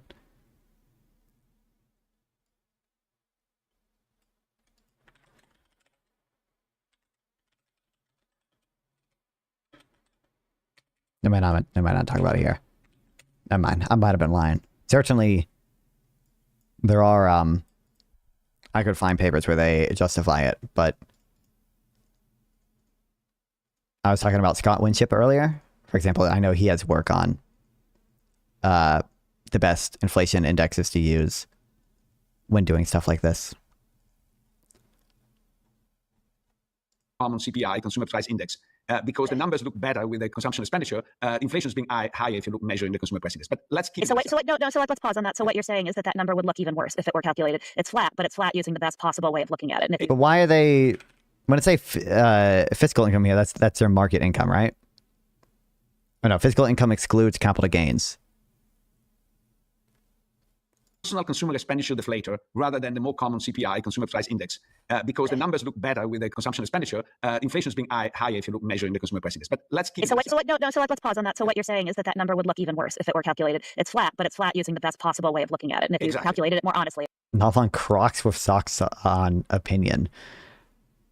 It's like a little weird. I'm not 100% opposed. You know, if like you are going to the store real quick or something, and you already got socks on, it's like, you know, I can see I cannot be too mad, but a lot of times it's just a little goofy, just a little silly. This chat is just argument after argument. Because Nalfon is my family, true, based. It would look worse. Okay, all right, let's keep going. That's what I want my chat to be. Look at the jump, the big jump. There are two jumps. The big jump is from fiscal income to pre-tax income. Because it's excluding capital gains, right? That's what I discovered myself, I have to say, because it's not that easy. First of all, this is super interesting. Only 60% of our income is reported in income taxes. Okay? But that's not true. I report all my income. No. That's not true. That's not true. It isn't. You're calling me a tax cheat? No. The law allows you not to report certain things. So, number one, you don't report your health insurance if you're employed. Then you don't report employer payroll taxes. Then there is the retirement income accrual. So, if you have a 401k and the 401k goes up, that income is not reported in your. I mean, that's an unrealized gain. Employer contributions 401ks are obviously realized, but the gain of it is not realized. So that's not even your income. That's just your wealth. I think an employer side contribution to a 401k is a type of income, but just a 401k itself going up is not a type of income as well. Part is the corporate retained earnings. You take a company like Apple, they distribute some dividends. That dividends become income for some people. But in the personal income tax, the retained earnings of Apple don't show up anywhere. The bottom line is there is a lot of arbitrariness in that allocation. Still, if you look from 2000 onward, that number is pretty much flat. Got it. Okay? Yeah. Still, if you look from 2000 on, the bottom line is there is a lot of arbitrariness in that allocation. Still, if you look from 2000 onward, that number is pretty much flat. I don't really think it's arbitrary for whoever they're doing it, but I don't know what you like. Yeah, David Splinter, they don't argue that the growth in income isn't, at least since 2000 here in this chart, isn't like primarily from transfers. That's half the point of their paper. Got it. Okay. Yeah. Then there is another big jump that is the pre-tax versus after-tax particular transfer. So look at the after-tax income versus pre-tax plus transfer. Not much. I think that that other part is big. Why is big? That's mostly Medicare and Medicaid. Yeah, which that's really a screwed up calculation because it's very misleading to say that those benefits apply to that 50% of the population. That's taking a No, what do you mean? small number of that 50% and applying it over the whole 50%. So it's very meaningful to the over 65, and Medicaid is very meaningful to maybe the bottom 10% who qualify. Honestly, at Donphan, e-date with a black queen. I've talked to Mooncakes before, so basically they already have, right? For med population, that's taking a huge benefit for a very small number of those benefits. It's big. Why is big? That's mostly Medicare and Medicaid. Yeah, which that's really a screwed up calculation because it's very misleading to say that those benefits apply to that 50% of the population. That's taking it's taking the average. Huge benefit for a very small number of that 50% and apply. But couldn't you could say the same thing about the top 50%? It's the sort of an outliers at the very top of the income distribution there who are getting all the evil CEO rich people benefits. And applying it over the whole 50%. So it's very meaningful to the over 65. The median if you want to. I don't know if they look at if they report the median in the paper itself. I think they probably do in the appendix at least. Medicaid is very meaningful to maybe the bottom 10% who qualify for Medicaid, but for a whole bunch of people in there who are the numbers are making it look like they're getting that benefit. It's nothing. Do you see what I mean? I'm not saying. You know what's even crazier? It's just like not including any benefits other than Donphan is trans. How do you know? How do you catch me?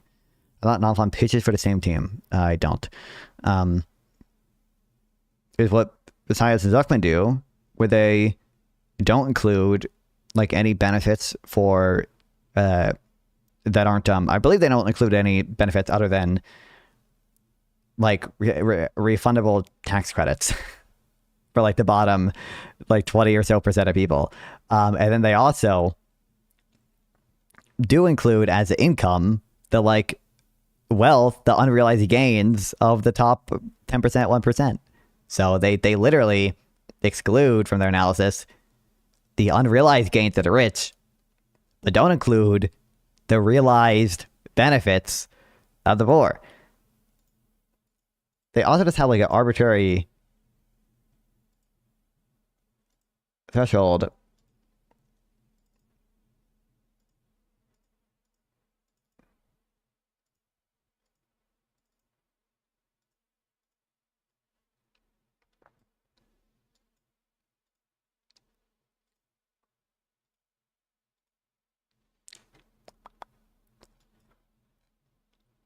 Not counting transfers creates a big problem for Sias and Zuckman. How are people paying taxes when they earn less than they pay in taxes? Because that's what some of their results imply.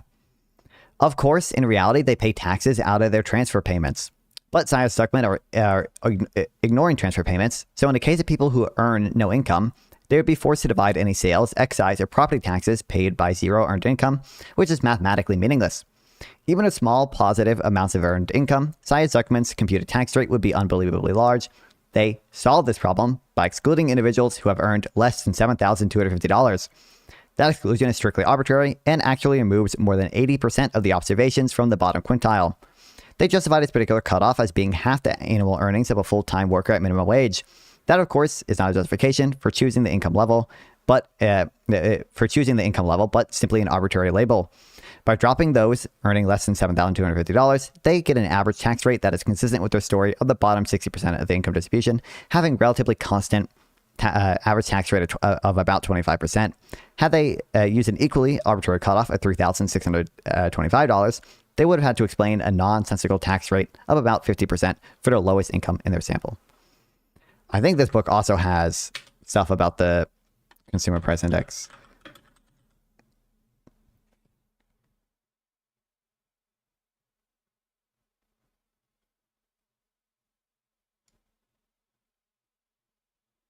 California Chapter 6, the first bias comes from ignoring how consumers continually improve their well-being by substituting items. CPI does have substitution bias.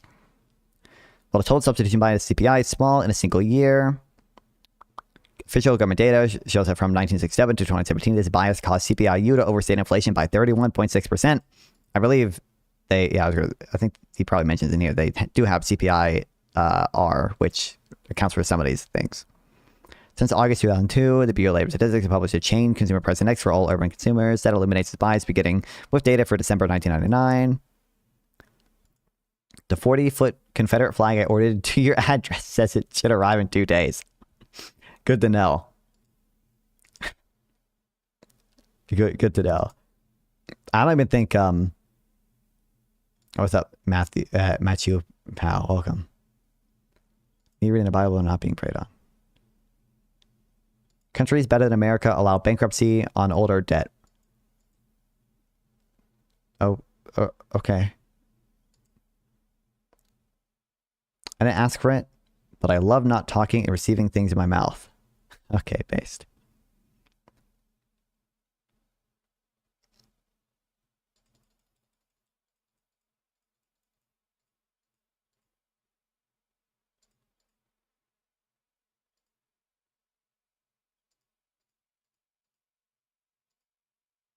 No, you're saying perfectly. And also, I think explains one important element of the difference between reality and perception, because a lot of that stuff is stuff you don't see in your pay stub and you don't perceive as well as the normal income. So much of that improvement is the fact that your employer pays.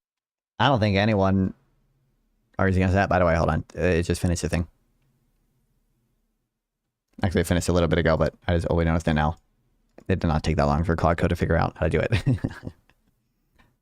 Family benefits seem to, I mean, it's such a low amount that it seems like it'd be hard to see on the scale, even like any bigger effects there, but it doesn't seem like my hypothesis was true. Unfortunate.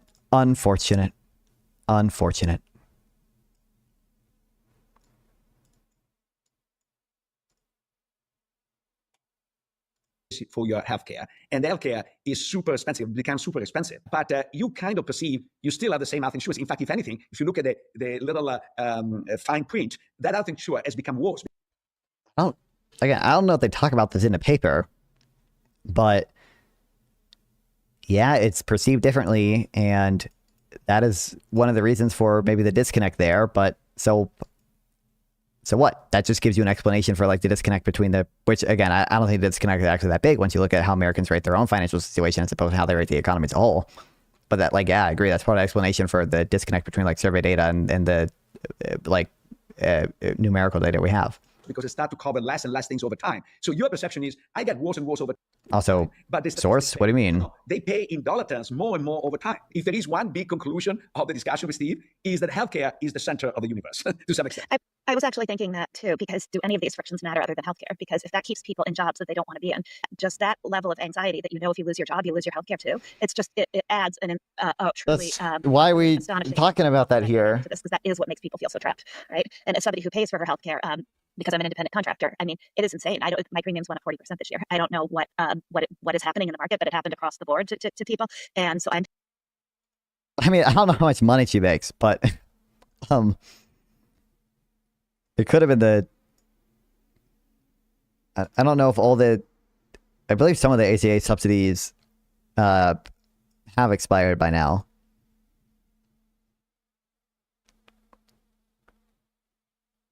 Oh my god, they got Aaron Dube, whatever on this.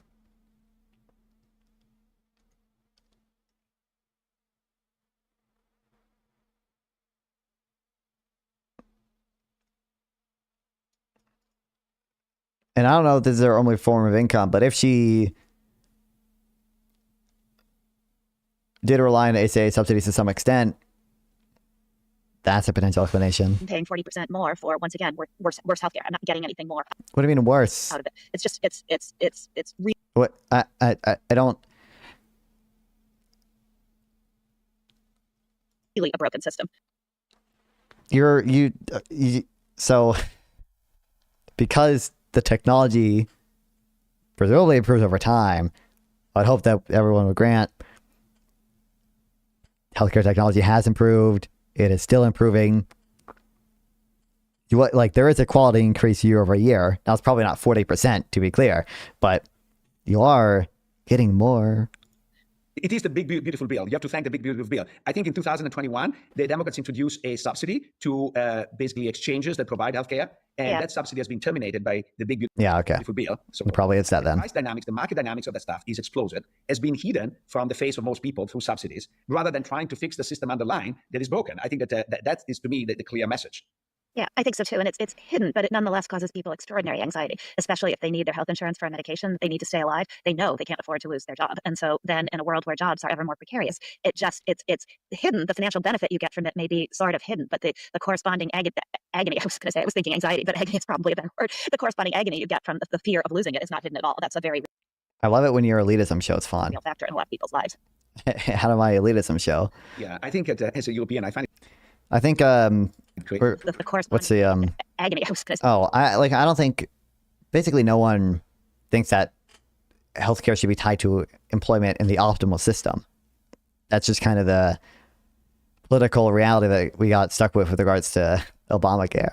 But I was thinking hidden, the financial afford to lose their people extraordinary anxiety, especially if they need their health insurance for a medication, they need to stay alive. They know. For one, ultimately, if you need a medication to stay alive, yes, I understand it is going to give you anxiety and if your healthcare is tied to employment and such, but you will very likely be able to get that through Medicare or Medicaid if you absolutely really need to.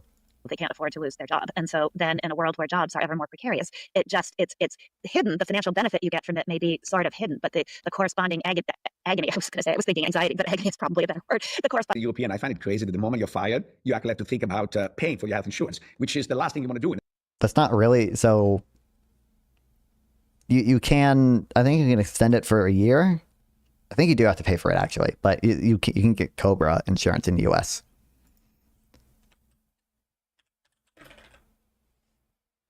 Nothing agrees. That's true. I'm from Israel and I agree.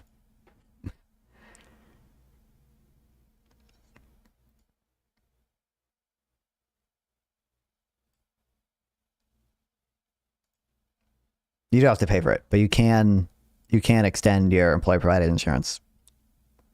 And I believe that this is like employers are legally mandated to do this.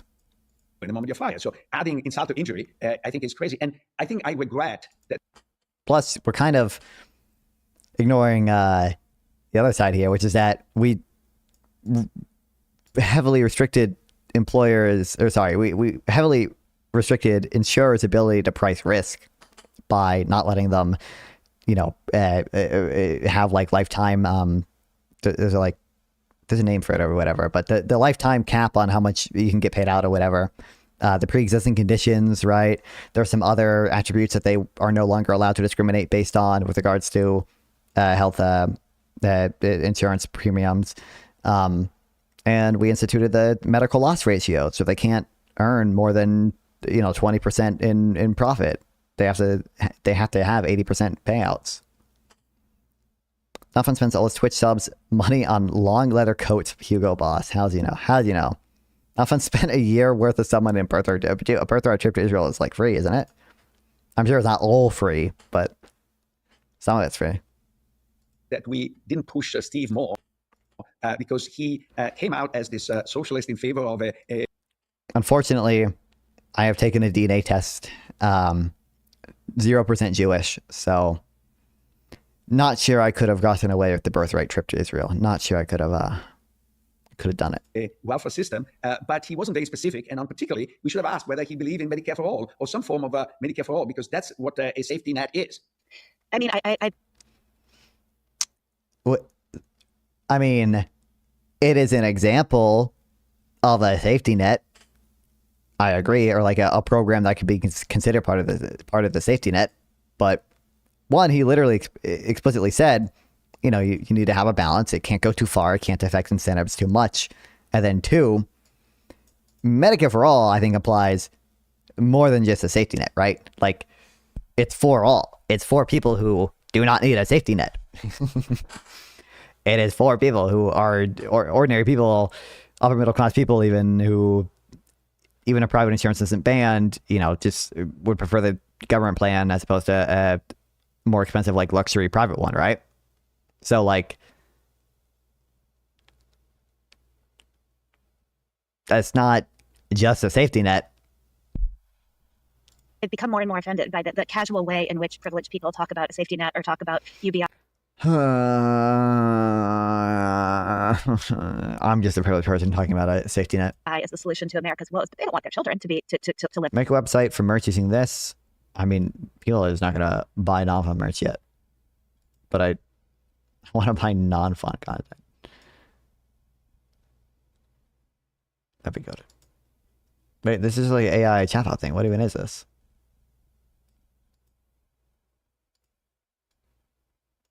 That way. It's really Looking forward to our healthcare system becoming as good as our education yes, system. let them meet UBI or let them meet the safety net. It's like for other people and other people's children. There should be a safety net to take care of them, but they want their children to still have opportunity and it really bothers me that becomes sort of the default way to address the lack of opportunity for everybody. That well, there's a safety net for you people. But I think that I don't. What? Not fun avoiding the real test? Am I German or autistic? Punctuality is generally important but context dependent. See a new piece of equipment. You who reads manuals. Someone gives you unclear instructions. You get anxious, get quietly stressed, but say nothing. Yep, there we go. Small talk is, I don't know, it depends.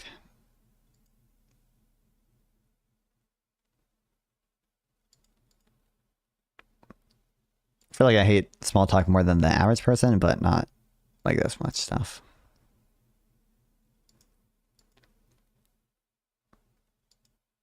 I'll say this. The most reasonable response to doing something inefficiently in front of you. I mean, it would depend.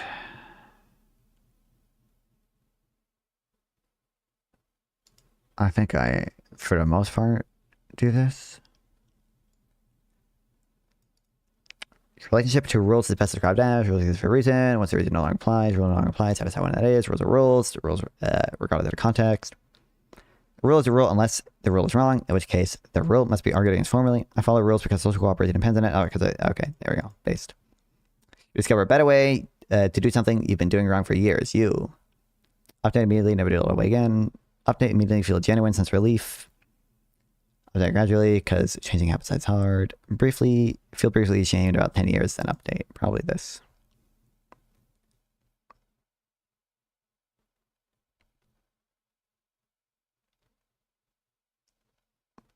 Issue. What if my answer is, then I ask ChatGPT for even more efficient way of doing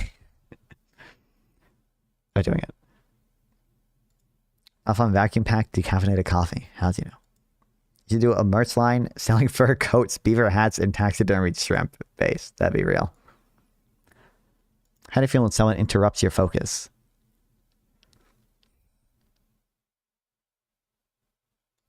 I guess. Am I on Adderall or not on Adderall? That's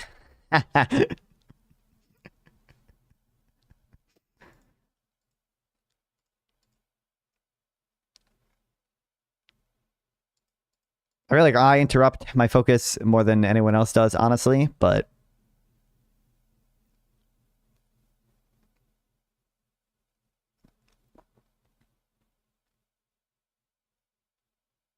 I think that's the best one still. When someone says, we should get coffee sometime, you understand this to mean someone rejected me.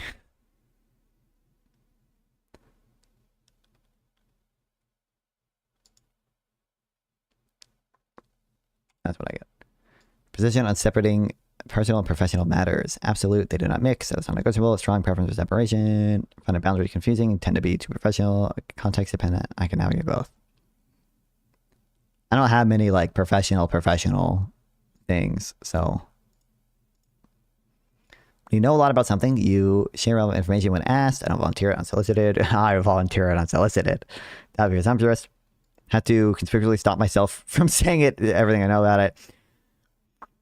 Mention if it seems useful. Feel responsibility to correct misconceptions when I encounter them.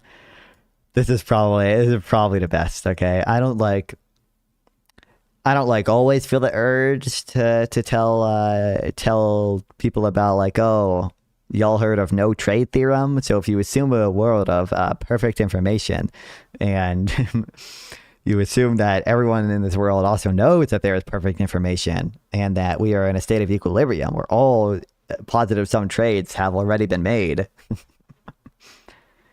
If we assume someone then gets a piece of private information, how many new trades are made? I kind of spoiled it with the no trade theorem, but the answer there is none, because your willingness to trade reveals that you have information that suggests that you are in a better position now, essentially. Your inner monologue is content somewhat overwhelming, involving simultaneous consideration of multiple possibilities. I wouldn't say it's this bad, but this is the closest.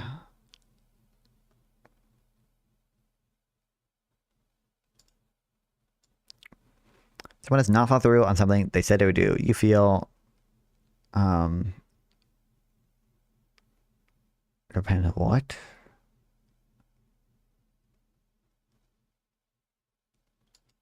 The point is proportionate to the importance of commitment.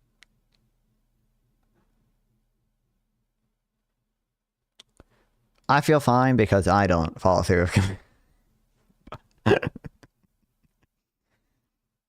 I feel fine because I'm like, yeah, you know, I'm fucking.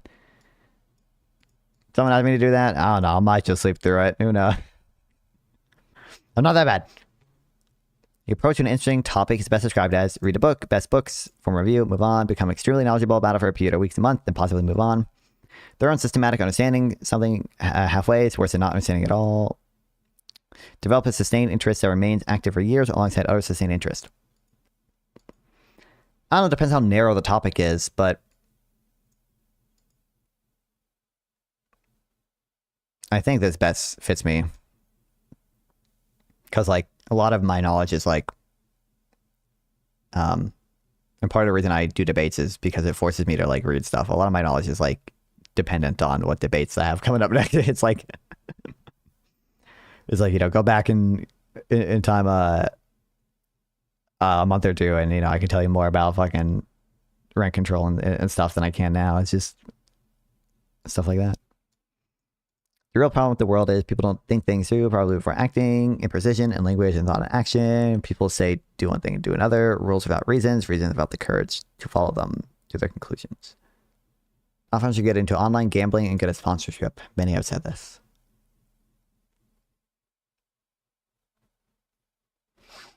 The problem with the world is people don't have my exact beliefs.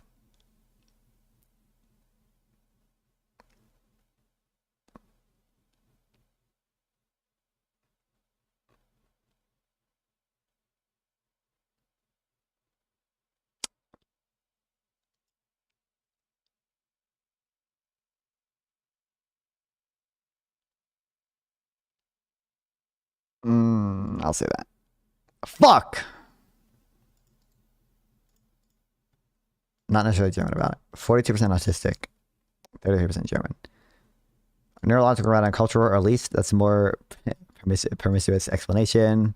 The intensity, focus, the difficulty of ambiguity, the literal relationship to what people say versus what they mean. These are features of a particular kind of mind, not a particular national character. Uh-oh. Well, I gotta send this to the German girl I know.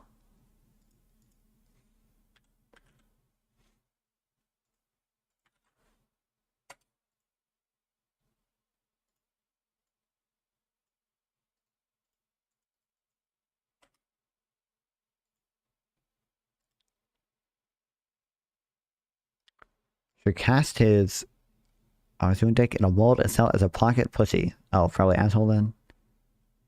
Pocket, I mean, wait, what is 3 letters that could fit there? Oh, pocket vag. Oh, you just said my vagina, because apparently we're assuming we're just assuming I got that. To live that way. It really is let them meet UBI or let them meet the safety net. It's like for other people. Safety net to me implies the net being there if you fall off the fucking bridge. It does not imply everyone on the bridge also using it.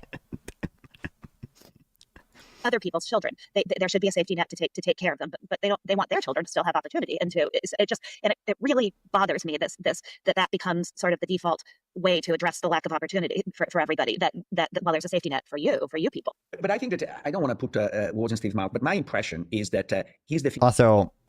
I don't know the exact numbers on this. DFS is nice when memory's the bottleneck or you just need any solution and the tree's deep. Because BFS eats RAM like it's at an all-you-can buffer. DFS is way closer to greedy vibes since it just commits to a path and keeps sending it, and the concern is obvious. You can get baited hard down a terrible branch, miss the shortest path, or even loop forever without visited checks or depth limits. Okay. Are those search algorithms?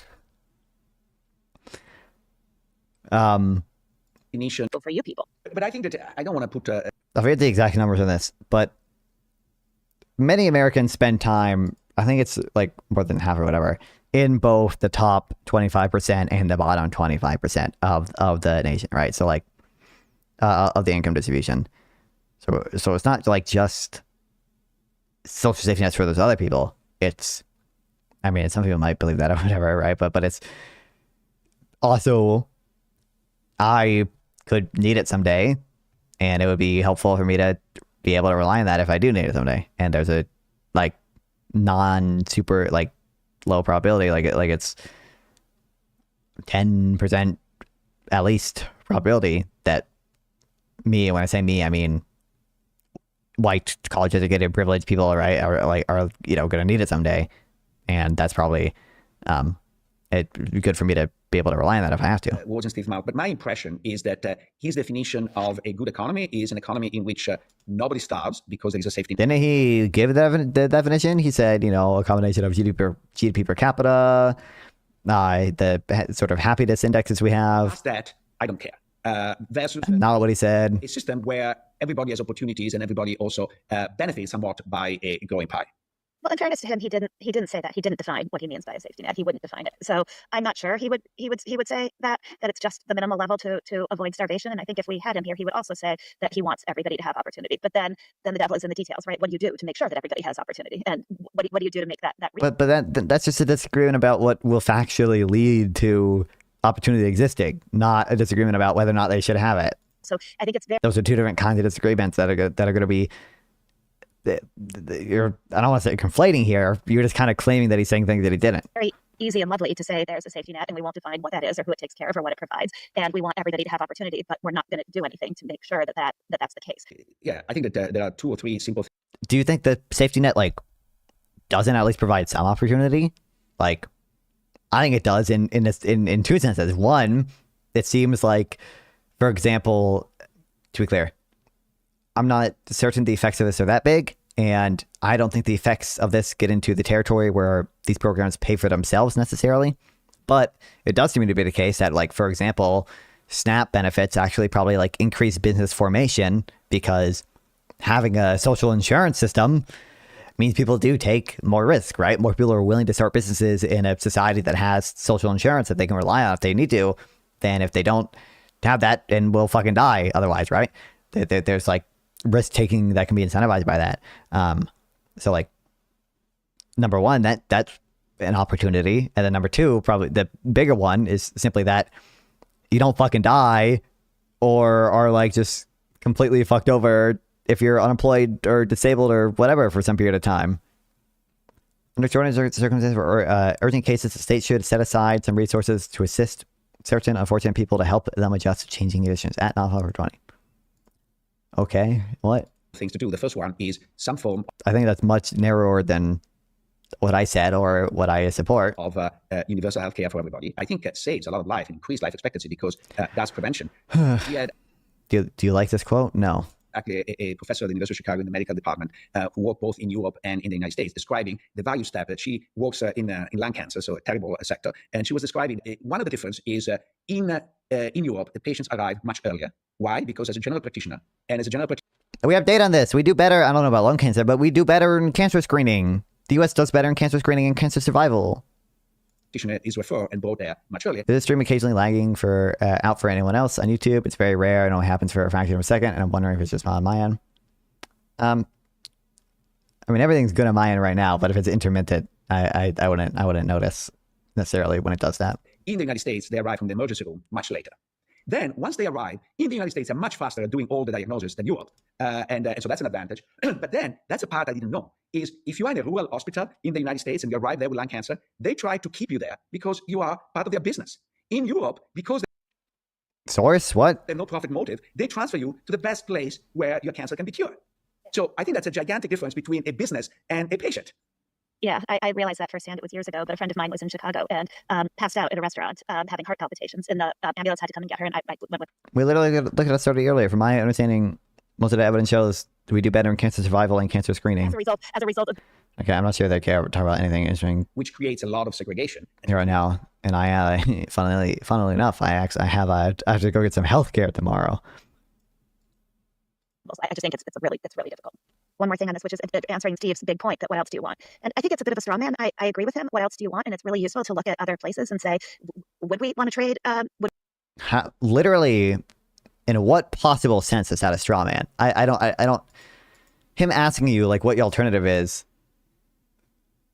is him saying, look, even if I recognize the system has flaws, I don't see a better system.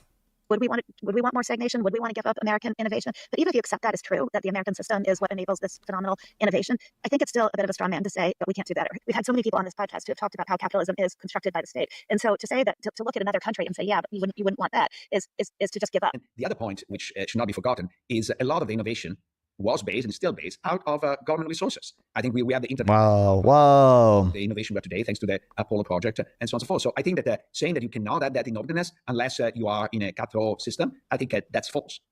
No one is saying that one, you can't have like any innovation or potentially even maybe the same amount of innovation that we do now under a more social system. It's just that one, in many cases, you might expect it to be less allocatably efficient in that like, you know, maybe if we rely on government subsidies to do it, we have to spend twice as much as the private industry currently doing it. And, you know, maybe it'd probably be in the real world a little slower too. I think there is some evidence of like R&D increasing, like government subsidies for R&D increasing growth. Now, I'm not certain the mechanism for that is actually,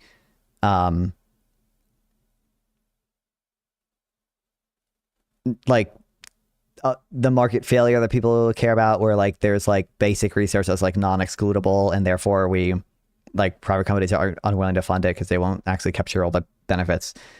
I think the mechanism for that is probably just giving smart people access to cool things, and it's not. I'm not certain that that's not crowding out private R&D spending. I'm not certain about that. I think that I'm uncertain about it. I've seen conflicting things on it. I have to do a deeper dive. Agree with that, and I think the foundational issue that we have talked about and that we talked about at the conference is this idea that people don't feel that they have opportunity and that their children have opportunity, and there are too many examples of that, and the system can't work. If you have a system that is cutthroat, but people feel like by their own hard work they can make it work and they can create a better life for their children, then that's one thing. Then we can say okay, but if people don't feel that that's the case and that no amount of hard work is going to get them where they want to be or get their children to a better life, then you've got a problem. And I think too many people do feel that way, and for good reason. I remember being really exactly the right question, because I think it is too easy for all of us to attack capitalism and be negative without.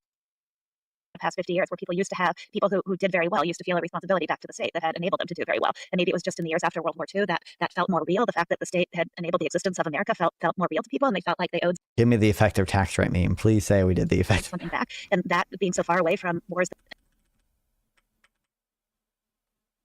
In its rawest form is constructed by the state, and so state because it's mine. And I think that is fundamentally wrong when you understand the history of capitalism and understand that it is the state that has enabled the accumulation of these great fortunes. Yes, it's okay. I don't think she does it. That's unfortunate. If you allocate, for example, the Medicare to mostly the poor, where do you allocate the Tesla subsidies and the corporate welfare? And if you end up allocating that to the top, then you again see an enormous unequal distribution. Wow. Forgive me if I'm trusting Palantir to solve the computation problem. Well, I agree. Absolutely utilizing the conversation around Israel to foment anti-Semitism, to target someone like myself. What's up, Spin City? Is unbelievably Guys, stupid, and it's exceptional because it's. Can we calm down? Nobody's gonna send somebody's email about them, okay?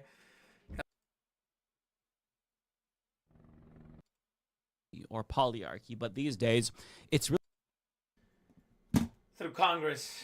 Yep.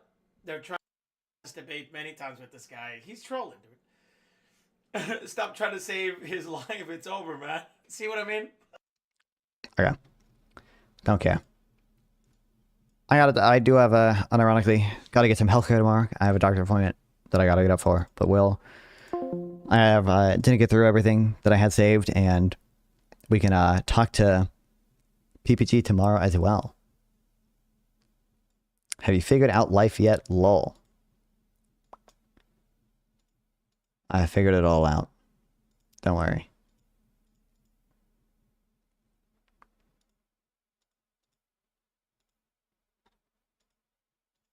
Okay, on YouTube. No one is worth rating. Thanks for following, It's Erica. just the speed your Y value is April. changing at one exact moment. Like the slope of the curve right there instead of over some whole interval. Basically the derivative. Math's way of zooming in until the curve looks like a line. Wow. I guess I kind of know unelectable airwave, so head over there, over on Twitch. Wait, what the fuck? Did I get rated on Kick or something? Am I embedded on Destiny's website or something? Since I have 21 viewers on, I am embedded in Destiny's website. That's what it is. I am embedded in Destiny. On Kick. I don't know I was embedded. If someone says something in D2G chat about me, I'll consider doing other random econ memes that I have saved. Will they do it? Will they do it? Will they do it? Don't think they will. Don't think they will. They don't really care. They don't really care.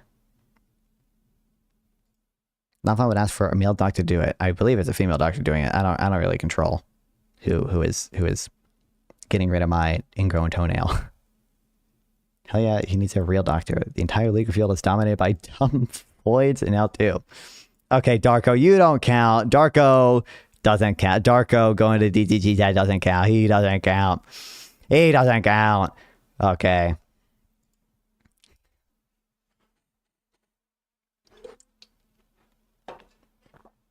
Unbelievable.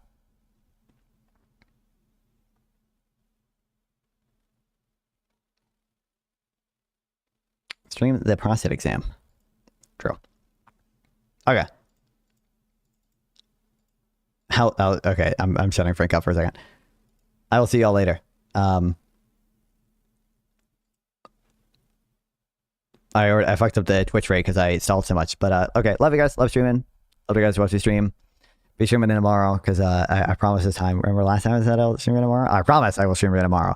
And see you guys then. Appreciate it. Like, subscribe, share, all that.